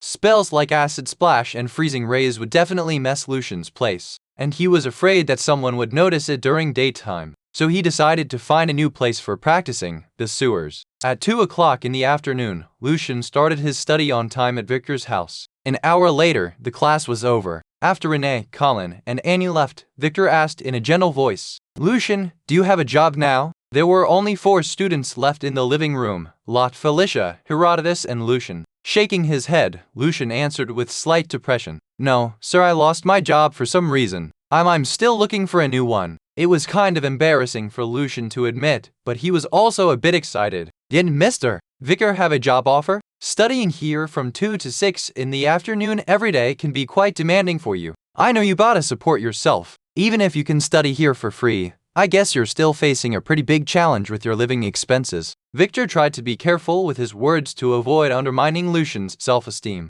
He asked Colleen and Renee before, so he knew that a poor guy like Lucien had to work at least 10 hours a day to barely support himself. "I know a relatively easy job. You work 4 hours every morning and you get 10 hours every month. What do you think?" Lucien felt so touched facing this kind offer. Although he had been through many difficulties and bad things before, Lucien felt he was so lucky to have many kind people helping him like Uncle Joel, Auntie Alyssa, and Mr. Victor. "Yes, sure. That's awesome. It's very kind of you. You don't even know what kind of work it is." Victor smiled. "It's a job in the association library. They are short of hands now. Another good thing is that when you work there, you can have access to many music or theory-related books. I think it'll be pretty helpful." Not being sure of Lucien's music talent, Victor wanted him to be a basic-level musician first to support himself. Then Lucien could advance forward to the next step if he was really born for this. That was another surprise for Lucien. He never thought he could have a chance working in a library. He was so excited and happy that the only thing he could do was say thank you to Victor many times. Victor was the only reason why Lucien could get this job. People in the association knew that this job was mainly for Mr. Victor's student. Lucien was working like a dog all day long for just 3 nars a month. Now Lucien could work for a salary similar to what a common citizen could earn every month. That was another reason why so many people wanted to be Mr. Victor's music students. "Great!" Victor clapped his hands with joy. "This afternoon I'm gonna take Lot, Felicia, and Herodotus to the association for rehearsal. You can come with us together and sign the contract, then you can start working tomorrow." When Victor went back upstairs to find some of his music work, Lot came and smiled to Lucien. "Hi, Lucien. I'm Lot Griffith. We haven't really talked to each other before. I'm here to say that Mr. Victor is a very, very nice teacher and a very kind man as well. I hope you won't let him down as his music student." Lot was pretty unhappy with this newcomer suddenly becoming one of Mr. Victor's music students. In his eyes, there was definitely no position in the world of musician for a poor, uneducated, and ignorant boy like Lucien. As a noble from the Griffith family, he felt ashamed of studying with the poor. But from Mr. Victor's words, Lot found out that Victor was expecting Lucien to be a common musician first, not really a music master. Therefore his anger and dissatisfaction turned into noble's arrogance and pride, looking down upon the poor and miserable guy standing in front of him. "Mr. Victor must be happy, so I am willing to accept him," Lot thought to himself. He always tried to give a good impression to Victor in order to become his most outstanding student. Lucien was not very interested in Lot's intention because he knew that he had a different path to go, magic. He just replied politely, "I won't. Thank you, Lot. I'm Lucien Evans." "I'm Felicia Hain." Politely but also coldly, the red-haired girl nodded to Lucien. She didn't believe Lucien would achieve something in music. Besides, she couldn't allow herself to get too close to a poor guy. It was bad for her reputation. And Herodotus, who always disliked Lucien, also did just a simple self-introduction like Felicia. The whole of the Musicians' Association, stepping on the thick and soft carpet, Lucien was following Mr. Victor to the reception counter while the other students were practicing upstairs. "Good afternoon, Mr. Victor." The cute girl, Alina, slightly bowed and greeted him. "Good afternoon, Alina." Victor was always kind to everyone. "This is Lucien, my new music student. From tomorrow on he will be working in the library. Can you kindly help him sign the contract and hand it to Mr. Hank later?" She nodded and took out the already prepared contract and a quill. When she was passing Lucien the contract, her green eyes were open with surprise. "Lucien, it's you. No wonder, I just thought it was a familiar name." She couldn't believe her own eyes. About more than a week ago, Lucien, the guy from the slum, was rummaging through trash from the association. Today he was standing here as Mr. Victor's music student. What a crazy world! "Hi Alina, nice to see you again." Lucien took the contract and started reading it. Still not very good at reading, it took him quite a while to understand the few lines on the paper, during which Alina finally calmed down and was staring at Lucien with great curiosity. "You can do fingerprint or sign here, either way is fine." She smiled. "You changed so much since last time I saw you." "You know Lucien?" Victor asked. "You were there at that time as well, Mr. Victor." Lina started explaining to him. Lucien finished reading and wrote down his name slowly. "I see, no wonder I feel I've seen you before somewhere. You're always diligent, Lucien. You'll be successful if you keep working hard in music." "Succeed in music? Victor, are you prepared for the concert?" A sharp voice came from behind them. It was Wolf, the brown-haired musician with a protruding jaw. Lucien still remembered him. Chapter 28, In the Sewers. With his latest progress, Victor was more confident when facing Wolf's bitter challenge now. After a fierce competition, Victor and Wolf were the last two competitors remaining. In Victor's opinion, Wolf lost the chance in the end because he spent too much time on criticizing other musicians' work instead of investing more energy in studying music itself. "I do think so, Wolf. Actually, I'm pretty happy with my new work. Do you want to give me some suggestion on it?" Victor had registered his new piano concerto at the association. There was no chance for Wolf to try to plagiarize it. Wolf thought Victor was still very frustrated with his work. Now Victor's confidence was something beyond his expectation. Wolf's face turned ashen and he murmured, "Not really, Victor. I'd rather keep my curiosity. We'll see it in 3 months." Shrugging his shoulders, Victor smiled. "All right. I was quite looking forward to your opinion." Wolf just wanted to get rid of this topic, and he saw Lucien was standing aside in his cheap and old linen clothes. Raising his chin, he asked in contempt, "When did you become friends with people from the slum?"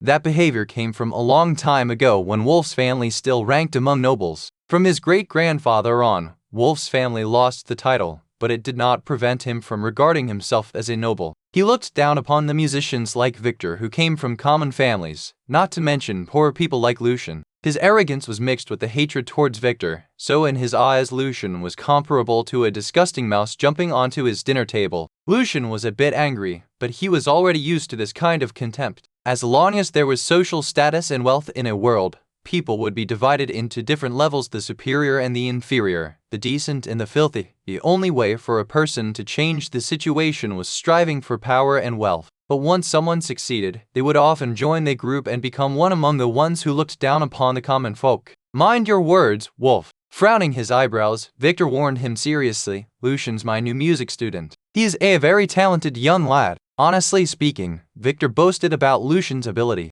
He was not sure about Lucien's music gift yet. "Are you serious, Victor?" "Really?" Wolf started laughing so hard that he almost lost his footing. "You got that nervous with your performance and lost your mind?" Lacking a bit of confidence, Victor tried to fight back. "Alto is the city of song, the city of music. Everyone here can have a chance at learning music. Many outstanding bards are of poor background. The talent of music is a gift from God, and God doesn't only bless the wealthy and the noble." Wolf shook his head while he was still laughing. "Come on, Victor. Both you and I know that a talent can easily awaken the blessing in their blood. We call people like Princess Natasha and Lord Verdi talents, but your student get real. If he managed to become an outstanding musician in the future, I will do an open apology to you and your student on music criticism, and never hold my own concert again." Wolf made the bet on impulse, but he was pretty cautious as well. He added the word outstanding on purpose since it was really hard to reach a consensus on what really made an outstanding artist. Lucien heard that Princess Natasha, also known as the Violet Countess, was the only child of the Grand Duke of Orvaret, and her current title was also one of the prerequisites to become the Grand Duke of the Duchy. She was very gifted in music and had excellent skills in playing violin, flute, and harpsichord. Besides, the 25-year-old princess was also an outstanding level 5 Grand Knight, who was expected to become a Radiant Knight soon. Lord Verdi, the nephew of the Grand Duke and also a member of the Violet family, just became a level 5 Grand Knight and was currently serving as the chief commander of the city guards in Alto. After making the comment, Wolf directly turned and left the hall. Victor shook his head in repulsion. Lucien, just ignore him. Everyone knows Wolf is a total bastard. Your work starts from tomorrow. 1 day off a week. You can arrange your day off with the library administrators. I have to go to the Odeon now. Lucien nodded and watched Mr. Victor leave the hall. Then he turned to Alina and gave the contract back to her. Thank you, Alina, he said. There was a sweet little dimple in Alina's left cheek. No worries, it's my job. Like Mr. Victor said, never let Mr. Wolf bother you. He's always like that, looking down upon most people in the association, except several directors with titles. I'm looking forward to seeing Mr. Wolf's high-lifted jaw digging a hole into the carpet along with the noble directors. Lucien shrugged a bit and smiled. Alina started giggling with his words. When Lucien was about to leave, Alina stopped him. Her right hand clenched into a small fist, and her face looked serious. I believe in you, Lucien. You can be an outstanding musician. Mr. Wolf would deeply regret his bet.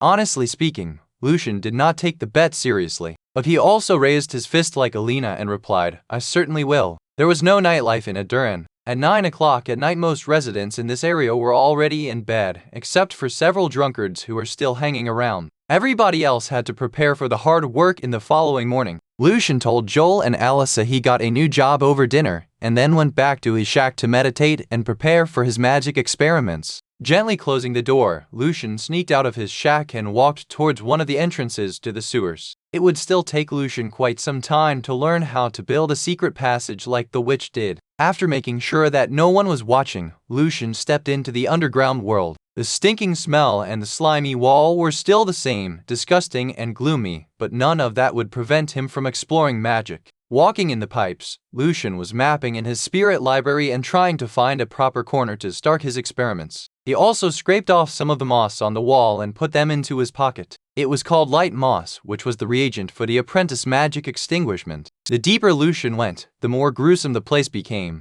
Down there Lucien never met any homeless guy, like Corella mentioned. The sound of his footsteps was intensified within the sewers. Lucien could even hear his own breath. Finally Lucien found his ideal place, a fork path. The front way was blocked by a huge rock, while the one turning left went further into the darkness. Lucien could easily notice if anyone was approaching him from this position. Lucien pinched some sulfur from his pocket while recalling the structure of the magic. Then he started casting a strange spell and the powder slipped through his fingers. His face looked serious and mysterious in the cold light. Chapter 29, The Dead Body. After practicing many times, when dawn was drawing near, Lucien finally mastered the 5 apprentice spells: Eyes of Stars, Freezing Rays, Darkness, Mage's Hand, and Acid Splashing. Furthermore, now Lucien could activate Disarming Loop without a verbal component in about 3 seconds. It took the witch much longer to understand all these spells. It was amazing how Lucien could grasp them in such a short period of time. In his eyes, these magic structures were related to different mathematical models and the knowledge of planar geometry. After reviewing what he had learned before in high school, Lucien found they were actually pretty easy to be understood.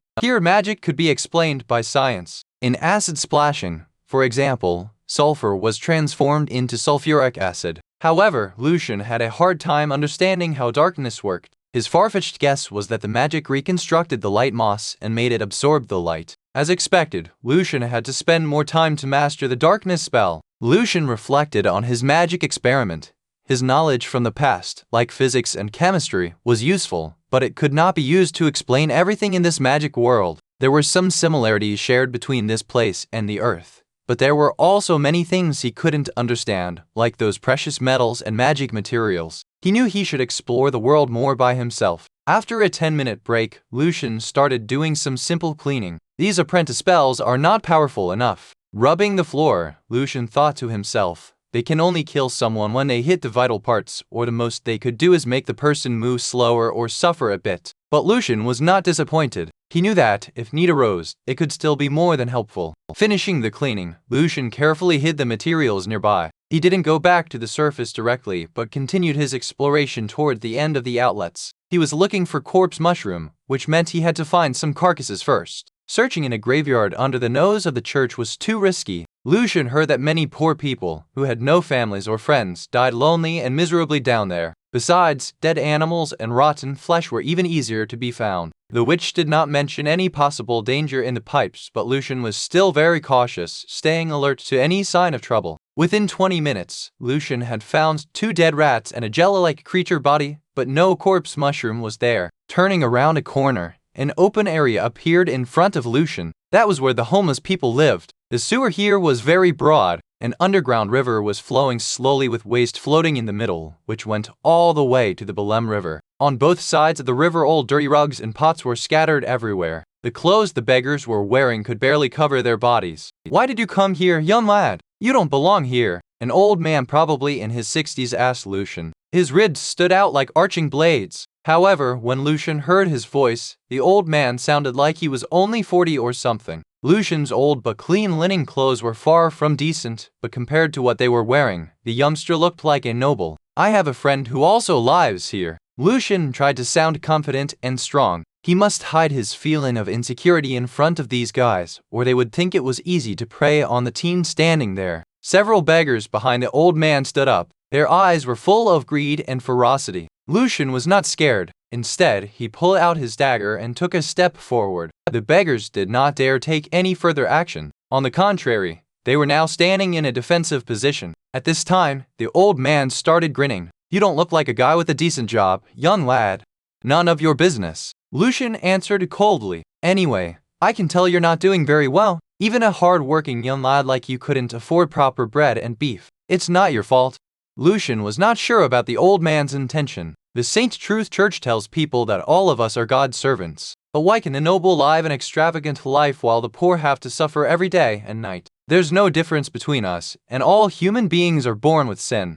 I'm not interested in your nonsense. Although his words were pretty obscure, Lucien knew the old man was trying to preach, but obviously not the Saint Truth. No matter what the old man believed in, other gods or demons, Lucien had no interest in it. The price for having something to do with a heresy in this world could be his own life. He did not want to end up being tied to a stake and burned to ashes alive. Facing such direct rejection, the old man and the other beggars were very angry. Their belief was blasphemed. Lucien knew it was time to get away from those guys. He started walking toward the outlet slowly and calmly, grabbing his shiny dagger in his hand. "Anyone want to try me?" Lucien stared at them fearlessly. When he walked by, Lucien noticed that there was a clean black cloth lying on the ground, on which there was a shiny silver-colored horn. He remembered these beggars were sitting around the cloth when he arrived here. The beggars were hesitant. No one wanted to fall on Lucien. Finally, they gave up and sat back on the ground. After walking for another 10 minutes, the sound of the river flow gradually became louder.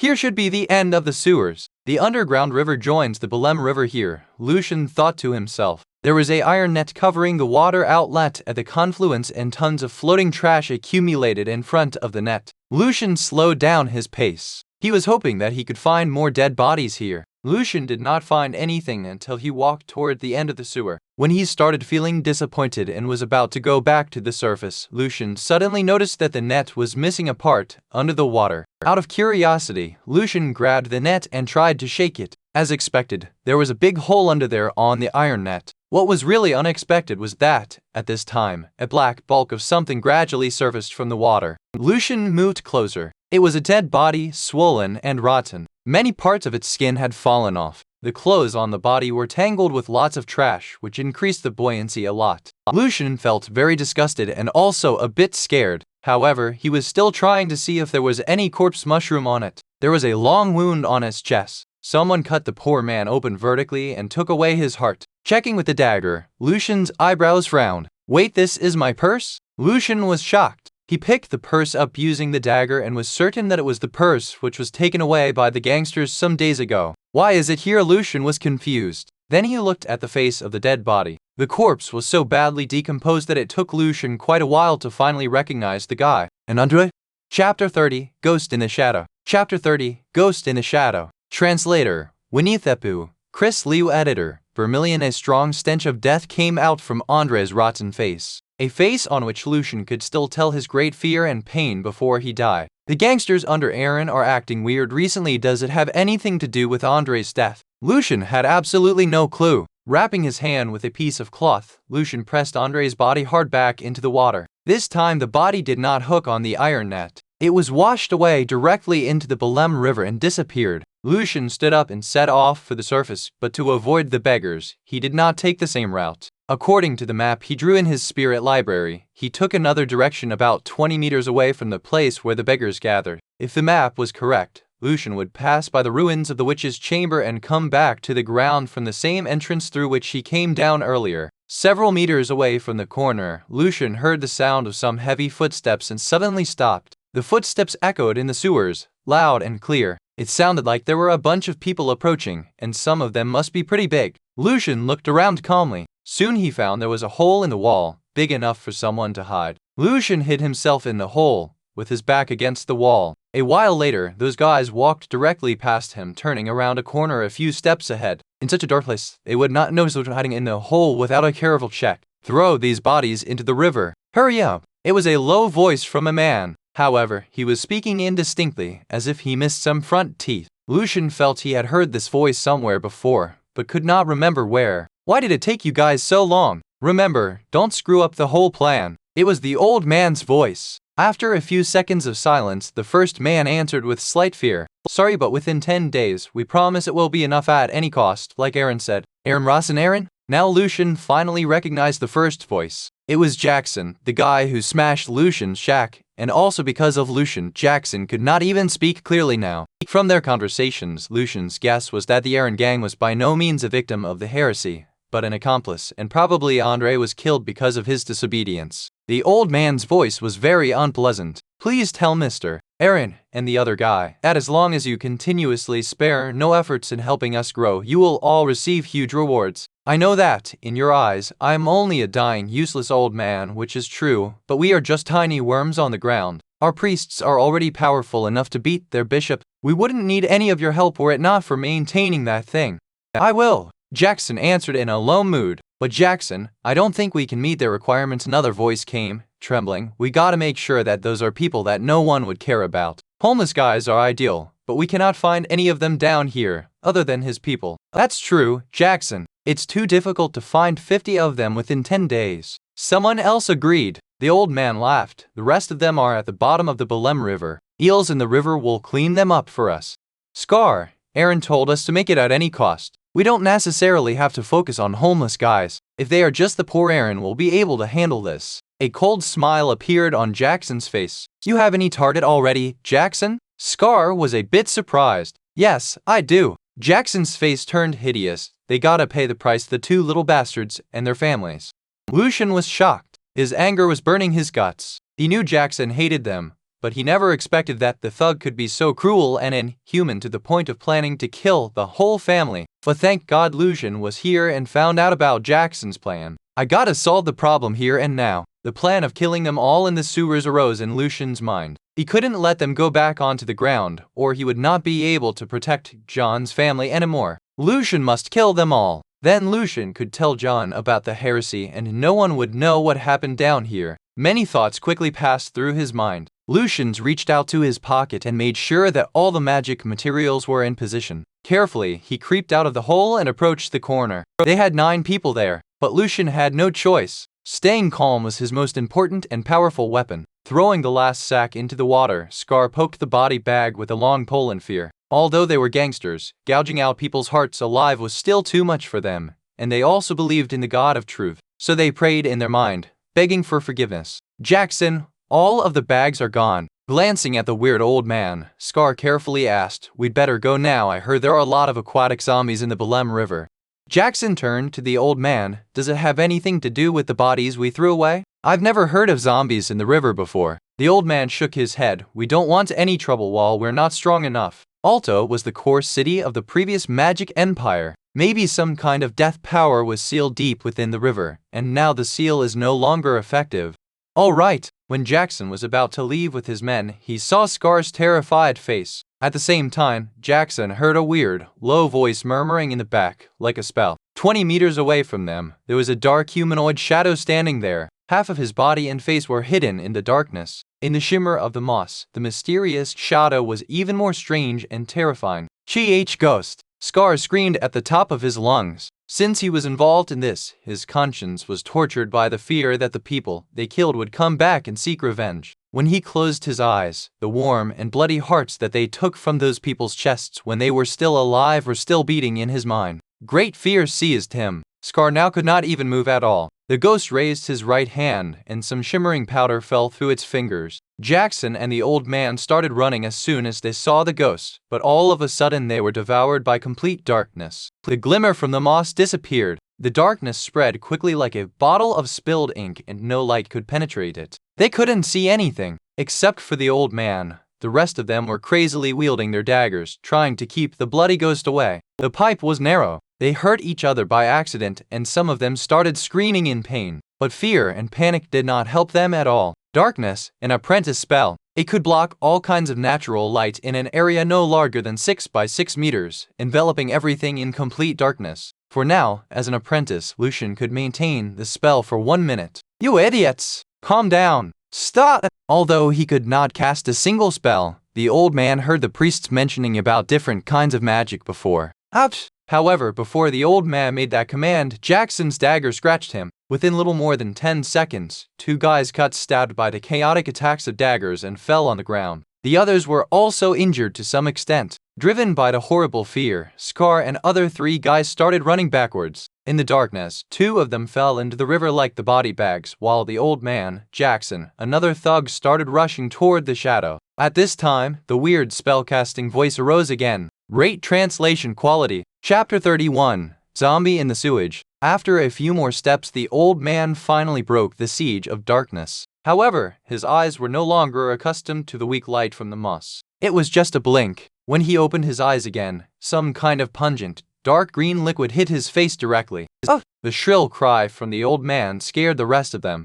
Jackson looked back subconsciously, even though he could not see anything. With both hands covering his eyes, the old man was rolling on the ground in horrible pain. The skin of his face burned and turned black instantly. His scream was so bitter that Jackson and the rest of them shuddered with fear. Several seconds later, the old man fell into the river and the scream disappeared. Jackson knew there was no way to escape. They would either kill the shadow or be killed by it. Their only hope was to fight it. Well, run close to that fucking thing. Jackson yelled and dashed to the shadow. Then he saw it was Lucien. Jackson was furious. Hatred replaced his fear, and the only thing in his mind was to tear the fucking bastard up into thousands of pieces. When he was about to throw his dagger toward Lucien, he saw a blue beam of light in Lucien's hand. Jackson hurriedly dodged to the left and barely avoided it. Unfortunately for them, the other thug following behind him was not that lucky. The light beam hit directly in his face, and a thin layer of ice quickly filmed his eyes, nose, and mouth. Freezing cold invaded the guy's brain and made him lose most of his power before he could smash the ice. The guy was choked. Then he banged his head fiercely on the ground. At this time, Jackson finally realized that the person standing in front of him was no more that weak, poor guy.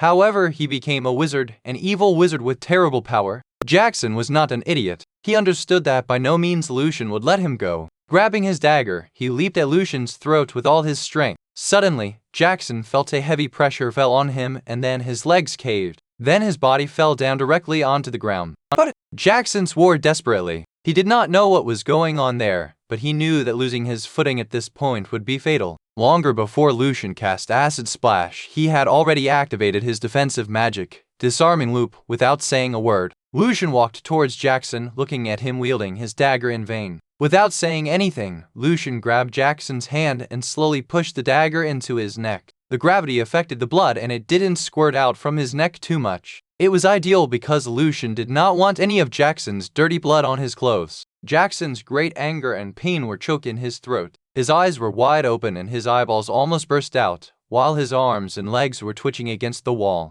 Jackson's nails were scratching on the ground, but soon his resistance was no more. The other guy did not take Lucien much time as well. Standing beside the underground sewage river, Lucien saw the old man's body floating quietly downstream with his face soaking in the water. Lucien felt relieved, because he thought the old man would be the biggest threat among them. Who knew if the old man had some kind of evil power from his heretic belief? All this happened within just 20 seconds. The darkness was still covering the area some distance away. The two injured beggars were still writhing in agony on the ground. Some beggars and gangsters were still floating on the water, but they were too scared to find the broken steel net to escape. Lucien did not want to kill them all by himself, and he was also not able to. His power had a limit. So the easiest way was driving the rest of them into the Belem River and leaving them to the ghosts there. But there was one problem. Lucien also could not see anything in the dark area, so he had to stand there for now, waiting for the magic to expire. At the same time, he was adjusting his respiratory rhythm in order to recover his power. Casting the 4 spells was very tiring. Lucien's remaining power was only enough to use either darkness or freezing rays once. Suddenly the light returned within the spell area. The light startled Scar and he couldn't help but close his eyes. The fear of death scared him to his knees. He trembled and prayed, "May God forgive me, may God forgive me." Slowly opening his eyes, Scar was shocked to find how young the wizard was. In the dim light, the wizard had fine features. Scar had lost his mind and surrendered. He could not tell whether the man standing in front of him was an evil wizard or a hateful ghost. It was a good chance to cast Eyes of Stars on Scar when he was suffering a mental breakdown. The apprentice magic could mesmerize the enemy or make the person fall into a trance state. The two effects were different. The former, mesmerization, required the caster to look into the other person's eyes for almost 10 minutes, while the latter, trancing, only needed some eye contact, which was more helpful in a fight. If Lucien could take control of Scar, he could use him to kill the rest of them. When Lucien was about to cast the spell, a sudden short scream pierced the silence and echoed in the whole space. Even Lucien felt very strange. As suddenly as the scream of agony started, it stopped. Lucien stopped his spelling and took a step behind his disarming loot. His freezing rays were ready to go. At this time, both Lucien and Scar saw the horrific scene. In the river, a strong and pale hand was holding tight at a gangster's neck whose skull was half open. A black tongue was licking the white brain inside with some effort. The owner of the tongue was a humanoid monster whose body was so swollen that its skin appeared almost transparent. Parts of its skin were hanging, showing its rotten flesh beneath. Under the cover of the monster's seaweed-like long hair, there were facial muscles that could fall off at any time. The place where the eyeballs should be was completely hollow, and there were 2 tiny white flames burning inside the 2 eye sockets. Another beggar's body, whose brain was completely gone already, was floating toward the river through the big hole on the steel net. The great master of Argent, the forever-lasting silence, "May you bless your servants," a beggar sitting next to the wall started praying desperately. The monster had a frightening power that reeked of doom. Even Lucien was extremely nervous and terrified, although he was quite a distance away from the monster. Aquatic zombies. These were the monsters in the Belem River. They were zombies. Lucien suddenly recalled the witch's note, which described the features of the undead creature: aquatic zombie, immune to mind magic, no morale, immune to poison, sleep paralysis, stun, disease effects, no fatigue, exhaustion, breath, do not feel cold, strong resistance towards ice and acid, extremely afraid of fire and light magic. But what frightened Lucien was that the note did not mention anything about the flames in the zombie's eyes. Something was definitely not right. Chapter 32, Aquatic Zombie. Chapter 32, Aquatic Zombie. Translator, Winniethepu. Chris Liu. Editor, Vermilion. According to the witch's notes, an aquatic zombie was no stronger than a male adult. But unlike most of the undead, these zombies were way faster and swift, while they still carried the features belonging to the undead: strong resistance to physical damage and other immunities. Therefore, common people and even some knight squires usually did not have any chance to survive when facing these zombies, unless they had a significant advantage in numbers. Since aquatic zombies were extremely afraid of fire and light magic, a torch could burn them down if it was used properly. However, this zombie just showed up from the water, which meant its strength and agility would be increased significantly. Fire magic was also not that powerful anymore because of the water. Only light magic could be helpful under this circumstance. Lucien was absolutely not prepared. Although he knew that he had to confront aquatic zombies someday, it definitely should not be today. The witch mentioned in the note that there was a kind of material called flame jelly which could be used for alchemy. A piece of jelly could even burn in water for a while. However, at the moment Lucien mastered no useful light magic and also had no such jelly. Even worse was that somehow he felt the zombie he was facing was way stronger than the common ones described by the witch. Regarding light magic, sorcerers could never compete with pastors. Aside from light rays in the first circle and on, all light-related spells of apprentice level were not for attack purpose. Nevertheless, among element magic, fire magic ranked top mainly because it was hard to be brought under control. The only fire magic in apprentice magic list was Marius's small fire, which could only be used to kindle firewood when an apprentice forgot his or her flints in the wild. Escape was the first idea in Lucien's mind. At the same time, the mutant zombie had finished the gangster's brain and swiftly jumped on one of the beggars. Then Lucien heard a crisp crack in the beggar's neck. Pressing its fingernails deeply into the skull, the zombie opened the beggar's head very easily, like opening a walnut. Its speed and strength made Lucien stop.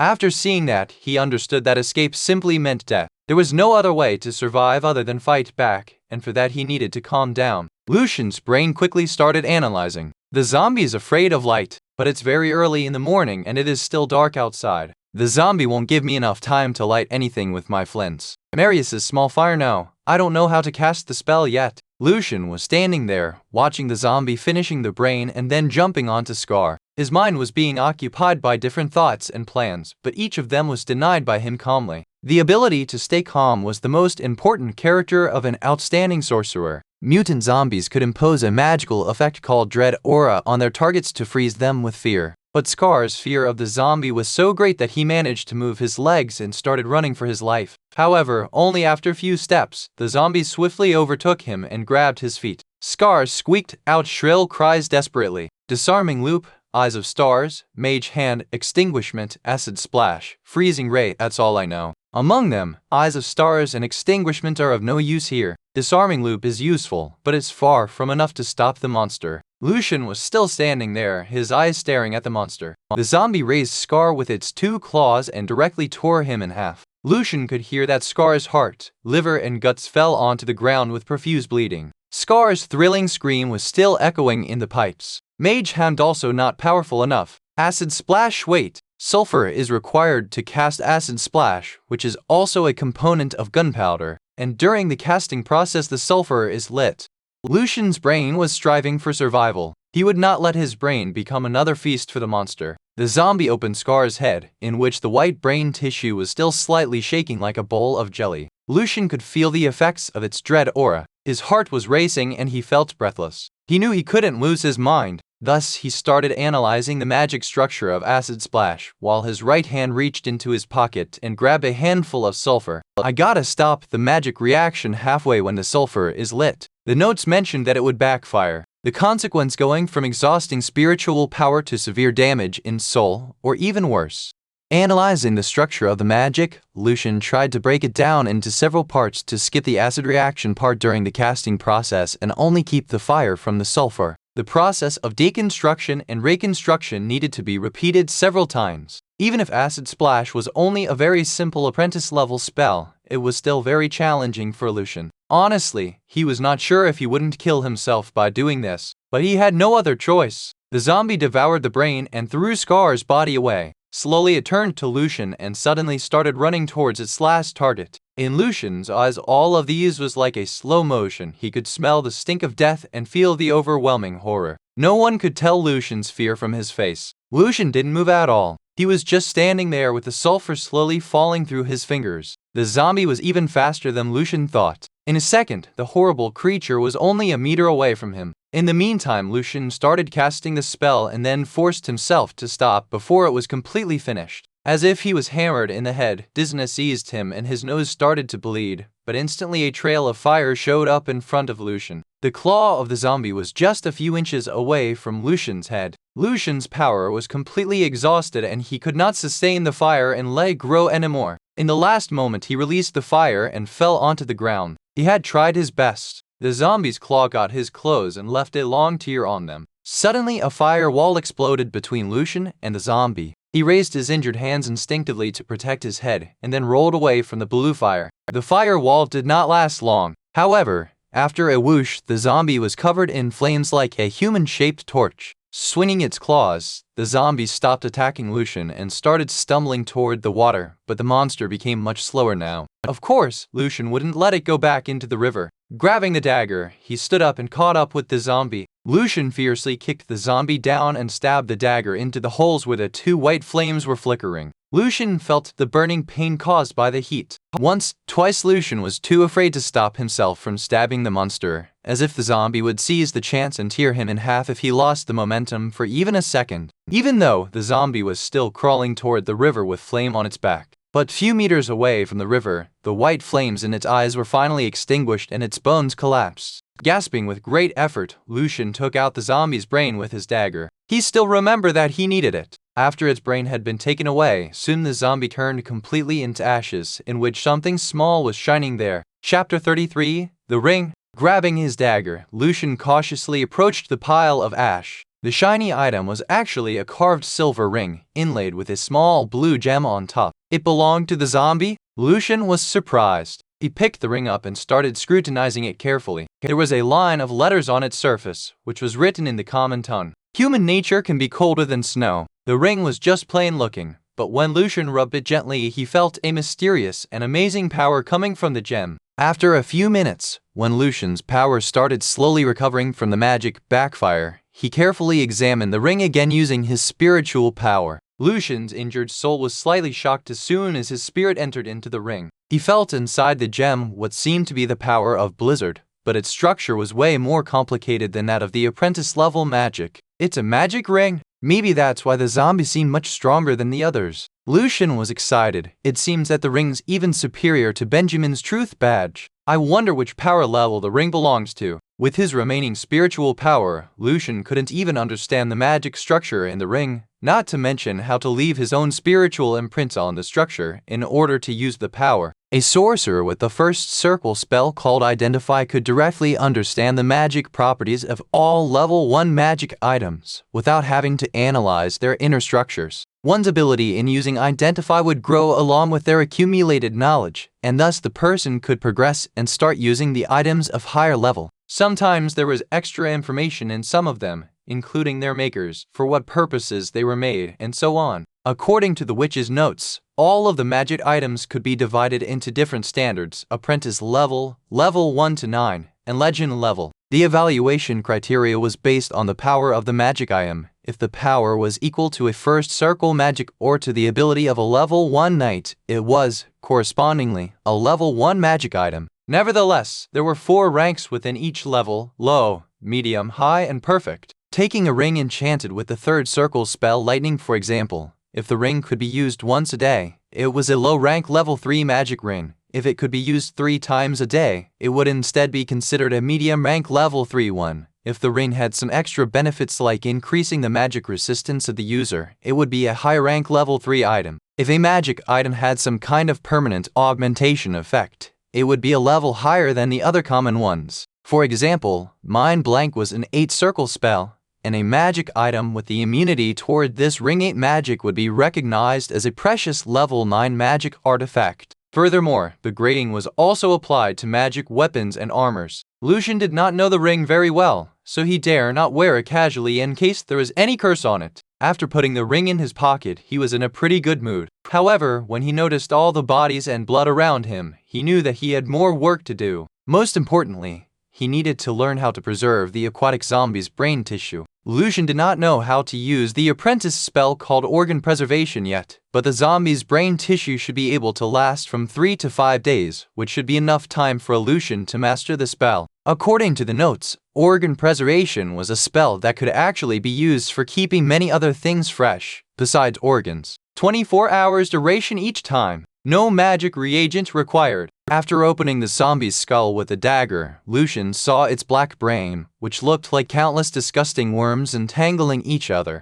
Carefully, Lucien put the brain into a bag together with his eye stones. Knowing lots of money would be needed for learning magic in the future, Lucien plundered all the money from the bodies, including the 2 hollow-headed ones in the river. He got 33 nars and 52 fells in total. Looking at his bulging money bag, a smile appeared on Lucien's face. However, when Lucien was collecting the money, he noticed he couldn't see things clearly and his head was buzzing sometimes. Finally, he realized that these were the sequelae from his spirit damage. There was no magic potion mentioned in the notes that could be used for this kind of injury. Therefore, the recovery might take a while. Then, Lucien started doing the labor. Holding his breath, he wrapped up the guts scattered on the ground and threw them away into the river, along with the bodies. Gradually, he started getting used to the scene and even took a closer look at Scar's kidney. Lucien believed that soon all of them would become fish food in the Belem River. After rinsing away the blood on the ground, it was about time he left this place. It seems like the heresy has nothing to do with the aquatic zombie,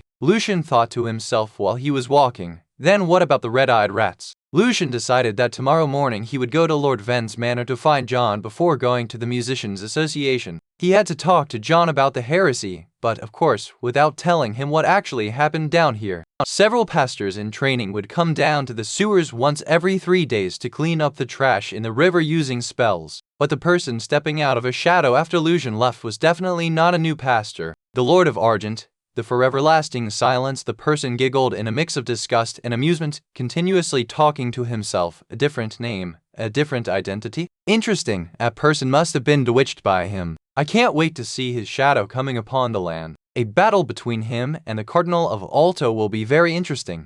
Probably there is some kind of legacy left by the previous ancient magic empire that he could utilize. But the church would interrupt his plan, I bet. The person looked around. A cunning smile appeared upon his face. The pretty smart young guy just created the new apprentice magic, sulfuric fire wall, by himself. Impressive, he can be very useful to me. Then his figure split into countless small shadow pieces and he suddenly disappeared. Only his giggles were left there, echoing in the pipes. Chapter 34, Ice Revenger. Half an hour later, another figure appeared in the pipes, close to the broken iron net. It was a decently dressed man in his 30s, black shirt, black suit, black shoes, almost everything black. His mustache was carefully trimmed, and his hair was of pompadour style. Graceful as the man might look, he had a dark aura of ferocity and brutality, and he was not a nobleman. He was Lucien Evans. All his men knew that Lucien Evans was a knight who had already awakened the blessing in his blood. When he was about to become a grand knight, unfortunately, his power went awry and turned out to be vicious and dark.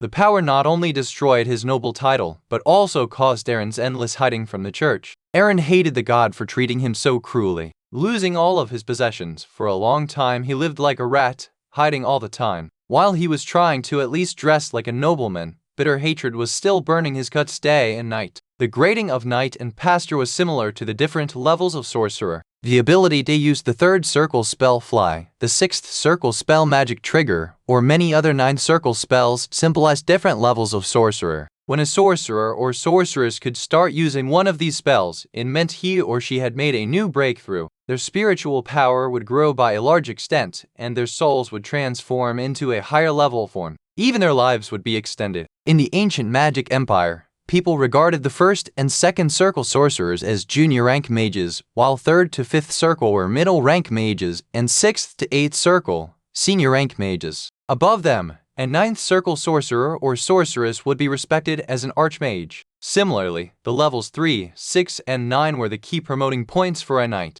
If a person successfully awakened the blessing in their blood, they would first become a level 1 or level 2 knight. From level 3 to 5, they would be regarded as a grand knight, then 6 to 8, a radiant knight. In level 9 the title was gold knight, and after that was the highest level of all, a legendary knight. For pastors, it went from junior rank to middle rank pastor. Then a middle rank pastor could be promoted to bishop. For the senior rank pastors, most of them would become cardinals. There was no special title for a level 9 pastor, but if one could successfully join the conclave, he or she would be respected as a grand cardinal. There were more than 400 registered official knights in the Duchy of Orvaret. Among them, there were only around 50 grand knights and less than 10 radiant knights. Most of them were members of the Violet Knights, garrisoning different key fortresses. Back then, Aaron, who was a level 2 knight, was very close to becoming a grand knight and thus ranking among the top 50 knights in the duchy. Now, he has been working for a big man for a long time, doing all the evil and bloody things for him to maintain his fake honor. Jackson and his men did not come back to the hideout in time. Aaron felt something went wrong, so he came down here himself. Sulfur, blood, and something else. Sniffing the air, Aaron's eyebrows frowned together. With the blessing power, Aaron was more sensitive to environment in general than common people. Aaron could tell that someone had cleaned this place up before, but there were still slight traces of blood, brain tissue, acid, and sulfur on the ground, showing that a fierce struggle just happened here. Acid sulfur, Aaron was thinking out loud. Acid splash? It was a typical apprentice spell. An apprentice sorcerer did all this? Aaron could not believe his guess, but the reasoning did make sense. The person who did this had left quite a while before he arrived. It was too late for Aaron to track the responsible. Aaron was also concerned that what they were doing would be reported to the church or nobles. It was still possible to track him if he turned to the priest of Silverhorn for help, but Aaron would not. He knew their magic could not guarantee finding the person, and more importantly, if the person had already reported what they did to the church, what he should do immediately was escape. Then Aaron quickly turned around and disappeared in the darkness. Only his footsteps were still echoing there in the sewers. Lying in the bed, Lucien was too nervous to fall asleep.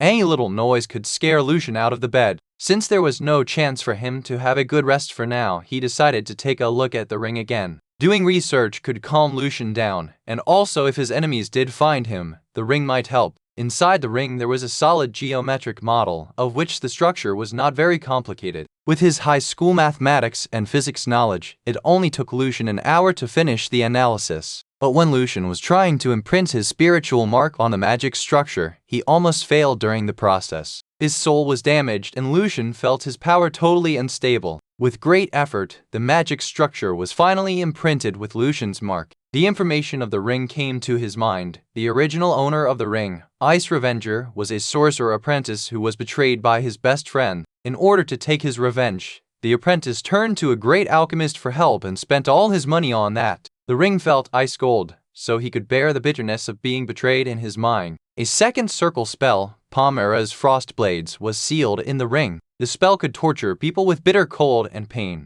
The ring could help promoting the spiritual power of its owner to match a level 1 knight's strength. Furthermore, its owner could also use Palmera's Frost Blades once a day. Therefore, it was a middle-rank level 2 magic item. Lucien was not going to wear the ring for now, since it would definitely draw some attention and bring him unnecessary trouble.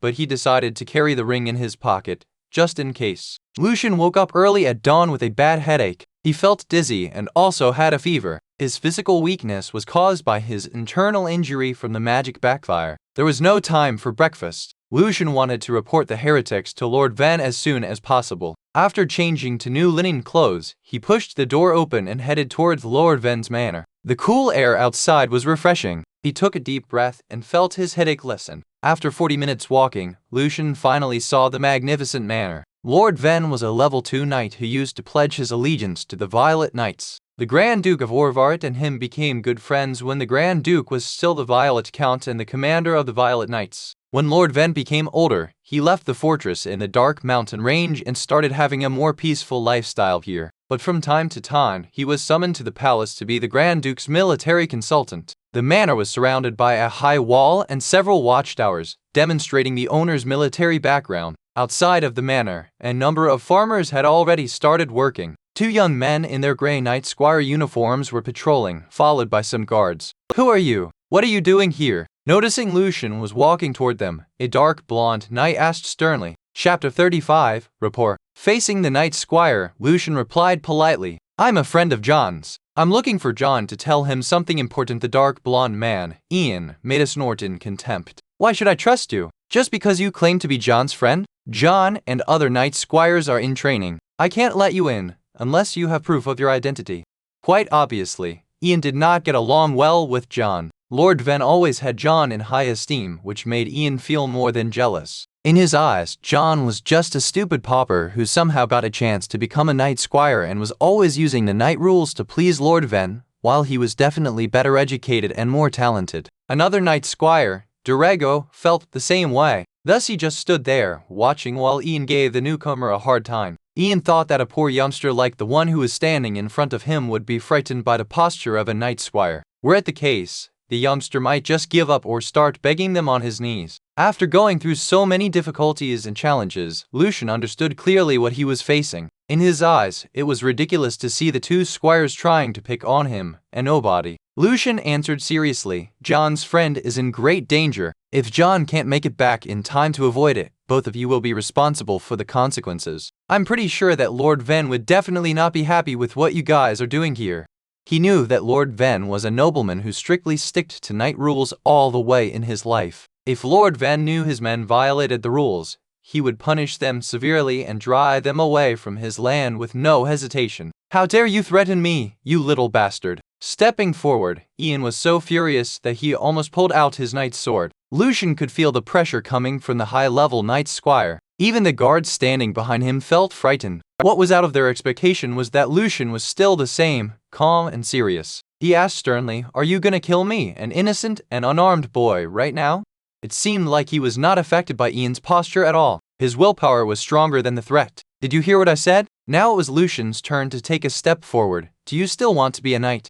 Ian's anger was burning his guts, but he knew if he really killed this bastard, his future title, rank, land, and manor would all be gone. He was not stupid. Dorego tried to make the situation easier for Ian. After giving Lucien a distasteful glance, Dorego hauled Ian back. "Don't waste our time on this. Don't let me see you again," said Ian viciously. Then he turned directly toward the manor. Dorego's face looked grim. He just stood there, waiting for Ian. It didn't bother Lucien at all. As soon as he realized Ian and Dorego were trying to cause him trouble, Lucien reached his hand into the pocket carrying the ring. The power of the ring helped increase his willpower to a higher level that could compete with a level 1 knight. Thus, of course, the pressure from Ian, a Knight Squire, could not affect him. Less than 5 minutes later, Lucien saw John running out from the gate in a hurry, followed by Ian, who was walking slowly behind him. John was very surprised when he recognized that it was Lucien. "You're here, Lucien! I thought you were the one who was in danger. Follow me. I'll explain it to you." Lucien stopped when he was sure that Ian and Dorego couldn't hear their conversation.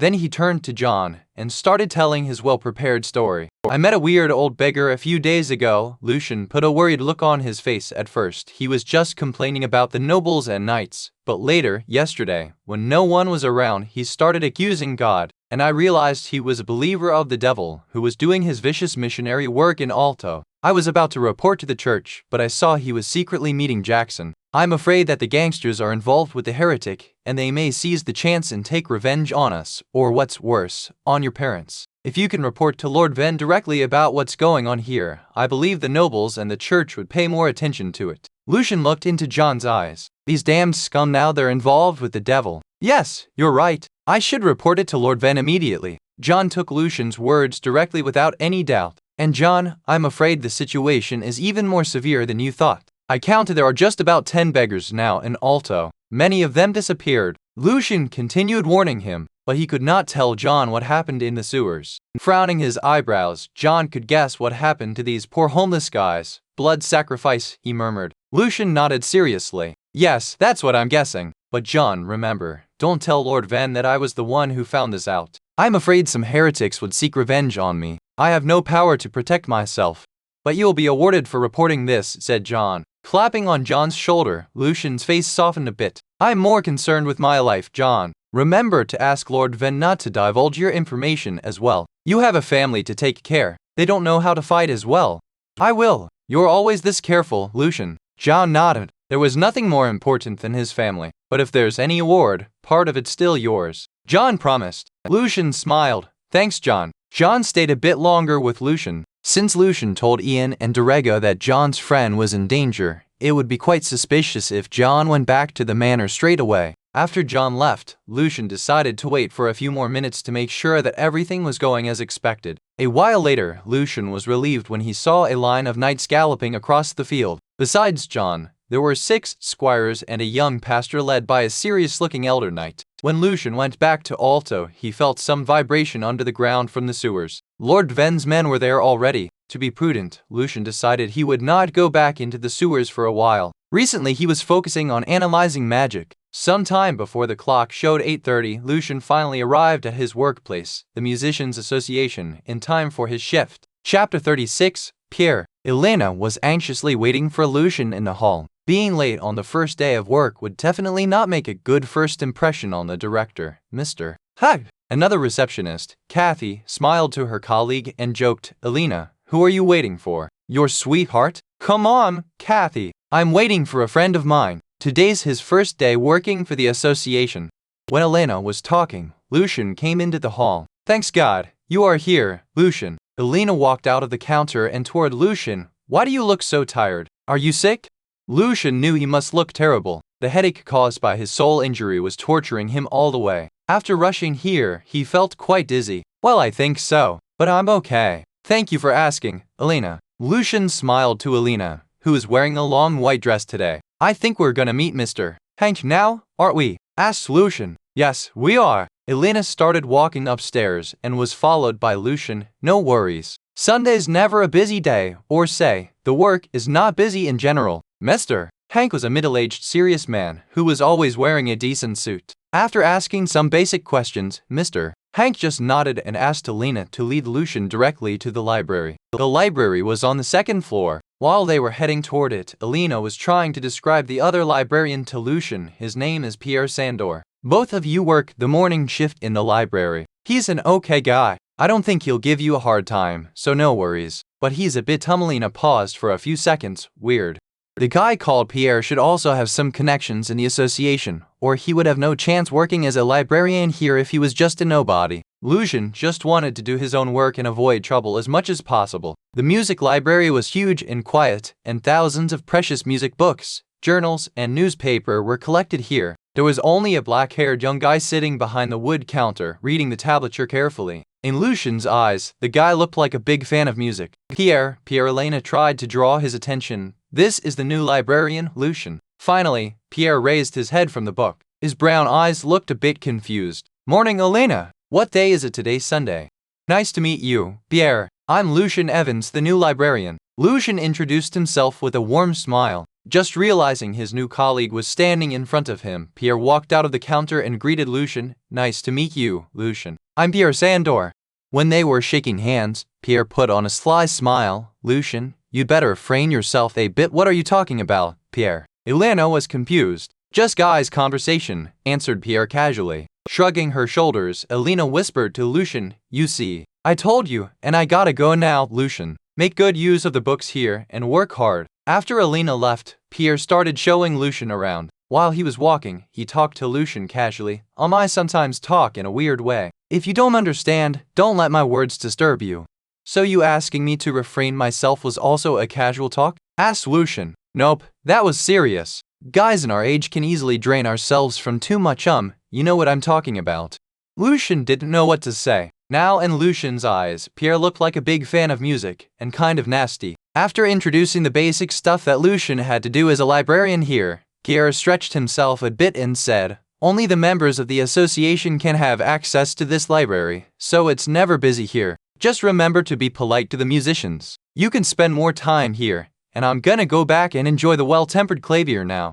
His eyes were glowing when he mentioned music. Killer. Lucien was more than willing to be left alone. With his spirit library, Lucien was always trying to store more books in it, like a squirrel collecting its favorite cones. Lucien quickly leafed through a book, and a copy of the book instantly appeared in his spirit library. Then Lucien directly turned to another one. Hey, what are you doing there? Pierre asked in a confused way. He hadn't gone far yet. I'm doing a random check here to see if there are any damaged ones. Then I can take note of them and report to the association. Lucien immediately made up an excuse. You're as careful as a woman, Lucien. Pierre commented. In the following 4 hours, only 2 musicians visited the library. Lucien thus managed to collect more than 100 of the books there. His arms felt pretty sore from leafing through them. The books covered many aspects of the world, not just music. Lucien wanted to have a better understanding of the world as soon as possible. Lucien finished his work at about midday. When he was leaving the library, Pierre was still immersed in music with a bread in his hand.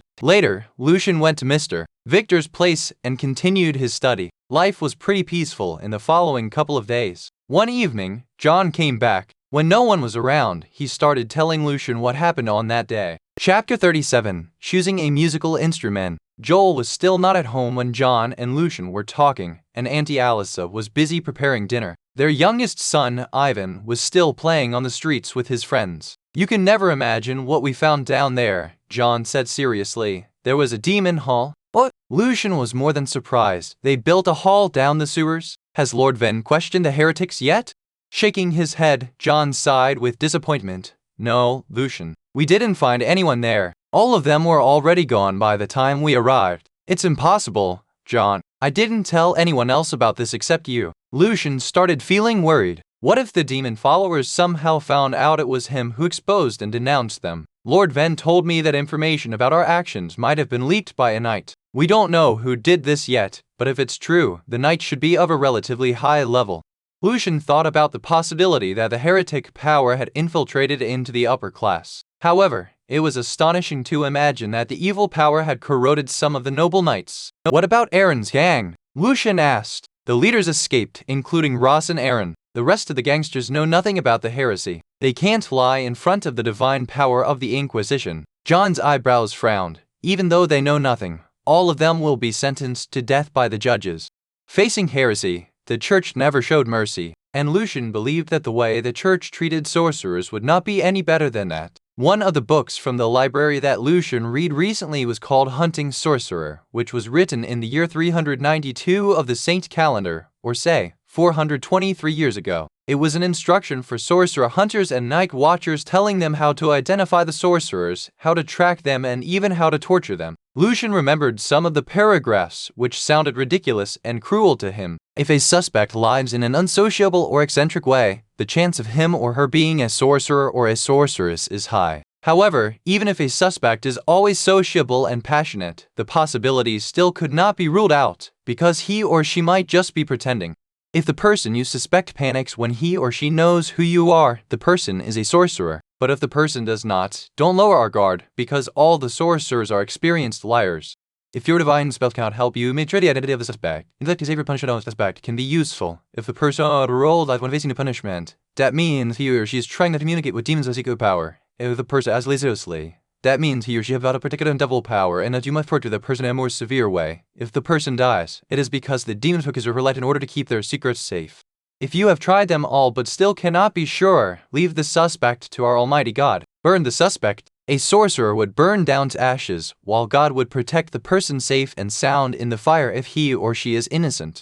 Lucien was grateful for still being alive. If Lucien had lived 400 years ago when the book was written, he would have been burned to death thousands of times. The church had been dominating the whole continent for so many years, thus they were now paying more attention to the heresy in the north, instead of going all out hunting scattered sorcerers and sorceresses. Then did you find anything in the demon hall? Lucien asked with curiosity. Mad memories made John's eyebrows frown even tighter. We knight squires didn't go in there. Knights and pastors led by Lord Venn, Lord Verdi, and the Cardinal of Salvador searched the hall. Lord Venn never told me what he saw there, but I saw his face when he walked out. He looked very serious. I was guarding outside of the gate. John's eyes looked down at the ground, and Lucien could tell the bad memory still disturbed him. When they opened the gate, I saw the ground was covered with blood, and I saw hearts, living, throbbing hearts on the ground. They said that those were hearts extracted from people's chests when they were alive. Lucien, I've heard many stories, poems, and rumors saying how horrible and vicious the heresy is. But today I finally realized how hateful and inhuman it can be. John raised his head and looked at Lucien, speaking with great determination. I hate them, the heretics. I can never forget what I saw there. I want to grow stronger and eliminate the demons completely. Looking at his serious face, Lucien smiled. This is the justice you're looking for, isn't it, John? John nodded, but then shook his head. I still don't clearly know what kind of justice I'm looking for, Lucien. All I know is that I not only want to protect my families and friends, but I also want to protect more people and fight against the dark powers. I know there's a class among the knights called Demon Hunter. They walk in the darkness and are willing to die fighting against the devil power. Is that your dream now? Asked Lucien. I don't know, Lucien. I still can't awaken my blessing power. Not everyone can become a real knight, not to mention becoming a demon hunter. John replied, a bit depressed. Come on. Of course you can. Lucien gave John a friendly nudge. Look, who am I talking to? The most promising knight squire appreciated by Lord Venn. Feeling the encouragement from his best friend, John grinned at Lucien. Talking about Lord Venn, Lucien asked, did he mention anything about your reward? Yes, sure. John's face was lightened by this topic. Lord Venn promised to give me a good knight's sword made of fine steel. Compared with what I'm using now, this one would be much sharper and even have some magic effects on it. Talking about the new sword, John even giggled a bit with sweet expectation. Lucien and John stopped their conversation when Joel came back. In the end, John reminded Lucien, Lord Venn told me that security will be tightened and there will be much more undercover investigations in Alto recently. You were questioned before because of the witch, so be careful recently. You're Mr. Victor's student now, and you never know if there's anyone who'd frame you for this out of jealousy.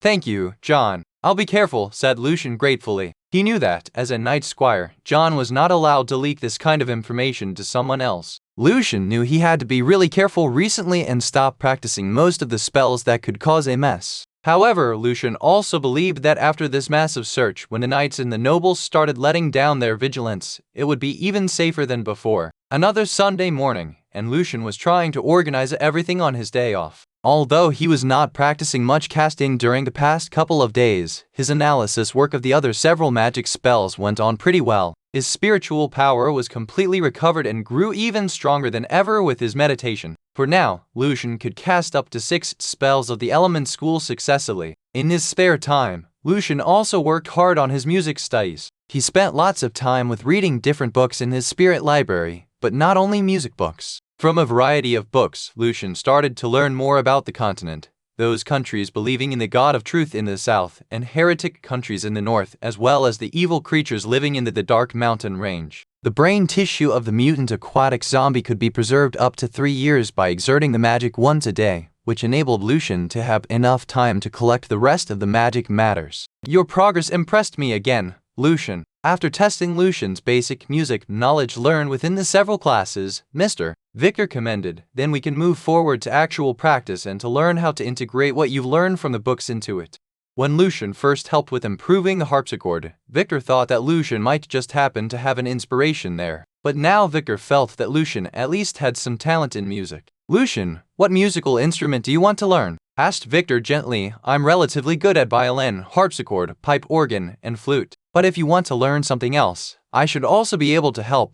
Lucien never really put much thought into it. He was a bit hesitant. Lucien was a fan of piano back in the days, but he never had a chance to learn how to play it. But on second thought, one day Lucien would set out to find the headquarters of the Continental Congress of Magic, and of course, he could not carry a piano with him all the way. Probably he should choose something relatively portable, like a violin? Lot, Felicia, and Herodotus were curious to see which one Lucien would choose, but Lucien was still hesitating. It's okay, Lucien. Victor smiled. If you have any concern, just tell me. Maybe I can help you. So Lucien asked cordially, Mr. Victor, can I choose both the improved harpsichord and violin? The rest of the 3 students were a bit pissed off. They felt Lucien was being really greedy because he could learn for free. No problem, answered Victor, but you gotta focus on one thing at a time. What about we start from learning harpsichord, and I can probably get some new ideas while I'm teaching.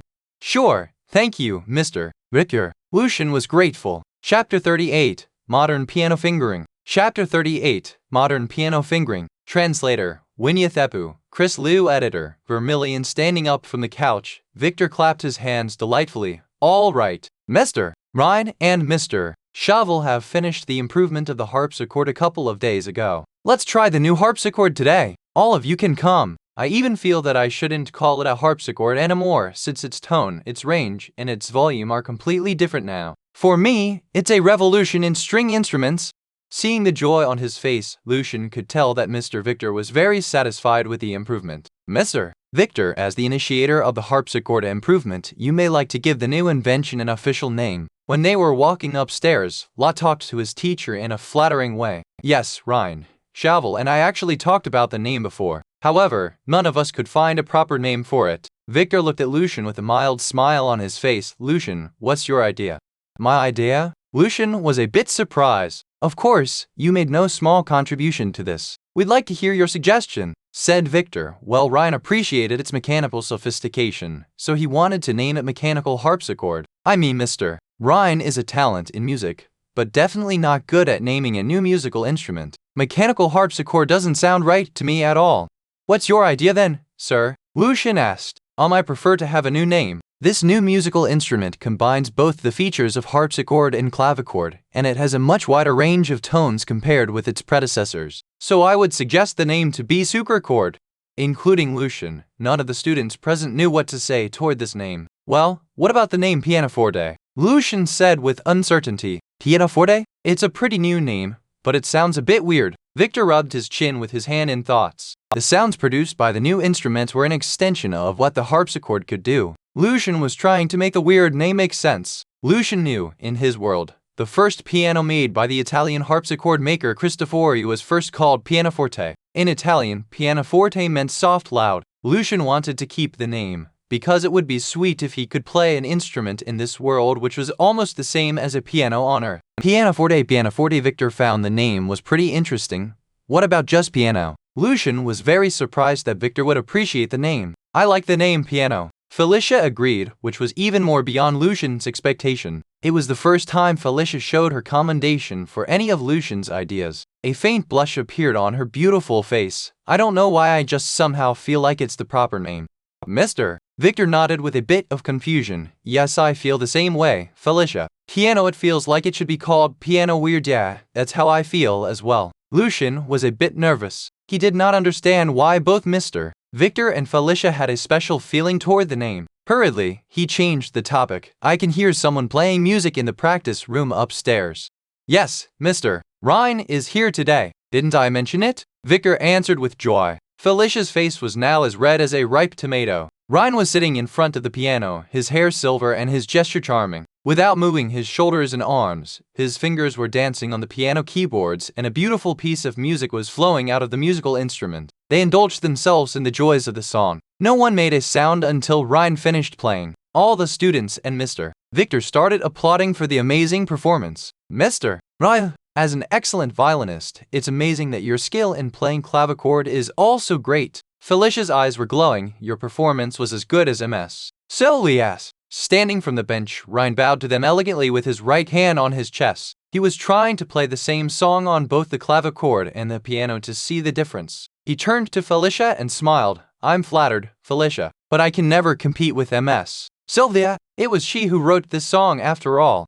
MS. Sylvia was the best clavichord player in alto. Since clavichord was ideal for playing in a relatively small space, like in a living room or even bedroom, Mr. Sylvia was often invited by the noble ladies to play in their places. It was said that MS. Sylvia was a close friend of Princess Natasha, and thus she enjoyed a high reputation in the association. When Ryan was playing, Lucien paid more attention on the movement of his fingers. At the same time, he searched in his spirit library and found some useful books to refer to. According to these books, the modification of a musical instrument was the main cause of the changes in fingerings, as well as the holistic style. The piano standing beside them had 88 keys and different pedals, which was already very close to a modern piano on Earth. Thus Lucien believed the modern piano fingering should be the best way of playing it. On Earth, people used to play clavichord with 3 fingers of each hand. Then the famous pianist, Bach, started using his thumbs and little fingers. When piano gained its popularity, Chopin made a second revolution in fingerings by also playing the black keys with his thumb and little finger. When Lucien was reviewing the basic modern fingering books in his mind,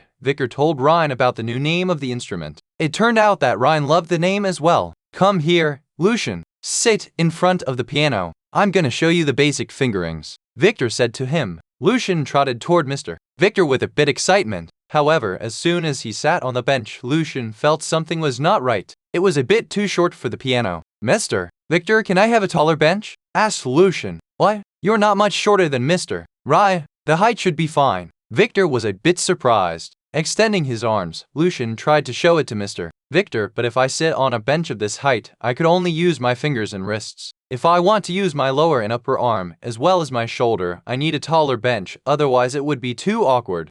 That's because you're not supposed to use your arms and shoulders. That's too rude. Victor was pretty serious. Forget about what you've seen in the pubs. You saw how Mr. Ryan played, didn't you? Did he ever use his arms and shoulders?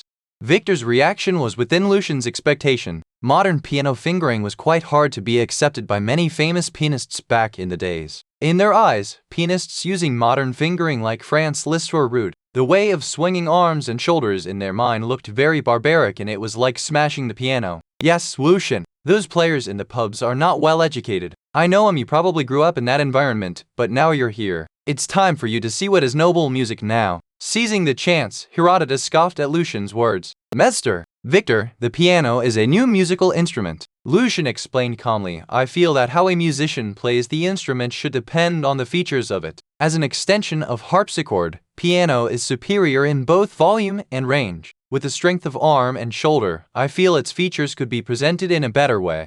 Ryan took a step forward and smiled at Victor. I agree with Lucien. Remember the discussion about fingerings several years ago? Probably we can make a real difference again with it.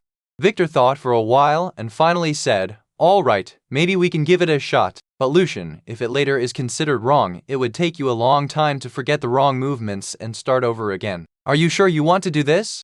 Lucien nodded at Mr. Victor with a determined look. In the other students' eyes, Lucien was no more than an arrogant boy trying to impress Mr. Victor and Mr. Ryan in this stupid way. Chapter 39. The Tawny Owl. Mr. Victor passed a piece of notation to Lucien, which was written by himself for harpsichord beginners. The song did not require any expert skills, and thus, when it was played on a harpsichord, it was quite plain. However, after the improvement, the tone of the piano would definitely add some splendor to it. With his diligent practice of meditation, Lucien had an even better memory now. It only took him a while to roughly go through the music several times. Before him, Mr. Victor only saw noble students, like Lot and Felicia, being able to do this, because they grew up under the nurture of music since they were born. Alright, Lucien, I know you still feel you're not prepared, but it's time for you to start playing. Don't be nervous and just pay attention to the keys you should press down. Take it easy, Mr. Victor was quite looking forward to Lucien's first play. Putting his hands on the keyboard in a defined arch, Lucien pressed down the first key. It was not difficult for him to remember the song, but, as expected, playing it was a completely different story. Lucien felt his fingers were too clumsy to reach the right keys in time. Slow as he was, Lucien tried his best to focus on the keys to make sure they were the correct ones. Instead of his song, his first time playing sounded more like a bunch of separated notes climbing out of the piano slowly one by one, or like a dying man exhaling with great effort. However, no one there ever laughed at him, including the three noble students. Watching Lucien play reminded them of their own past struggle, which was even more terrible. It was a short piece of melody, it should last around a minute, but it took Lucien more than 3 minutes to finish playing it. After he pressed down the last key, his forehead was oozing sweat. Lucien felt that even fighting with an aquatic zombie in the pipes could not be more exhausting. Mr. Victor was the first person who started applauding Lucien, followed by Ryan and the other students. You did a good job, Lucien. Victor comforted him, smiling. I know how clumsy a person would feel when he or she first started playing, but you are the only student I've seen that managed to press every key correctly. It's impressive. Ryan nodded. Yes, you are very smart, Lucien. I'm sure you will improve quickly with more practice, but the coordination of your hands was for sure not your strong point, and later you will also need to use your feet for the pedals. It'll be pretty challenging for you. I agree, said Mr. Victor, but being more coordinate is just a matter of time. If you're willing to work hard, you'll be a qualified musician within 10 years. 10 years? It seemed that even with the direction of a master musician, it still would take a long time for a person to achieve something in music. However, Lucien was still expecting that, by becoming a qualified musician as soon as possible, his living expenses as well as the cost for his magic experiments could be fully covered. Is there any way to become a qualified musician faster? Lucien asked. Yes, sure, if you're a genius. Felicia interjected, but you are not, Lucien. Working hard is the only way to become a qualified musician, and of course it takes time. Don't let Mr. Victor lose his face for having a student who couldn't even play the piano decently. In Felicia's eyes, Lucien question fully showed his shallowness. Ryan responded in a more mild way. I understand young people's eagerness, but like Felicia said, my current small achievement in playing violin took me a long time, and it's the same with other instruments. Then he paused a bit. Well, actually, hard practice is not the only way to become a qualified musician. If you could awaken the blessing in your blood, your ability of controlling your body would be increased by a large extent. With your smart little brain, you could probably become a piano musician within a few weeks. But how long it would take you to awaken the blessing? Ryan shrugged his shoulders. Maybe 10 years, maybe 20 years, or forever. What do you think? Becoming a genius sounds more practical, Lucien. Lotta laughed. Victor turned to Lucien. If you just want to master a relatively hard piece of melody, an intensive practice within a short period of time may be helpful, but this can never help you become a really good musician. Do not rush, but always work hard, Lucien. Victor tapped Lucien on his shoulders to encourage him. Lucien looked at Mr. Victor and nodded. After the class, Lucien started working on his monthly budget. He needed to give Auntie Alice 3 nars every month for the meals because he was now eating with their family more often. Also, more money would be spent on building a secret magic lab in the future, when Alto calmed down and became safer. Besides money, Lucien still had lots of concerns. Buying too many glasswares for magic experiments could be very suspicious to the church, and Lucien currently had no idea what to do with them. He also needed some black robes, so he could sew some rows of small pockets inside for carrying more different magic reagents in the future. Burying his head in his arms, Lucien thought to himself, maybe I'll become a tailor sewing clothes for people rather than a sorcerer. The idea amused him a bit. Several days later at night, Lucien was reviewing the last magic he analyzed, Hamon's oscillation, even though it was too risky for him to practice the spell at this moment. Besides, by changing the vibration frequency of his spiritual power, now Lucien could leave an imperceptible magic mark on a target, which made him very happy. As for music, like Ryan commented, after a certain stage, his good memory could not help much anymore. His poor coordination became his biggest problem, so Lucien was still practicing the same etude. All of a sudden, Lucien heard someone or something was swiftly approaching his shack. Lucien hid all his stuff under the bed in a hurry and stood there in a defensive posture. Knock, knock, knock. The window opened by itself. Lucien felt a familiar wave of magic power coming inside. He was very nervous, but also kind of excited. Was it another sorcerer apprentice, or even a real sorcerer? A tawny owl flew in through the window and landed on the table. Somehow Lucien felt it had an arrogant-looking face, and the owl started speaking in a harsh voice. "You should open the window for me, you little boy." Lucien was not really scared. In the notes, the witch mentioned some animals that could talk. Some of them were sorcerers or sorceresses transformed into different kind of animals, while some of them were summoned pets. However, Lucien was not sure which one the owl was yet. Strolling on the table, the arrogant owl looked at Lucien from top to bottom. Then it started talking again. "Don't be afraid, boy. As long as you answer my questions honestly, Lord Doro won't hurt you." Lucien nodded his head, feeling a bit confused who was Lord Doro. The owl took a step forward and looked at Lucien's eyes. "Listen to my question. After the apprentice died, did any sorcerer or sorceress come here and asked you about her?"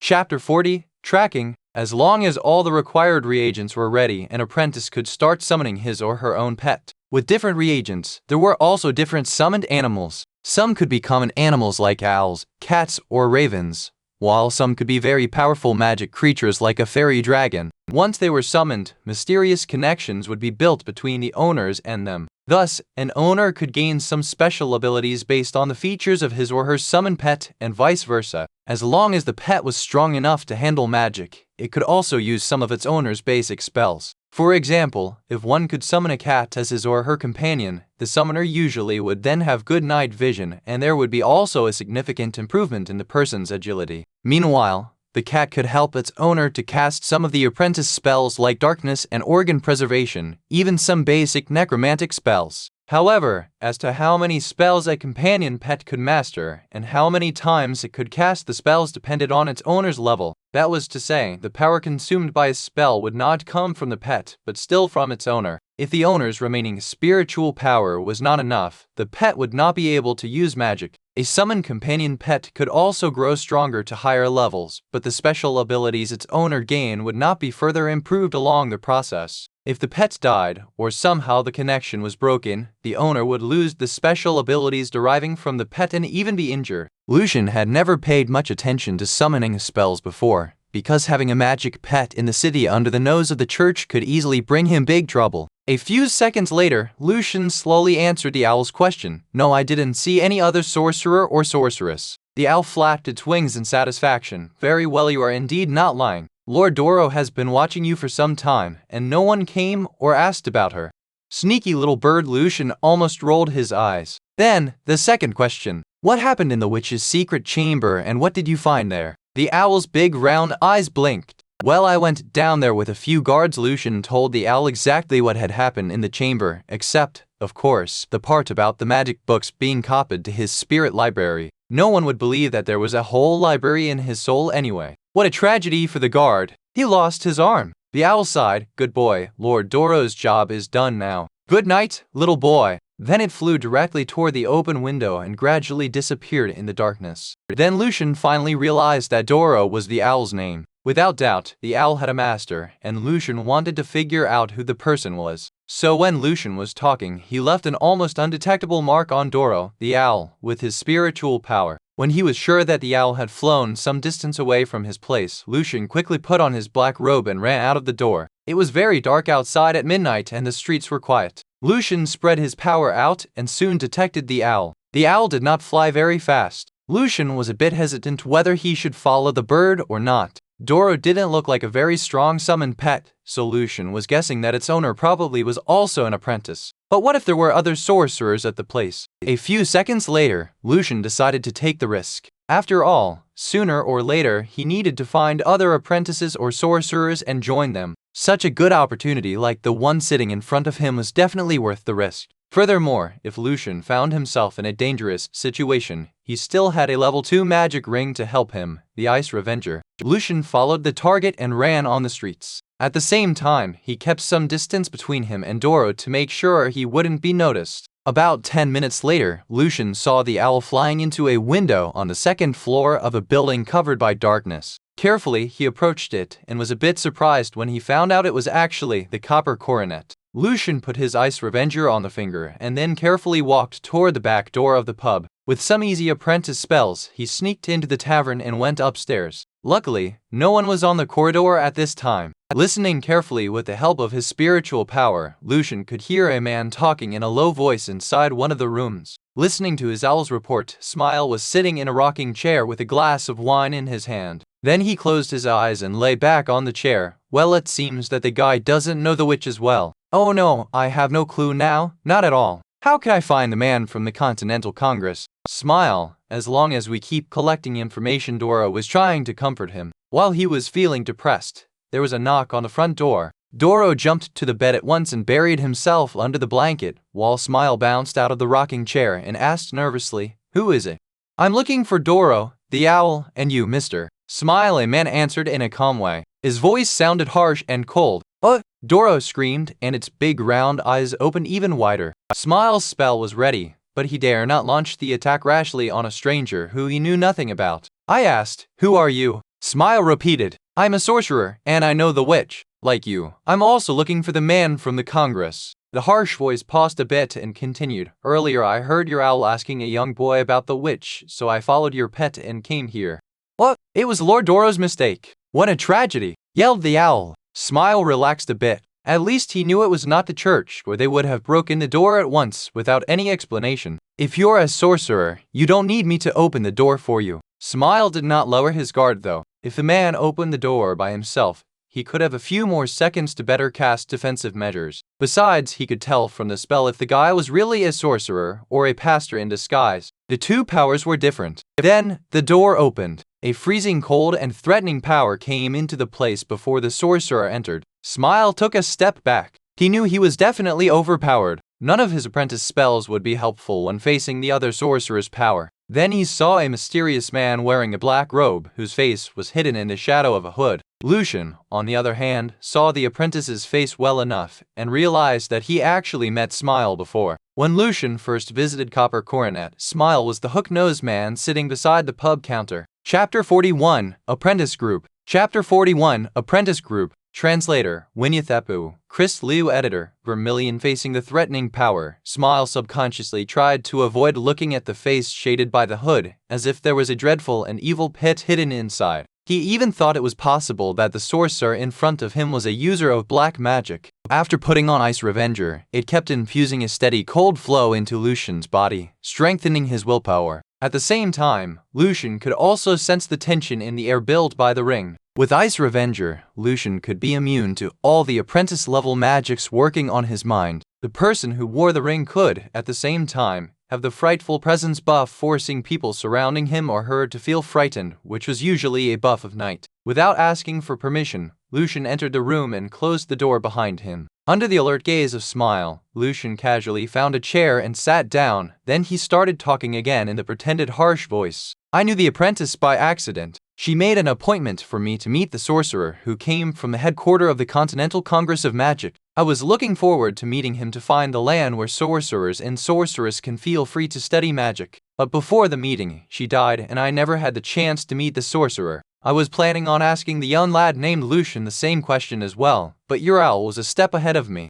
Knowing that the sorcerer sitting in front of him was not his enemy, Smile finally relaxed. Rubbing his hands, he started explaining why he was also looking for the mysterious sorcerer. "I met her several months ago, and I invited her to our secret apprentice group meeting. Later she told us that she met a great sorcerer from the Congress. In her description, on the land where the Congress sits, all the sorcerers and sorceresses don't have to hide anymore. We were so encouraged." "I understand," Lucien nodded. "We are sorcerers, not rats. We deserve much better than this." Smile raised his head and started feeling close to this unexpected visitor. Sorcerers and sorceresses always understood their shared struggle and fear. Facing the same enemy, most sorcerers and sorceresses united to help each other and to escape from the search of the church. Yes, sir. You must understand our excitement. Smile lowered his head and looked at his hands again. We also asked her to invite the great sorcerer to come to our meeting. Although he didn't show up for the first time, the sorceress brought a journal called Arcana from him to us. Lucien remembered the journal. It must be the same one the sorceress mentioned in her notebook. Arcana? Lucien pretended he never heard of the journal before. Yes, sir. When she first mentioned the Congress, some of us didn't believe it. After reading it, all of us started yearning for the place. The journal was old, very old. It was published about 25 years ago, but the ideas in the journal were amazing. Way beyond imagination, it was like a new world. Smile's face lightened up a bit. A few seconds later, Smile continued in a depressed voice, but she was found by the church before our next meeting. I know it was dangerous, but I still don't want to give up. I moved from Purple Lily into this pub, hoping I could find any clue related to the Congress. Before, I was afraid that the church might still be watching her place, so I waited for almost a month and finally sent Dora there tonight. Lucien saw Smile's face was changing with different emotions: excitement, astonishment, sadness, and depression. He was pretty sure Smile was not lying. Hearing Smile's explanation, Lucien felt kind of disappointed, since he was hoping that Smile might know something more about the Congress. Her death is our loss, Lucien said slowly. I am afraid the sorcerer you were talking about might get caught with her at the same time. A sorcerer from the headquarters can easily catch the church's attention. I guess so. Smile nodded with a sad look. What a tragedy, yelled the owl Doro. Smile, can I take a look at the journal? Lucien was trying to see if he could find any information from it. Smile shook his head and replied, sorry, sir. The journal is not here now. We take turns to read it. The journal was very hard for us apprentices to understand, but I guess for a real sorcerer like you, it won't be a problem. The power of the ring made Smile think Lucien was at least a sorcerer of the first or second circle, instead of an apprentice like him. Toward Smile's assumption, Lucien neither admitted nor denied, since Smile's respect might bring him some benefits. So if you don't mind, sir, Smile asked Lucien with a bit hesitation, you can join us. The journal will be passed on to another apprentice over the next meeting. Lucien thought about the potential risk, but he also didn't want to miss the chance to find the apprentice group in Alto. What do you usually do during the meeting? Lucien asked. Alto is the last city of ancient Sylvana's magic empire, and there are still many sorcerers and sorceresses teaching their apprentices secretly. Apprentices gather together to exchange information, magic materials, and views. We work together and help each other. Smile explained. I see, but the church is watching us all the time. How did the founders manage to start the group at the very beginning? Lucien wanted to ask more questions to make sure it was not a trap. Well, there are several apprentice groups. Most apprentices here belong to one of them, while some join more than one group. The founders of our group first met each other by accident in the Melzer Black Forest when they were seeking the same magic materials.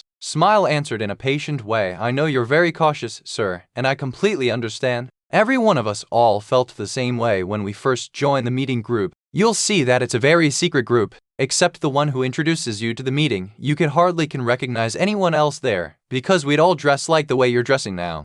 If you can join us, sir, it will be our pleasure, and I'm pretty sure you can also find what you need there. At least we can try. Smile added. Despite the man's harsh voice, Smile felt the man in the black robe was not a vicious sorcerer. Instead, he appeared to be quite calm and understanding. If their apprentice group could have a real sorcerer as a regular member, these apprentices, including Smile himself, could definitely benefit a lot from it. Even if the man was actually not as powerful as he appeared to be, Smile didn't think he would do any harm to the group. Lucien was persuaded. He knew sooner or later he had to find a group instead of always working alone, and the magic potions and reagents were also too tempting for Lucien to refuse. Well, my lab was damaged several days ago. If your group can provide me with a whole set of labware, I'll be more than willing to go. I don't think it will be a problem, sir. Smile grinned. Thank you, Smile. Then where is the group meeting and when? This Saturday evening, answered Smile. It would be held in the sewers, but we haven't agreed on the specific location. Please tell me how to find you when we decide, sir. Don't hold your meeting in the sewers. Lucien warned Smile seriously. The church is lately keeping a close watching there. Don't ask me what happened there, and don't ask why I know this. Just tell all your group members not to go down there recently. What? Smile was shocked. Even thinking about what would happen to the apprentice group if he hadn't met the mysterious sorcerer tonight made his heart beat really fast. We can develop a set of code first. Then when you decide where and when to hold the meeting, find the 8th house opposite to the ruin of the apprentice's place and leave the secret code on the corner of the wall. It's easier and also safer for both of us, said Lucien. The house sat right beside Auntie Alice's place. It was very convenient for Lucien to see the code on his way. After agreeing on the secret code, Lucien stood up from the chair and was about to leave. Simile stopped him and asked, "Sir, can you give me your pseudonym? We don't use real names during the meeting." Lucien thought for a few seconds and replied, "Well, call me Professor." Lucien slightly dusted his black robe and walked toward the door. Before he left, he turned toward Smile. "I almost forgot time working on an experiment recently which requires corpse mushroom and revenant dust. I'm running out of these two materials. If you guys can provide some, I'd really appreciate it."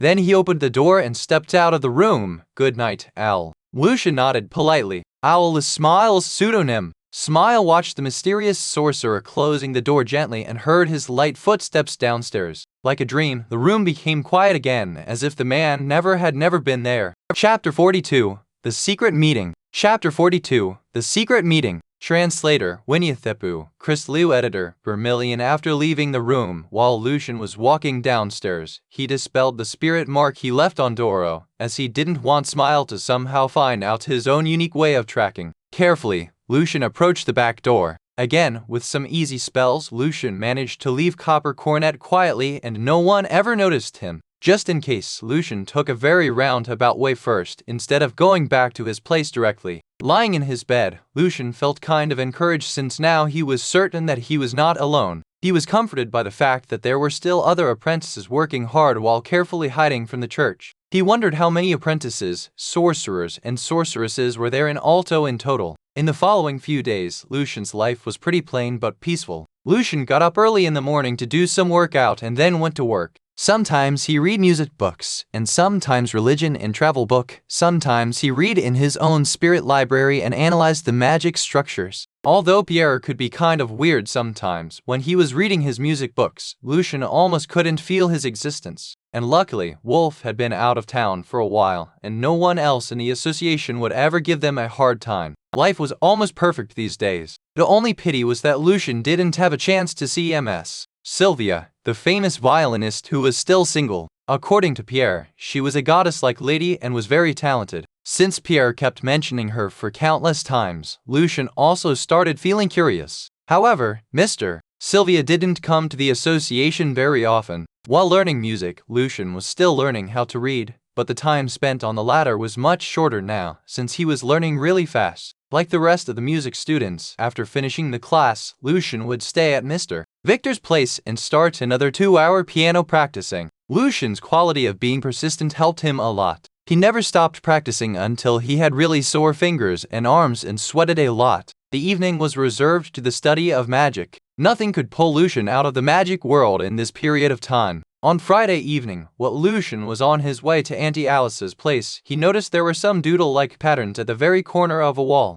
Lucien quickly understood what they meant. 10 o'clock, Saturday night. The abandoned house in the easternmost area in Aduran. Owl. Lucien's expression did not change at all. He kept calmly walking toward Alice's place as if he had seen nothing unusual. Lucien arrived at the place 10 minutes earlier in his black robe, with Ice Revenger on his left hand. Before Lucien left his place, he also checked all the magic reagents in the pockets of the robe. There was neither moon nor stars that night. Thick clouds covered all the light in the sky. As soon as Lucien arrived, he heard an owl hoot in the darkness. It was Doro standing on the tall willow, serving as a sentinel. Under the tree stood Smile in a black robe. In order to let Lucien recognize him, Smile didn't wear his hood. "Welcome, Mr. Professor." Smile walked toward Lucien and put on the hood. "I told the other members about you, and they were looking forward to your presence. Several apprentices also wanted to ask you for help with some magic problems. Of course, they will pay." Knowing that Smile was trying to test him, Lucien, however, didn't feel nervous. He was pretty sure that he was more advanced than most of his peer apprentices, although he couldn't guarantee that he was able to solve all the problems. "I major in astrology and element magic, so if these are questions related to those, I shall be able to help them a bit."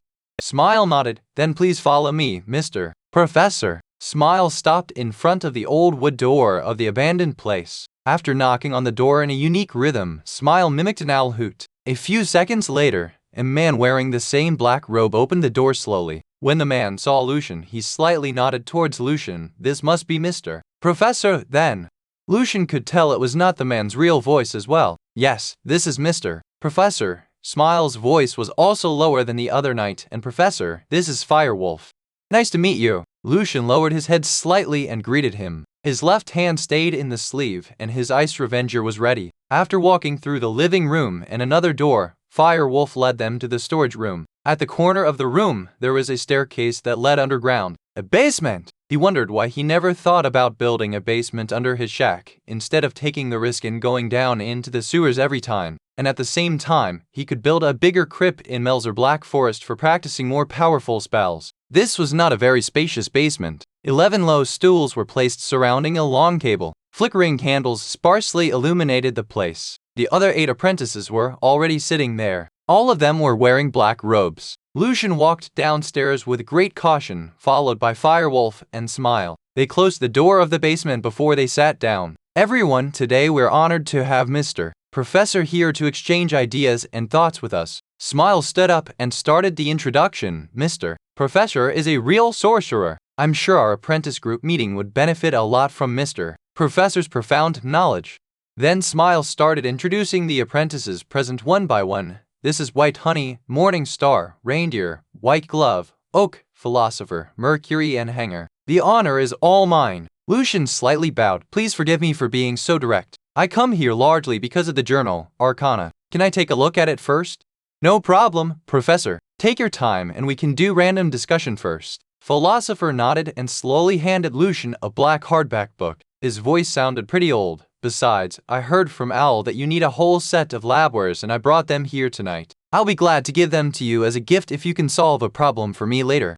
Lucien didn't open the book instantly, but carefully checked the cover of the book first. There were a few separate silver lines joining together in the end on the black cover, which formed the word Arcana right in the center. Under the name of the journal, a line of words wrote Volume 11, the year 392 of Saint Calendar. There were parchment pages inside it. From the content page, Lucien found there were 24 articles in the journal. The first one was discussion about the 5th failure of finding the new planets. Lucien felt interested in it and started reading. The theory of gravitation proposed by Douglas could explain lots of force field spells, even most spells of the astrology school. Besides, the 3 laws of planetary motion also derives from that theory, which is of great significance for guiding the field of fortune-telling. Based on this theory, we have created many new and powerful spells. Thus we can say, if there are 2 major columns supporting the classical magic system, the theory of gravitation could be valued as the most important foundation for one of the columns, force field study.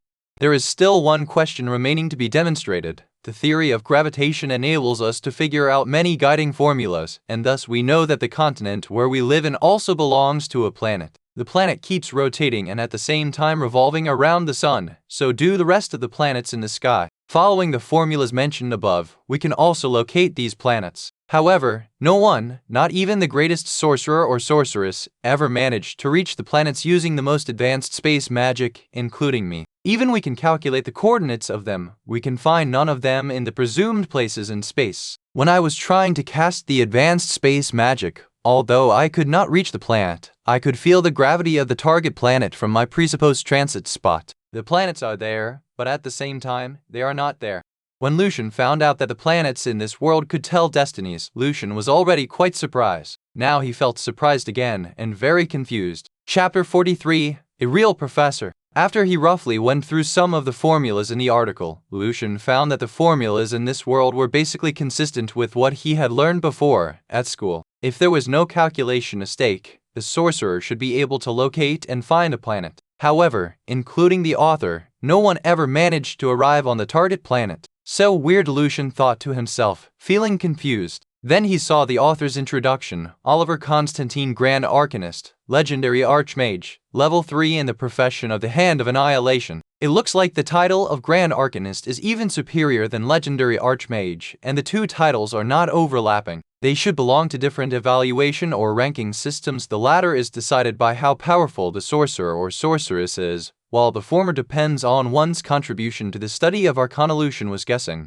Then when he looked at the other authors' titles in the journal, his thought was proved right. all of them had 2 different titles, for example, Level 8 Arcanist, 9th Circle Astrology Mage, Level 6 Arcanist, 8th Circle Element Mage. Lucien also noticed that, in most cases, the author's levels in Arcana were lower than their magic power ranks. Therefore, it seemed the achievement in academic study was even harder. Some of the rest of the articles were study of string vibration in some of the magic's brief introduction of differential method and infinite series thoughts about 7 bridge problem, the mutual transformation between electricity and magnetism in magic, a new element detected by a new method, a forever debate whether spiritual power exists in the form of wave or particle, a study of spirit storm. While Lucien was reading the book, other apprentices were observing him in secret. Half an hour later, Lucien already had a general idea of the journal. The study of arcana in this world could be understood as science on Earth. The development of mathematics and physics here was close to the one at the middle of the 18th century on Earth.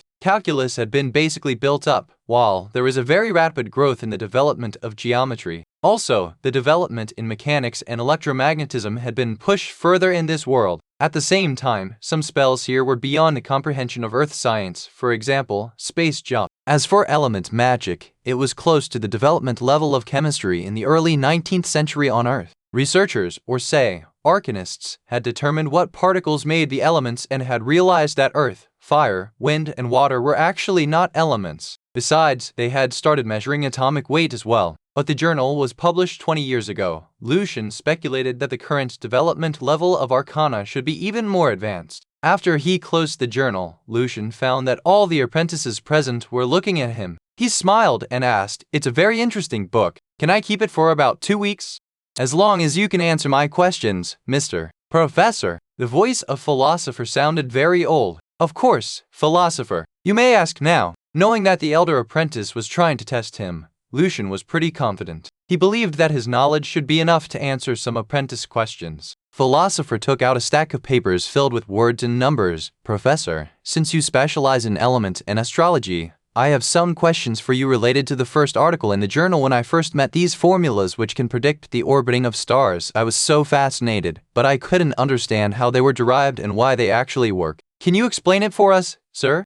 It seemed like a shared question for all the apprentices present. All of them turned around and were waiting for Lucien's explanation. Within Lucien's expectation, what philosopher asked was related to celestial mechanics. He answered calmly, "Your question is too big to be fully explained at a time, because it involves too many different aspects. Tonight I can explain to you the basic principles of the formula and how to use them. Are you okay with it?"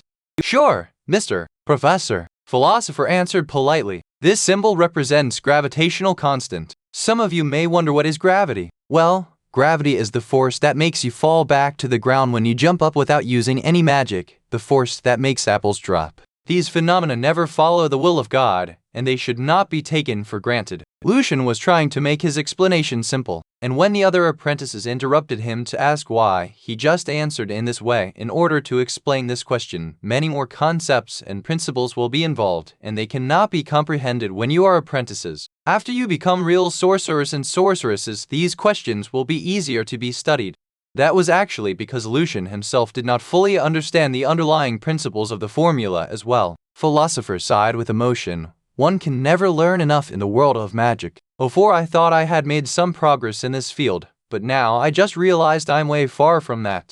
The rest of the apprentices also nodded toward these formulas. Although the mysterious professor did not explain why, he indeed clarified how, from which they were provided with new ideas about how to analyze and construct many new magic structures. After Lucien finished his lecture, philosopher fell silent. After a few seconds, he grabbed his quill and started writing numbers on a piece of paper excitedly. Other apprentices were also lost in thought. "Mr. Professor, I want to apologize for suspecting you are a liar. White Honey was a female who did not speak very much before. You're the most elegant and erudite sorcerer I've ever seen." Although she was trying to make herself sound like an elder woman, she was too excited to hide her original charming voice. From her comment, Lucien smiled and Oak immediately drew an important conclusion.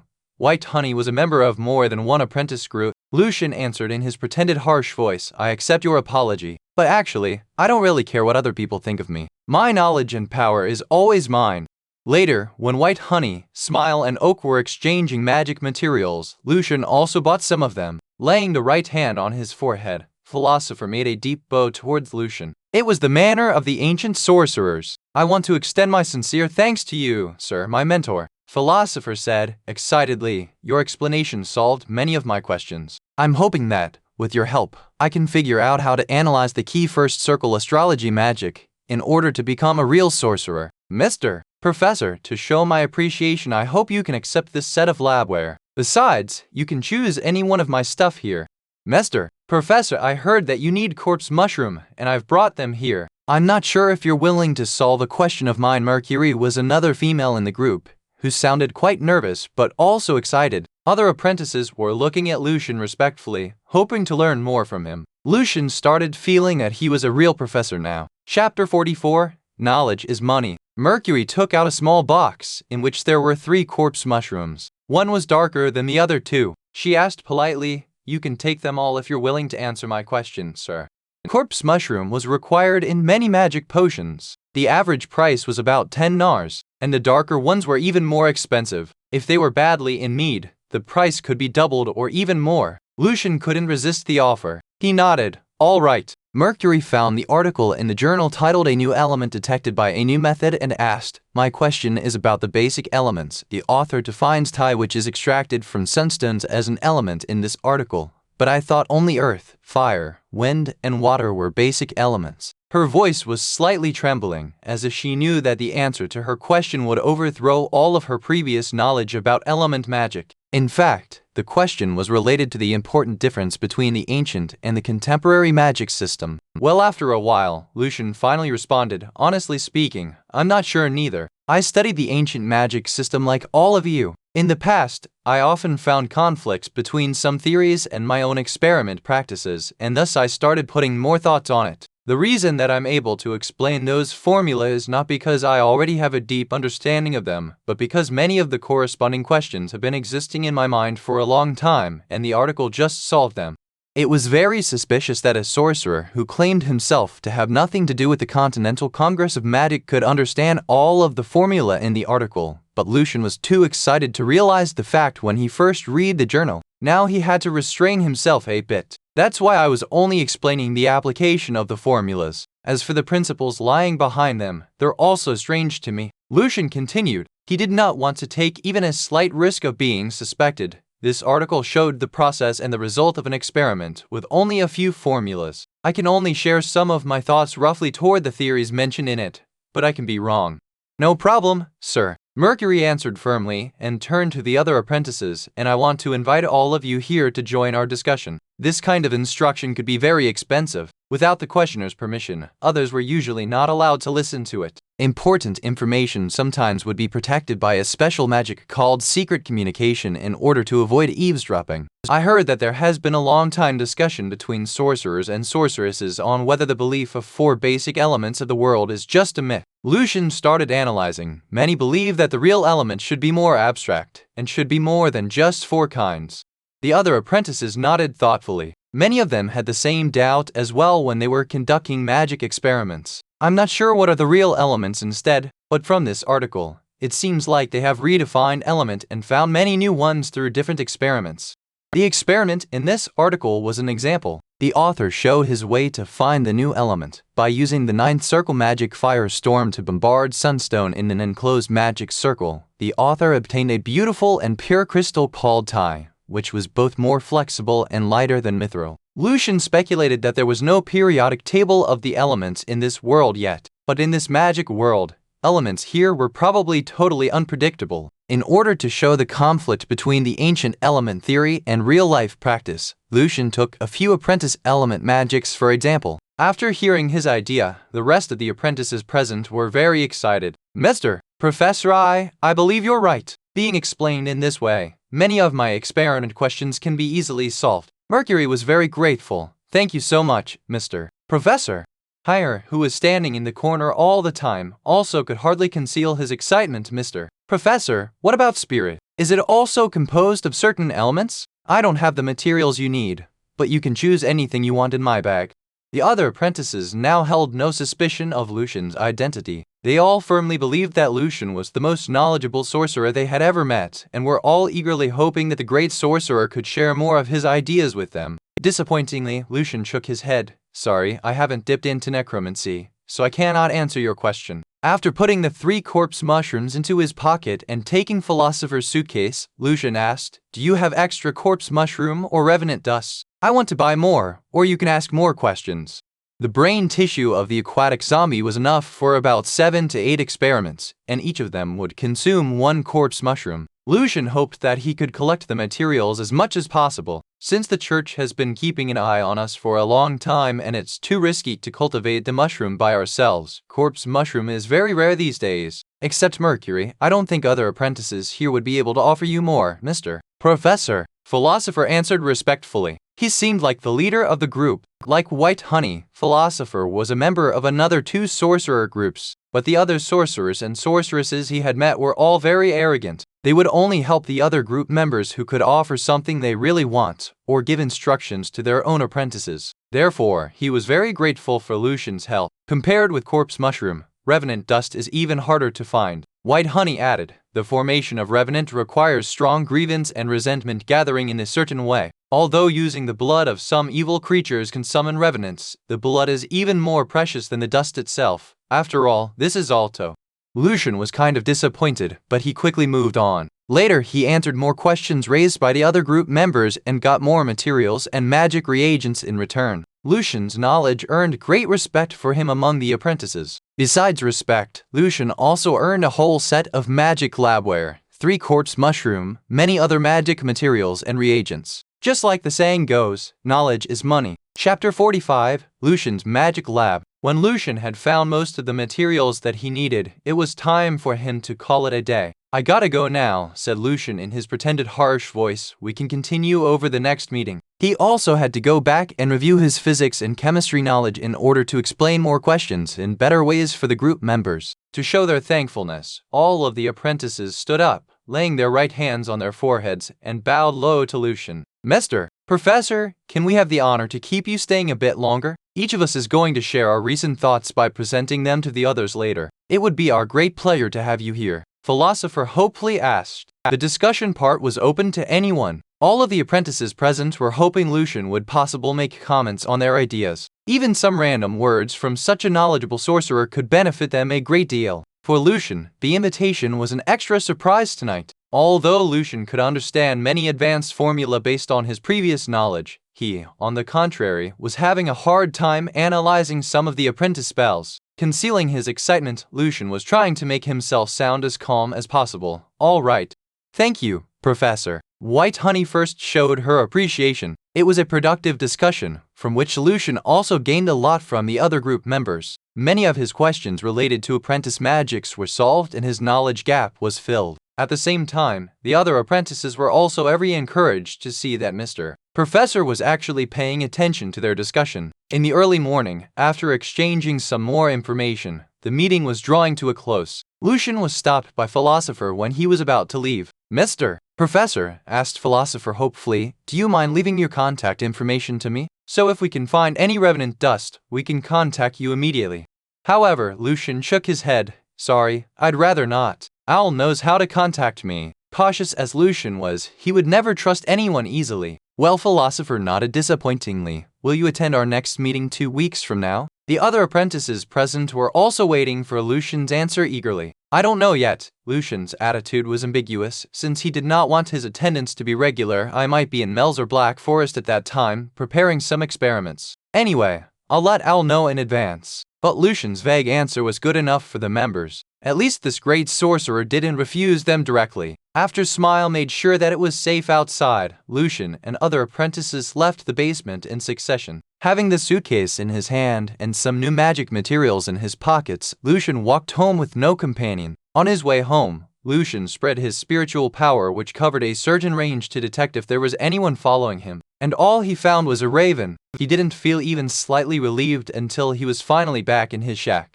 1 week later, using the magic which could turn stone into soil and mud, Lucien successfully dug a pit very close to his place. The 3 meters long, 2.5 meters wide pit connected to his shack with a small stone stairway was Lucien's new and also his first magic lab. Standing on a small stool, Lucien was carving lines on the wall with a silver dagger which came from the labware set. He was creating a magic circle in order to block energy waves caused by spell casting or magic experiments. In addition to that, Lucien cast some more magic circles to protect the lab. Using echo elimination, no one would notice that there was a basement under there by simply stamping on the floor. Other magic circles were used for placing magic traps which could be triggered when necessary. After the carving work was done, Lucien pulled out a small bag of black powder. The powder was made from black curving vine and it could quickly stick to almost everything. Carefully picking it out with the dagger, Lucien colored these lines with the black powder and then he poured mercury on them little by little.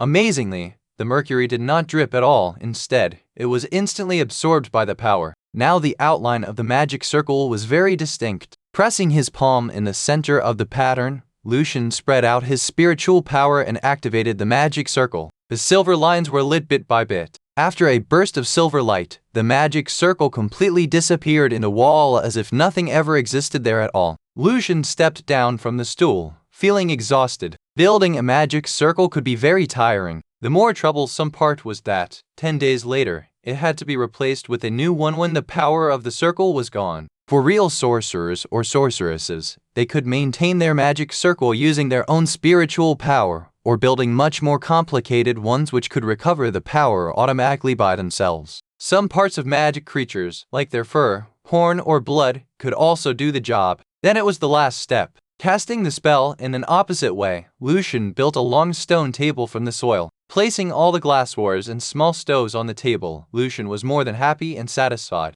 The lab was ready. From now on, Lucien finally had his own place to practice spells and conduct experiments. Obviously, this basement, although not very spacious, was much better than the cold, stinky sewers. Standing on the stairs, Lucien nodded with great satisfaction. Then Lucien went back to his place upstairs and locked the entrance with magic after making sure the magic trap circle was also in position. It was already in the early morning. As soon as Lucien's head hit the pillow, he fell asleep. He had to go to work in the library a few hours later. Like I said, Pierre stared at Lucien with concern. "You gotta control yourself a bit. I just didn't sleep well last night." Lucien shook his head slowly. "By the way, what musical instrument are you learning, Lucien?" Pierre suddenly switched the topic. Chapter 46, Sylvia. Piano. Lucien answered, "Mr. Victor has improved his harpsichord and renamed it piano. Soon he will register the new musical instrument in the association." While Lucien had made some progress in learning magic, he never slacked off in studying music.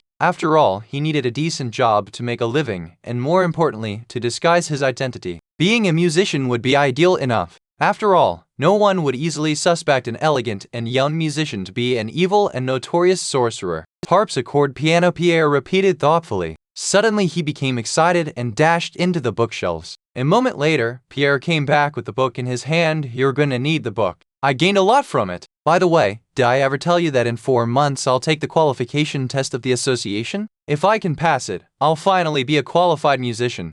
Like other associations, the Musicians' Association also practiced monopoly. The evaluation of musician was completely controlled by it. "No, you never mentioned it." Lucien took over the book titled The Art of Harpsichord Performance. "But I believe you can do it, Pierre," said Lucien sincerely. In the next hour, Pierre did not give Lucien any time to study the book. Since he knew that Lucien was also a music student, Pierre tried to seize every chance to share his thought on music with his buddy. However, today was definitely not a good time for discussion since Lucien was too sleepy to follow Pierre. His eyelids were so heavy that he could barely keep his eyes open. Lucien did try to stop Pierre many times, but Pierre never let him have a chance to cut in. Fortunately, at this time, a lady wearing a long white dress and a black pillbox hat walked into the library. She was a very elegant lady. Her waist was slender and her legs rangy, as if she just walked out of a fine picture. Lucien also noticed her long white stockings, which made the lady's legs look even sexier. However, that was not Lucien's focus. Instead, he was thinking about where that rayon-like material came from. Probably it was a byproduct of alchemy. "Good morning, MS. Sylvia." Suddenly switching his attitude, Pierre greeted the lady politely and slightly nudged Lucien. "Anything I can do for you today?" Lucien then realized she was the Sylvia that Pierre was talking about all the time. Her long black hair was like silk, shiny and soft. Under her small lovely nose, there were cherry-like lips. For sure, she was very beautiful and graceful. "Morning, Pierre. I need to borrow several books," there said Sylvia with a sweet smile on her face. She had got used to people's special attention, so Lucien's long stare didn't bother her. Pierre's face instantly flushed with excitement, since he never expected that Sylvia would remember his name. He nodded several times and dashed into the shelves again to get the books for his goddess. Lucien stayed behind the counter. A sweet and familiar fragrance slipped into his nose. Not until a few seconds later did Lucien realize that the smell was very similar to that of the black veil he found in the dump site, the expensive cloth called Black Nightingale. But Lucien couldn't make sure, and there was also no need for him to figure out whether Ms. Sylvia was the veil's owner or not. After all, the smell was still slightly different. Out of nervousness and excitement, the more Pierre wanted to impress Ms. Sylvia, the more clumsy he was. After a few minutes, he started feeling embarrassed. "You need my help there?" Lucien turned around and asked. Then Lucien walked directly toward a bookshelf and pulled out one of the books Ms. Sylvia was looking for in front of Pierre's face. Of course, it was not because of Lucien's good memory, but his amazing spirit library, which could even store the arrangement of the whole library. Lucien! Pierre's mouth dropped open. When did you become so familiar with the place? With a pile of books in his arms, Lucien came to Sylvia and asked politely, "Ma'am, do you want me to take these books to the reading room?" Of course, Lucien couldn't claim that he had no man's thoughts when he was looking at such a beautiful woman like Sylvia. But Lucien knew that a romantic relationship was too luxury and impractical to be put in his future plans for now. Therefore, Lucien's indifferent attitude contrasted sharply with Pierre's nervousness. "Just leave them on the table, please. Someone else will get them later." Sylvia's voice was husky and sexy. "What's your name? I never saw you before." "My name's Lucien Evans. I'm new here," answered Lucien slowly. Then he added, "I'm Mr. Victor's student." "I say," Sylvia smiled sweetly. "No wonder I heard that Mr. Victor had successfully improved harpsichord and named it piano. Please tell him that I'm really looking forward to his concert, Lucien."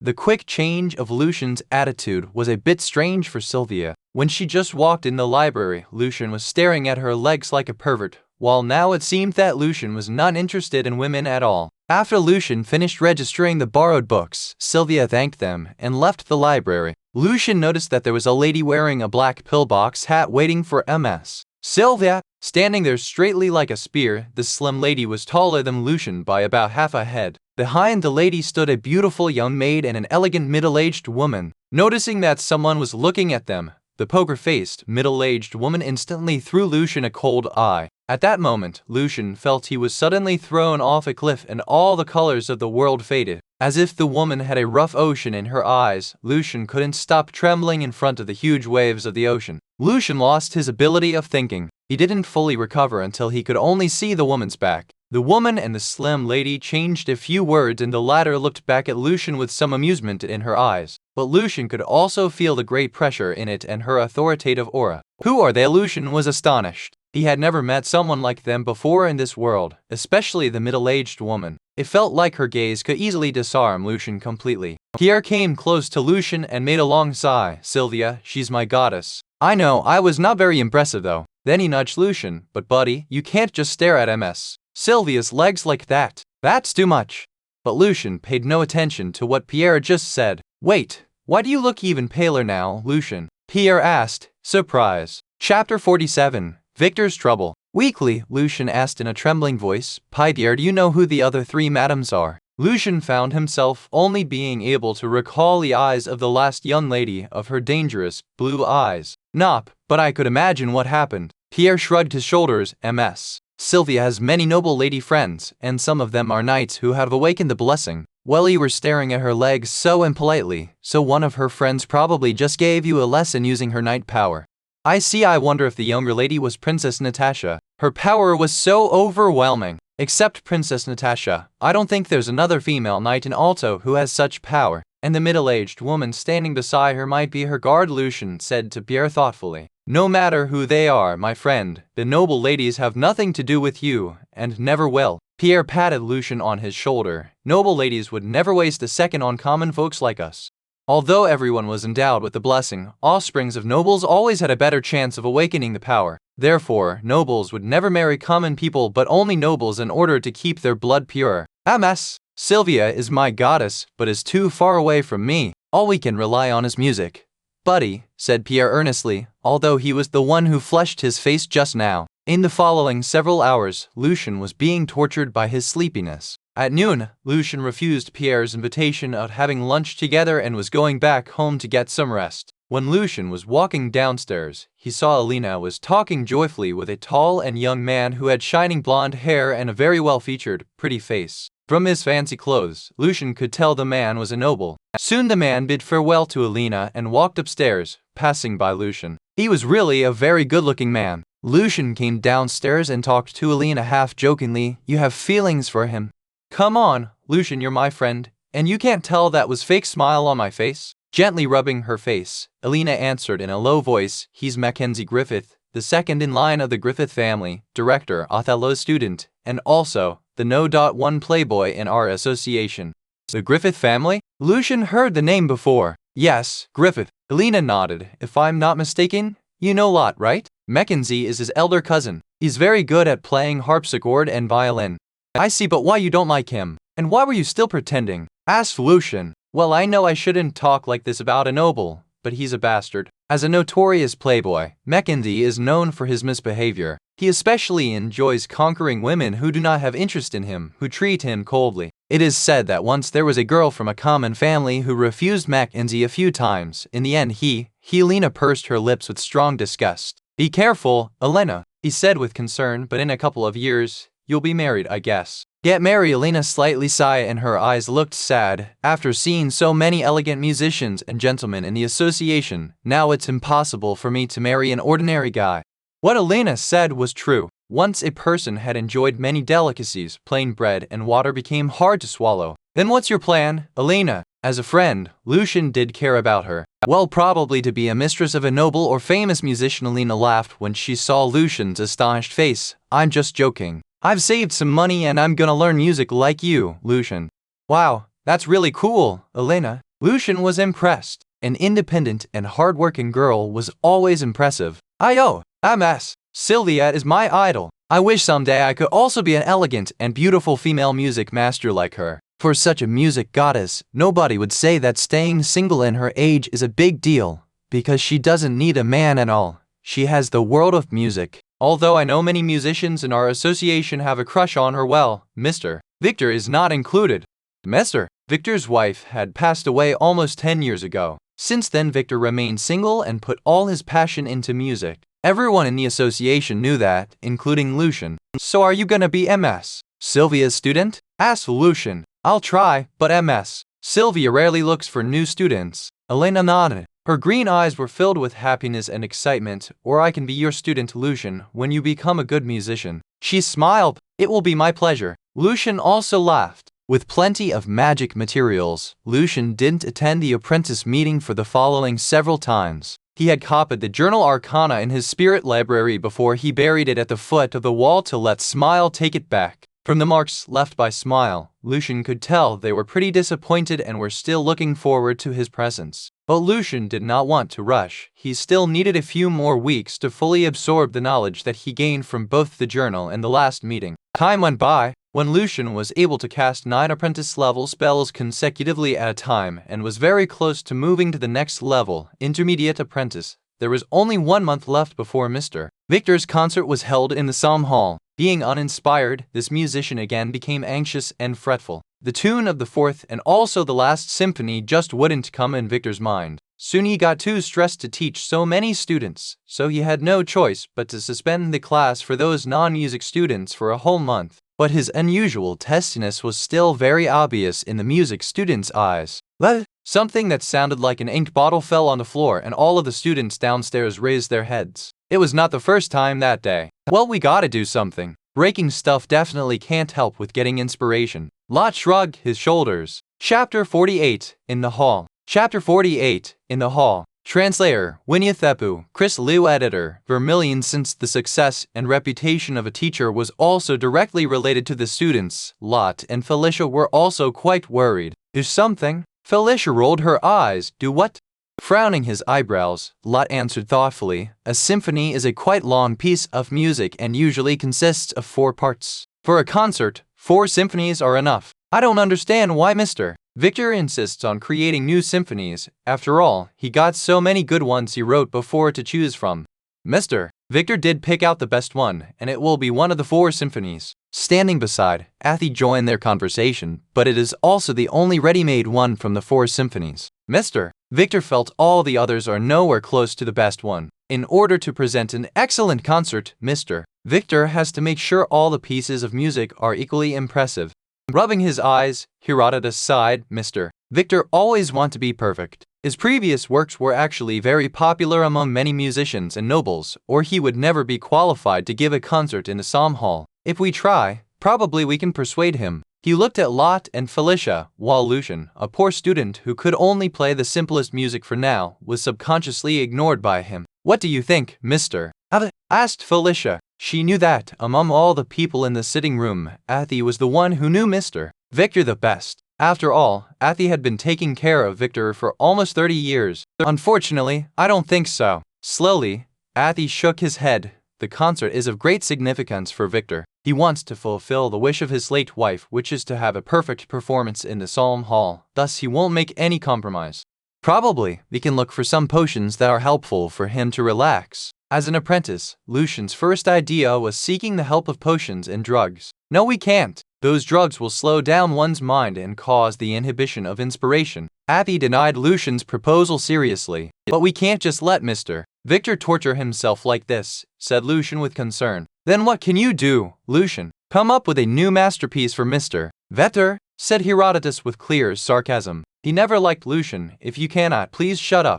Lucien didn't feel really offended. Instead, what Herodotus just said gave him some new thoughts. Mr. Victor needed his help, Lucien knew. When they were talking, Victor opened the door and walked downstairs, looking very tired. The students stopped their conversation instantly and looked at him. Victor's hair was messy and his eyes red. I'm going to the association to practice the first 3 symphonies. All of you come with me to see how the different parts of the orchestra cooperates.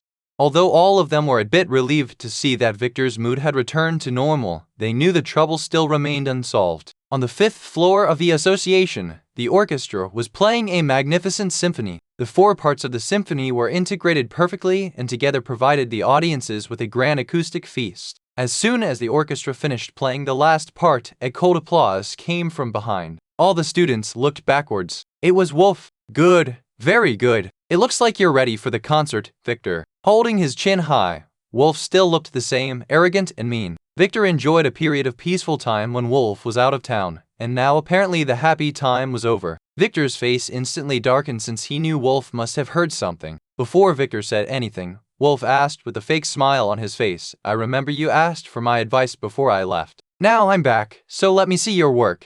You just heard it. Victor just wanted to cut the conversation short as much as he could. No, I mean all the 4 symphonies. Wolf lifted his eyebrows. Wolf, you Victor was very pissed off. Before his rage took over, 2 men walked into the hall. One of them was a white-haired old man, wearing a decent black suit and with a black cane in his hand. The other was the good-looking blonde that Lucien met a few weeks ago, Mackenzie, who was Lot's elder cousin. Director. Putting their argument aside temporarily, both Victor and Wolf slightly bowed to the old man. Victor's students also bowed following their teacher. It was Lucien's first time meeting Baron Othello, director of the association, who was also Mackenzie's mentor. In the law among nobles, which was constructed over a long time, those noble offsprings who managed to awaken their blessing in their blood and thus became royal knights were more qualified to inherit their titles. But it was not to say that the rest of them who failed to awaken the blood power could not be the next head of their houses. As a gifted musician, Othello was also the only son of his house. Thus he rightly inherited the title of his family and became the Baron.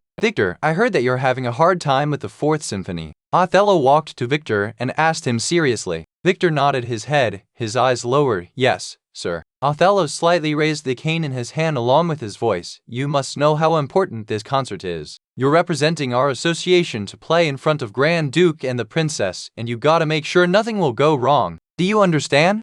I do, sir. I will make sure every piece of work will be really impressive, answered Victor in a low voice. At least I'm trying my best. Wolf gave Victor a loud snort on the side. No, I'm not asking for everything to be that impressive, Victor, nodded Othello. I'm asking for a safe and smooth performance. I understand your pressure, but you cannot keep delaying like this. You have to hand in all of your music as soon as possible to give the orchestra enough time to practice. Then Othello paused a bit. Well, let me give you a deadline. By the last week before the concert, I want to see all of your work laying on my office desk. Any problem, Victor?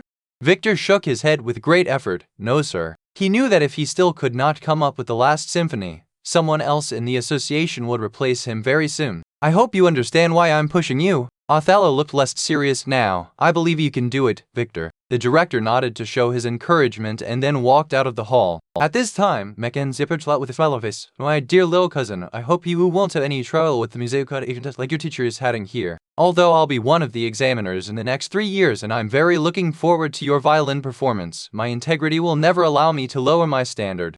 I don't need you to lower your standard, answered Lot, clenching his teeth. Then Mackenzie turned to Lucien. You know what? As a pauper, how lucky you are that you may have the chance to be a musician. It's not really wise wasting your time on fooling around with girls instead of practicing your skills.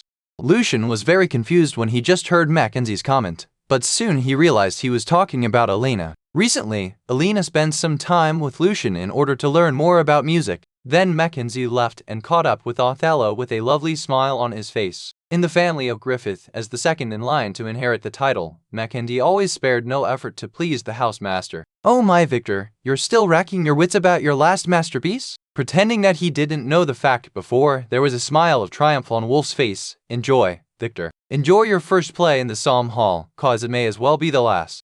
Before Wolf left, he glanced at Lucien. Is this your talented pauper student, Victor? Well, wish him good luck with his qualification test in the future. After all, your reputation is directly related to his. What a poor young lad! Wolf was amused by his own words. Laughing, he went out of the hall, while Lucien noticed that Victor's face was flushed and the blue veins on his hands stood out. Chapter 49, Symphony of Destiny. Victor didn't loosen his fist until the gate of the hall slowly closed. With a long sigh, he turned around and said to Ryan and the rest of the orchestra, I'm going back to my office to finish my work. Everyone, keep practicing please. Mr. Victor, please don't push yourself too much. Ryan put down his violin and walked to Victor. His face looked serious. I don't think you can come up with a good melody with your current mood. Victor's mind was being bothered by fatigue, depression, and anger at the same time. He nodded. Thank you, Ryan. I just need some rest. Lucien, Lot, you two accompany Mr. Victor to his office. Felicia and Herodotus, you two keep practicing. Ryan said to the students. On the way to the 3rd floor, Victor didn't say anything. Neither Lucien nor Lot knew what to do, so they just followed him silently. Before leaving the office, Lucien noticed that Victor was looking at a lifelike portrait hanging on the wall. On the portrait there was a beautiful young woman with a smile on her face. She had black hair and black eyes. When Lucien closed the door, Victor was still staring at the portrait like a statue. When Lucien and Lot came back to the practice room on the 4th floor, they saw Felicia and Herodotus were lost in thought. While Lot tried to break the silence, all director Othello asked was to give a smooth concert. Mr. Victor might feel less stressed now. Apparently, his words didn't help. Come on, I care about Mr. Victor's performance very much, okay? Lot hurriedly added, you all saw my cousin Mackenzie. If Mr. Victor's concert can be a huge success, I can call myself the student of a top musician, which will help me with my qualification tests. Felicia puckered her mouth a bit. Yes, we are all linked to Mr. Victor. I'm worried about him. If the concert goes wrong, I can't imagine what is waiting for him. On the other side, Herodotus leaned his forehead against his violin, murmuring. Lucien got ignored again, but he didn't care at all. He was also busy with thinking. In order to repay Victor's kindness, Lucien was looking for a musical masterpiece from his world as a plan B. Before that, he had gone through all the songs in his spirit library to make sure there was nothing similar to what he was going to choose. The work was actually easier than Lucien thought, since all the songs were stored in Lucien's spirit library and he could easily search them in his storage. Then Lucien had to find a proper way to give the music to Mr. Victor. Fortunately, Lucien had finished the difficult part, translation. When Lucien was practicing reading music here, he marked many masterpieces from his world with the notes he had learned here. During this period of time, Lucien had a better understanding toward the music trend in this world. Being affected by the church, music in alto featured traditional structure and religious style. Lucien wanted to choose one that fitted the trend. Therefore, Bach came first to his mind since his music also had some religious taste. However, after comparing Bach's work with many musical masterpieces in this world, Lucien found they were somehow too similar to each other. He was glad that he was cautious enough. Then Lucien turned to Beethoven. Fortunately, none of Beethoven's work overlapped the music from this world. Lucien didn't want to waste much time on selecting, and thus he soon decided to use one of Beethoven's most well-known masterpieces, Symphony No. 5. Lucien still remembered when he first heard it. He was shocked by the great momentum of the symphony. The most difficult part that Lucien had to think about was how to give it to Victor. Lucien couldn't just directly hand Victor a piece of paper with such an excellent music masterpiece on it, telling Victor that he found it in a book in the library. On the other hand, it would be even more suspicious if he claimed that he came up with the melody by himself, since a beginner like him writing a piece of symphony like this would obviously make no sense. Lucien wished he knew how to do hypnosis, but his current spiritual power was not enough to infuse a whole piece of symphony into Victor's mind. Finally, he decided to rewrite Symphony No. 5, but instead of revitalizing it, Lucien was going to degrade it. Lucien needed to destroy the whole structure of the masterpiece but leave some fragments for Victor. Lucien was hoping that his teacher could get inspired from these fragments. After writing a small piece of melody down on the paper, Lucien sat down in front of the piano and heavily pressed the keyboard with his hands. Dang, dang, dang, dang.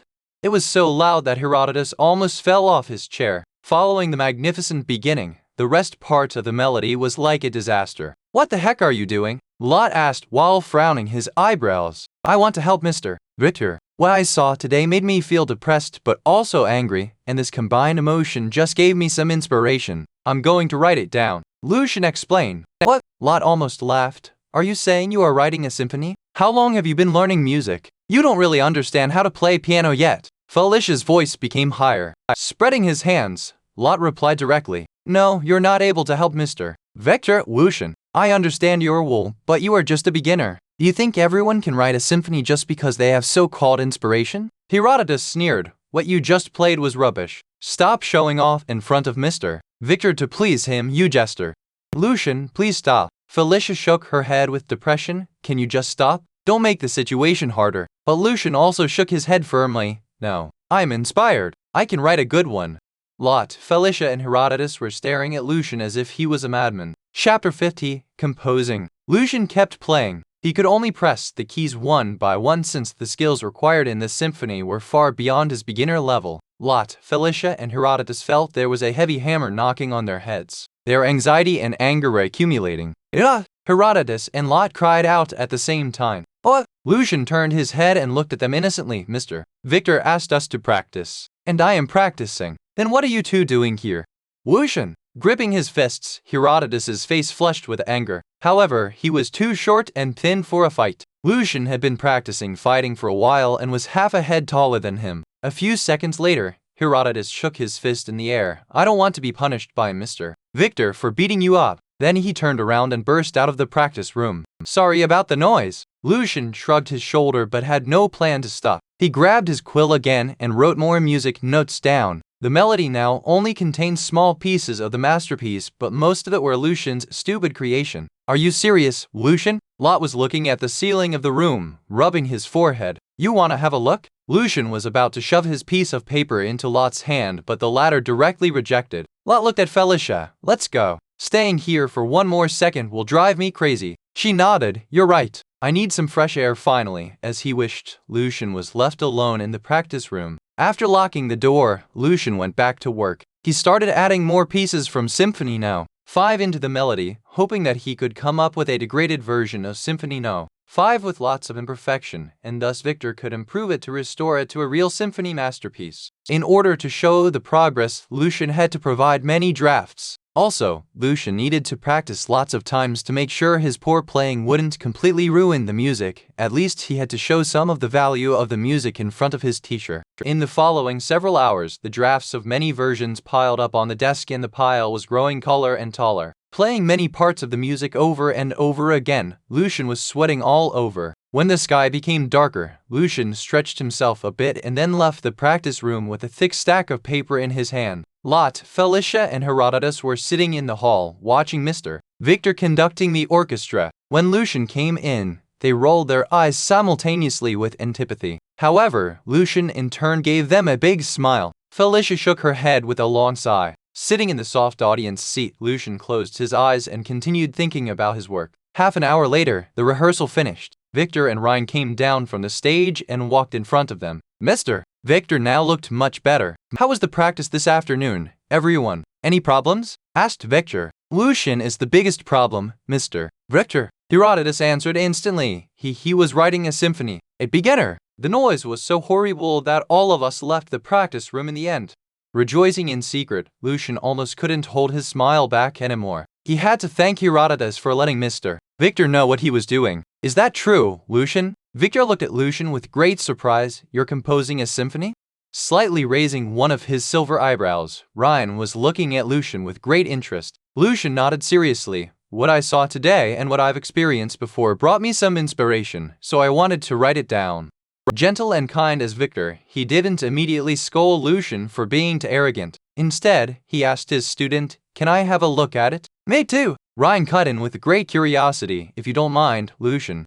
"No problem." Lucien handed Victor the whole stack of paper. When Ryan was reading Lucien's work, his thin lips closed tightly as if he was going to burst into laughter at any time, while Victor looked pretty serious. "Lucien," Victor gave the drafts back to him, "I know you're doing this for me and I appreciate your effort. But Lucien, writing a symphony requires much more solid knowledge foundation than you thought. As a beginner, I suggest you start from the most basic theories for at least a few years before you actually write anything."